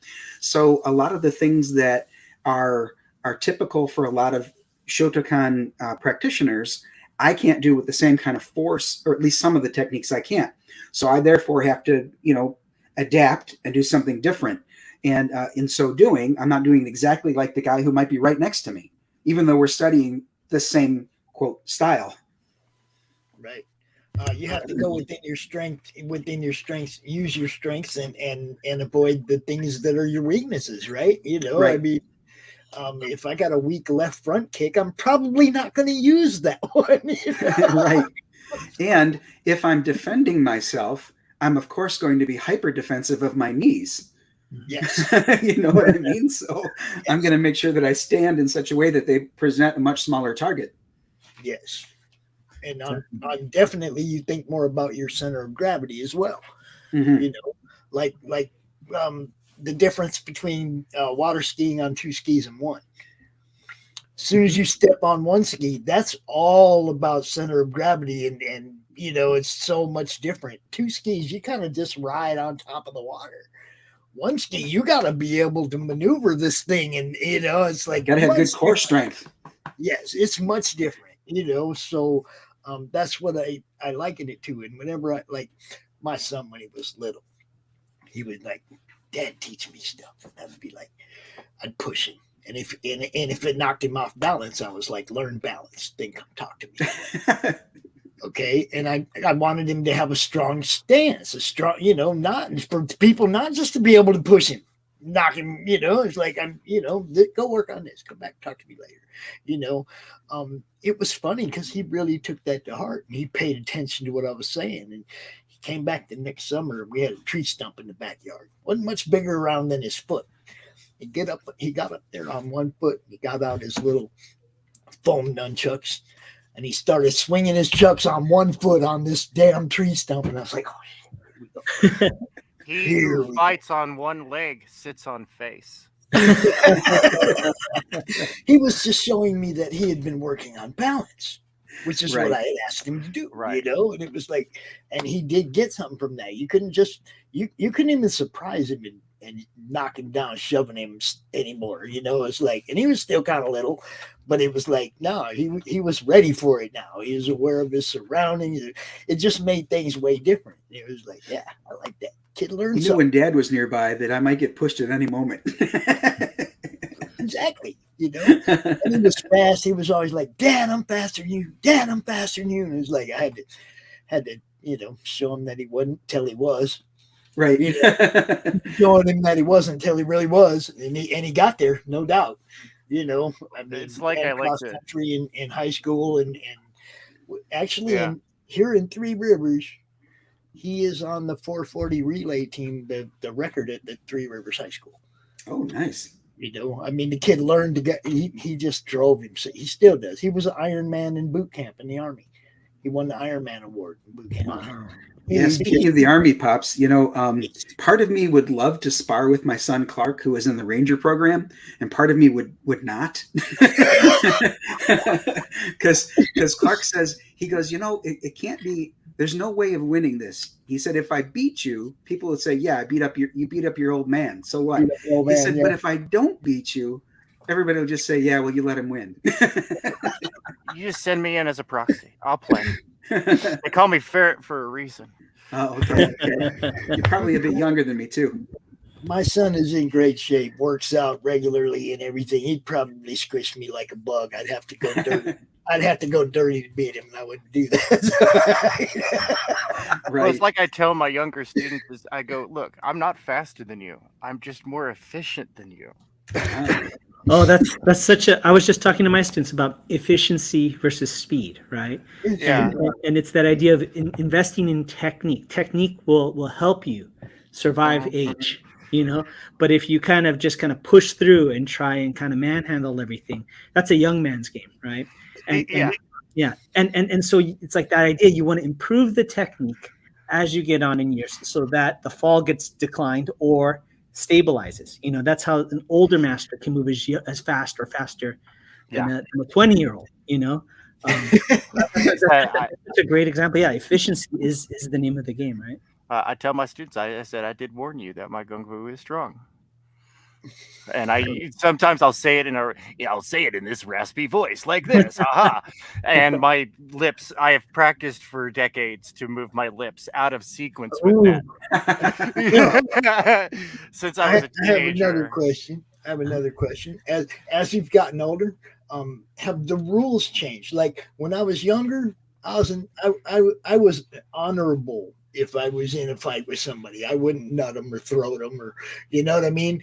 But as I've gotten older, I was like, I'm not rolling around on the ground with nobody. I'm too old for that shit. So being threatened is like, now I think in terms of throat, eyes, nuts, a knee. If I can get a good solid knee strike, I'll take a knee. But I don't think in terms of fighting anymore. I think in terms of one shot and get the hell out of here. I don't want no part of this, you know. Throw and leave. As somebody who does do bouncing still as pickup work, I'll tell you that a good collarbone makes a wonderful handle to get somebody's undivided attention. Or right in the middle too. And if they swing on you really hard, well, you've got a good solid. That thing will snap itself, dude. It's really fragile. So. And that usually gets their attention. Like, wait a minute, you just put your hand on me and I'm in so much pain. I don't even feel that much pressure, but I feel so much pain. Maybe I should reconsider the options here. And snap them out and just talk to them and just communicate with that person. So that way you don't have to use rough language. Even, you know, maybe you're cussing a little bit, but that's not the rough language, baby.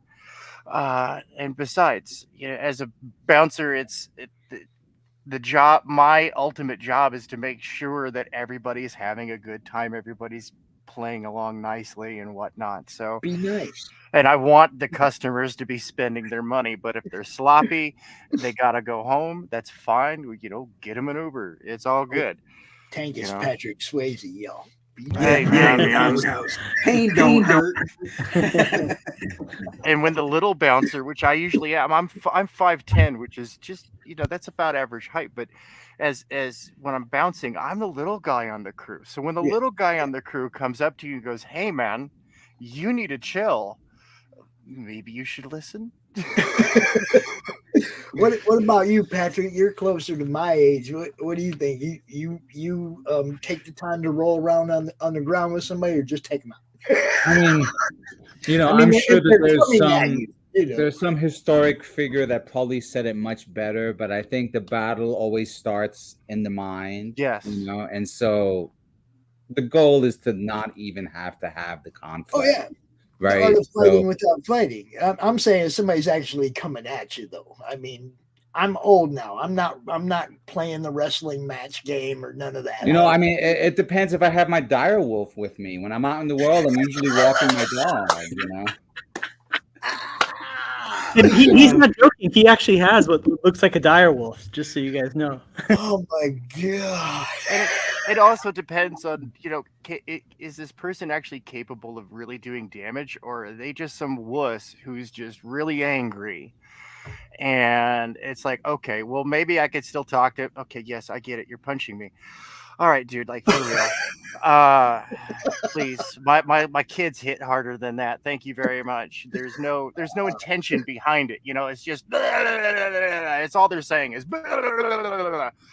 and it's like, okay, we'll get them into a position where you can get their attention, and you know, it's always about de-escalation. Okay, You know, I asked this question from a spot of experience. I've been in prison twice. Once in my 20s and once in my 40s. In my 20s, I had no problem doing the nice guy fight. You know, in my 40s, I didn't. I'm not going in the bathroom and rolling around on the floor with you. I'm going to take your knee. You're going to be in there going, and I'm going to walk right back out the bathroom. I'm not doing that, right? That's what I mean. As I got older, it was like, no. I'm getting brittle. I'm not letting somebody break my bones. You know? Until you bust out your left thumb, because the right thumb's just far too powerful for them. Oh, shit. Well, Pops, right there is an example of the battle happening in the mind before it even happens in the bathroom stall. So, you know, you've already won. Well, in prison, you don't have the option of looking weak. Obviously, you have to do whatever. You have to deal with whatever you encounter. Okay, so at that point, like I said, it was like, you know, the second time around, I'm old. I'm not playing with these guys. I'm not playing. No, just leave me alone over here. I'll be fine. Do my time. Just leave me alone. And when you first get to a yard, you have to show everybody that even if you get your ass kicked, that you're not going to just take that ass kicking. You see what I'm saying? So. As a youngster, it was fun. You know, I'm a soldier. To answer your question, Pops, I think that I've only been in a position to have to really seriously consider that 2 times, and neither time did a conflict ever really start. There were no fisticuffs. Although one of them was at a, it's called, Pops, you'll know, it was at Pine Knob, so it was on a hill, right? Okay. And the person giving us trouble was also inebriated. So I really didn't think that there would be much trouble except just, you know, knock him over. But that didn't even have to happen. It's like Tank said, it's all about de-escalation. I talked him out of it. The greatest fight ever won is the fight not begun. So if you can win just verbally and talk him out of it, that's your win right there. I love the art of fighting without fighting and Enter the Dragon. I mean, sometimes you got dude to get on that boat, and then you just let him go. You know, he's like, yeah, we'll go fight on that beach. Get on that boat. Dude got on the boat. He gave the rope to the kids, and he was like, yeah, look that clown. You know?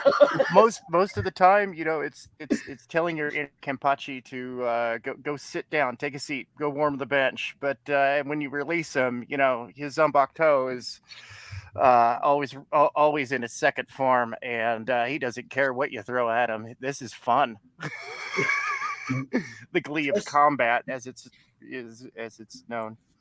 Yeah, I agree. I mean, it's kind of like, you know, I mean, I started when I was like 18. I just hit 45 this past week, right? And so, like we were saying about efficiency, right? The most efficient thing is not to be in combat, right?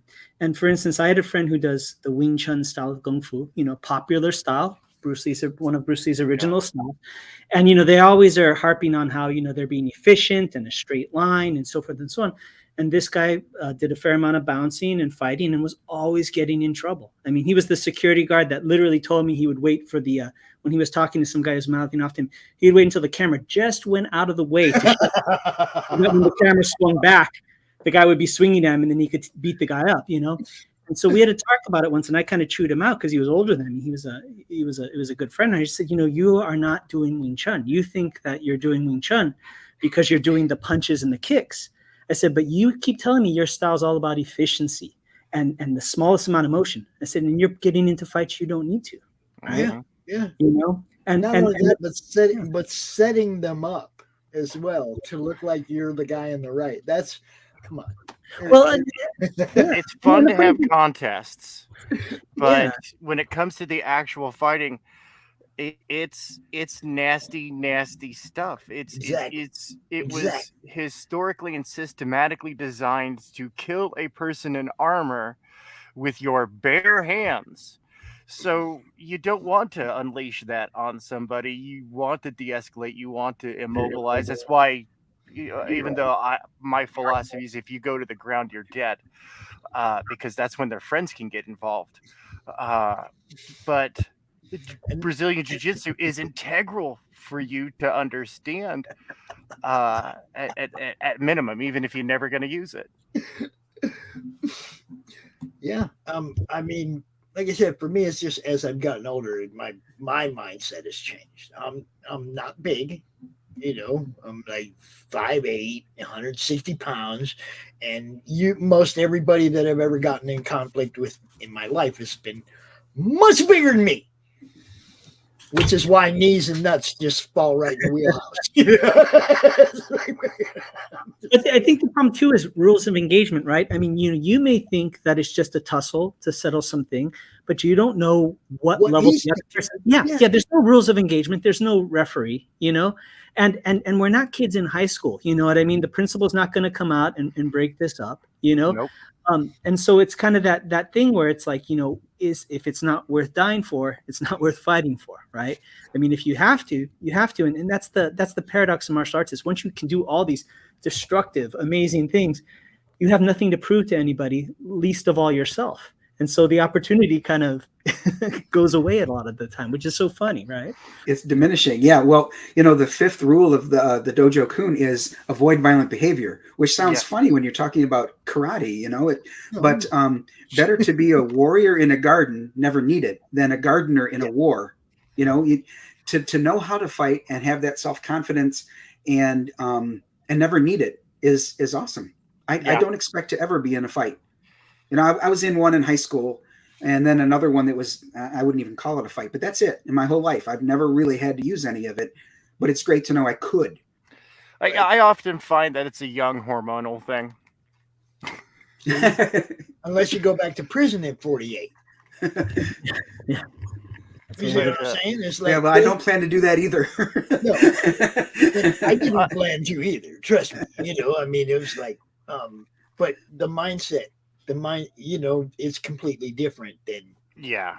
Here, okay, I would imagine much different. It's like, you know, you sleep with one eye open. Yeah, no, you don't know who got mad at something you inadvertently said earlier in the day and is going to come try to throw a blanket over you and beat you down at night. You know what I mean? It's prison, right? You know, and you learn to adapt. You know, if you have to be mean, what happened to me is that I learned the limits I could go to that I didn't want to know that I could go to in prison. That's where I learned those bad things about myself. I am sorry that you had to. Yeah. Well, I mean, it's over weed, bro. Whatever the reason, I'm sorry you had to go there. Yeah. I mean, and I don't mean I mean, I'm sorry you had to do that too, but I'm sorry you had to get to that. I get it. To be put in that position. Nobody wants to be put in that position, you know? And I mean, it happens every day on the streets in every big city where people get mugged or whatever, you know? And it's like, you got to know what you are capable of too. You can learn every art in the freaking world. And if you ain't capable of I mean, what if you freeze? You know what I mean? If you're not capable of actual movement, that's just stuff in your mind. Well, I'll tell you what, if I'm mugged and my assailant has a gun, I'm going to hand him my wallet. Yeah. I don't care how much training I've had. I can't stop a bullet. Oh, dude, I'm working on that one. So you're going all Remo Williams on us?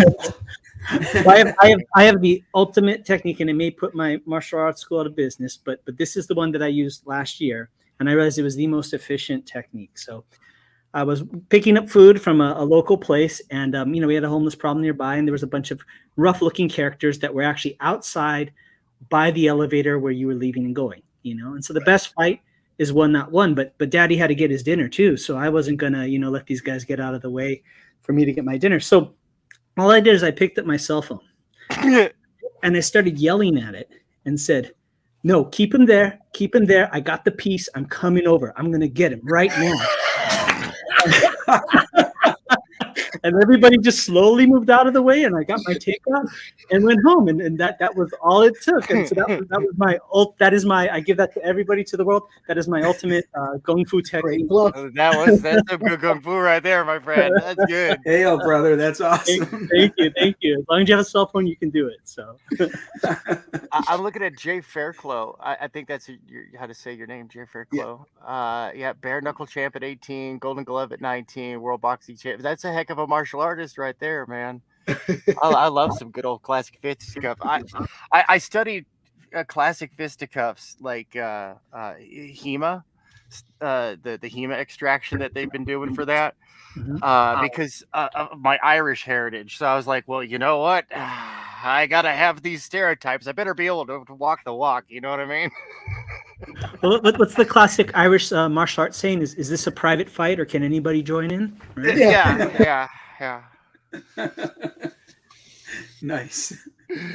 Yeah, that was fun. I grew up in the San Francisco Bay Area. I lived most of my life. I lived in like either the San Francisco Sunset District or Pacifica, Daly City area.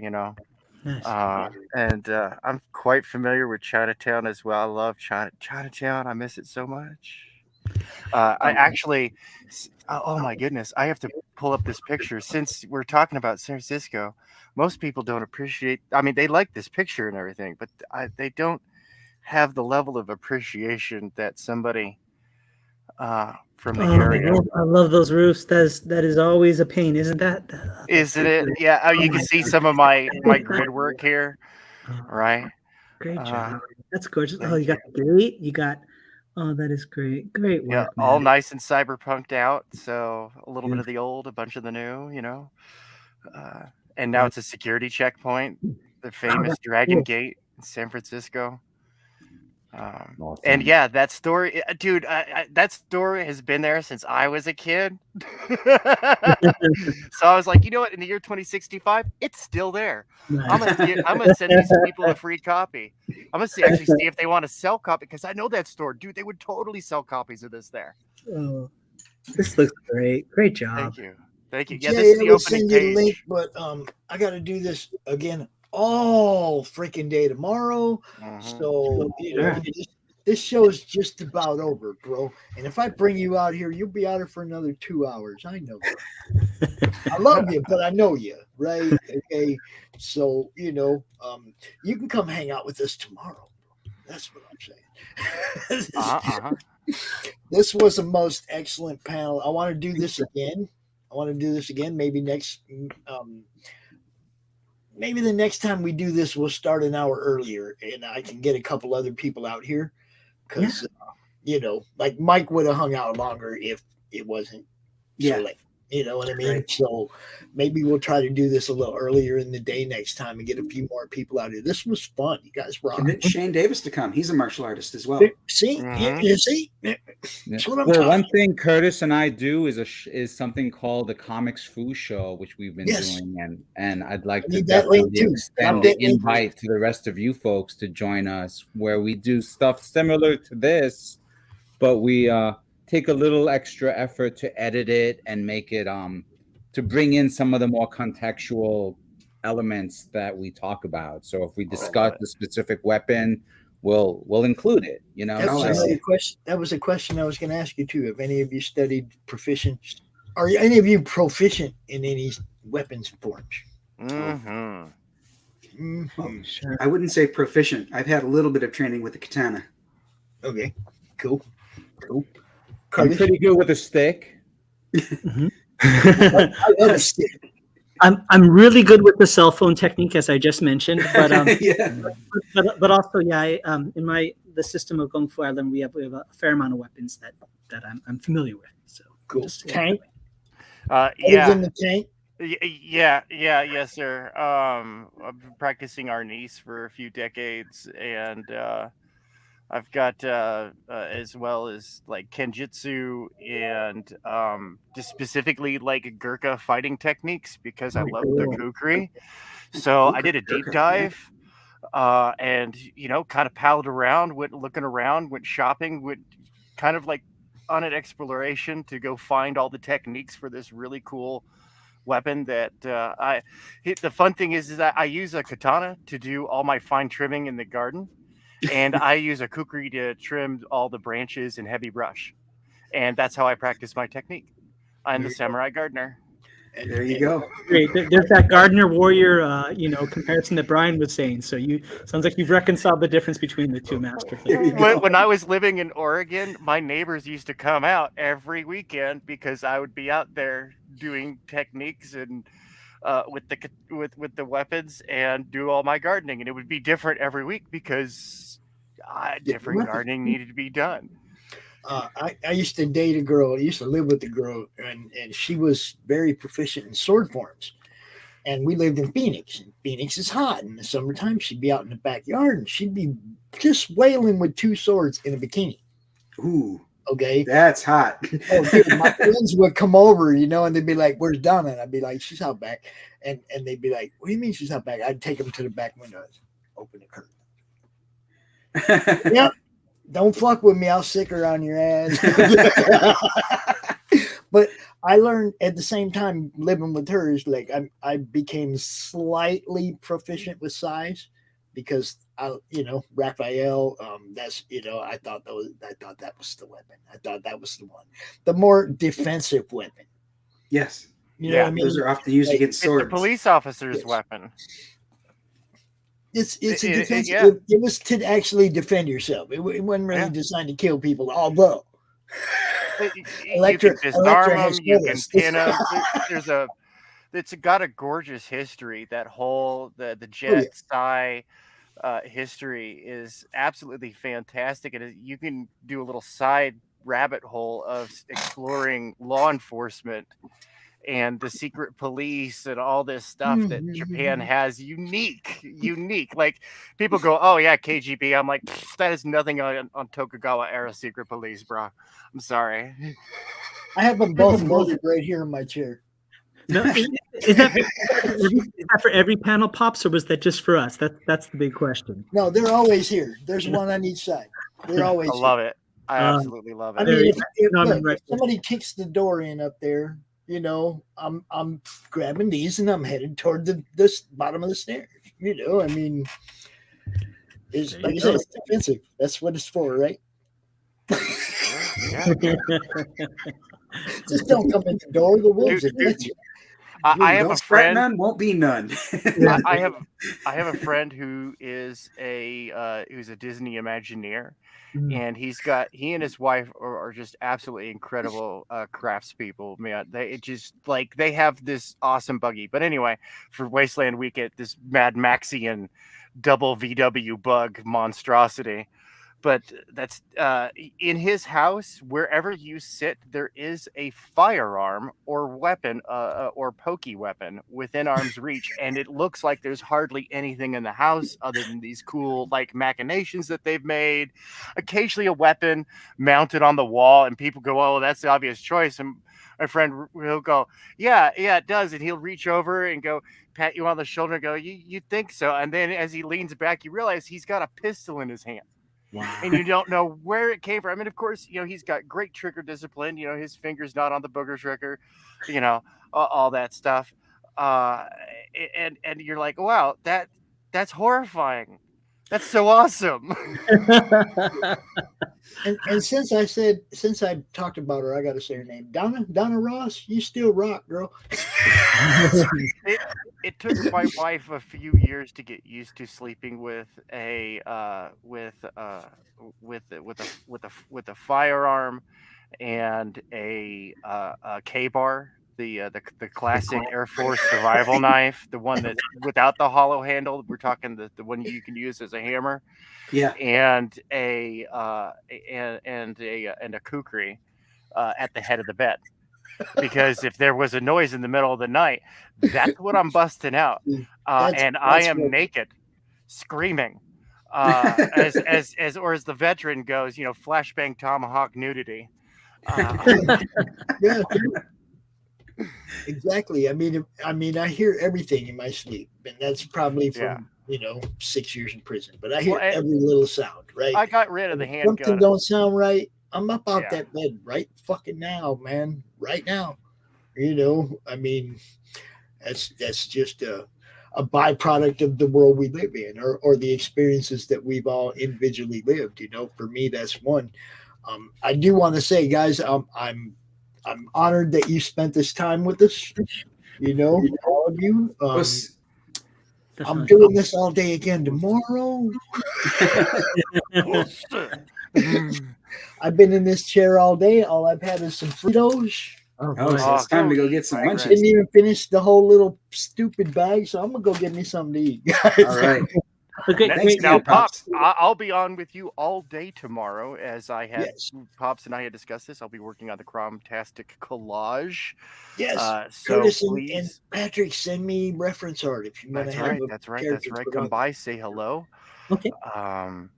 And we'll get everything added up. Tomorrow is an amazing day. So remember, everybody out there in TV land, to let your friends know. They may not be aware of this content. As you can tell, it's not just about the comic books. It's about a whole bunch of culture and experience in the world. So come on, this is fun. Bring them. Let's break the CRoM-tastic CRoM CoN record tomorrow with attendance. Let's get... I don't know, Pops. Let's get 500 people in attendance. We can do that. Spread the word. Get the word out there. Let's get 500 people in attendance out there. Let's do it. Tell your friends and tell your friends. That is the goal. Okay, that is the goal, to get seen by as many people as possible. Okay, I mean, that's why I ask people to share it out. I share it at the beginning of every show. I might seem like I'm not paying attention because I'm sitting here going click, click, click, one group after another in Facebook, click, click, click. I'm putting this live thing out there because I want as many people to see what you guys do as possible. And with that, gentlemen, I hope to see all of you either in the chat or live again tomorrow. All right. Take care. Thanks. Nice to meet you guys. This was a great time. Thanks for coming out, guys. I'm gonna play a couple of very special commercials. Right. Because I gotta talk about my own stuff a little bit, right? Right. Well, y'all have a good night, man. Thanks for coming out, everybody. Roger, Charlie, Mike.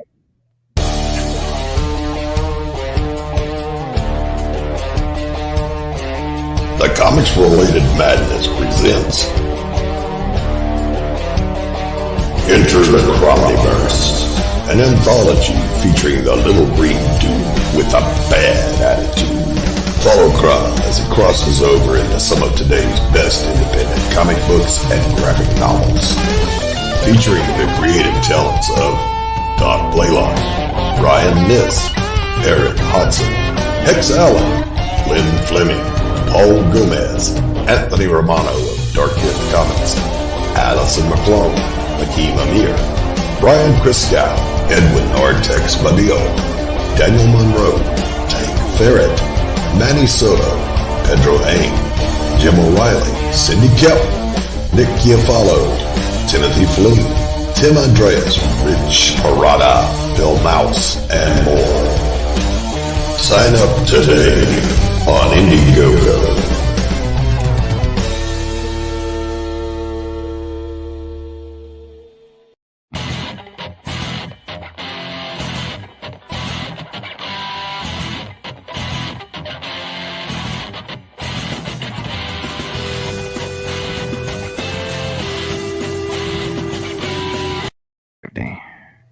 What? What'd you say? Oh, sorry. I was talking to the wife.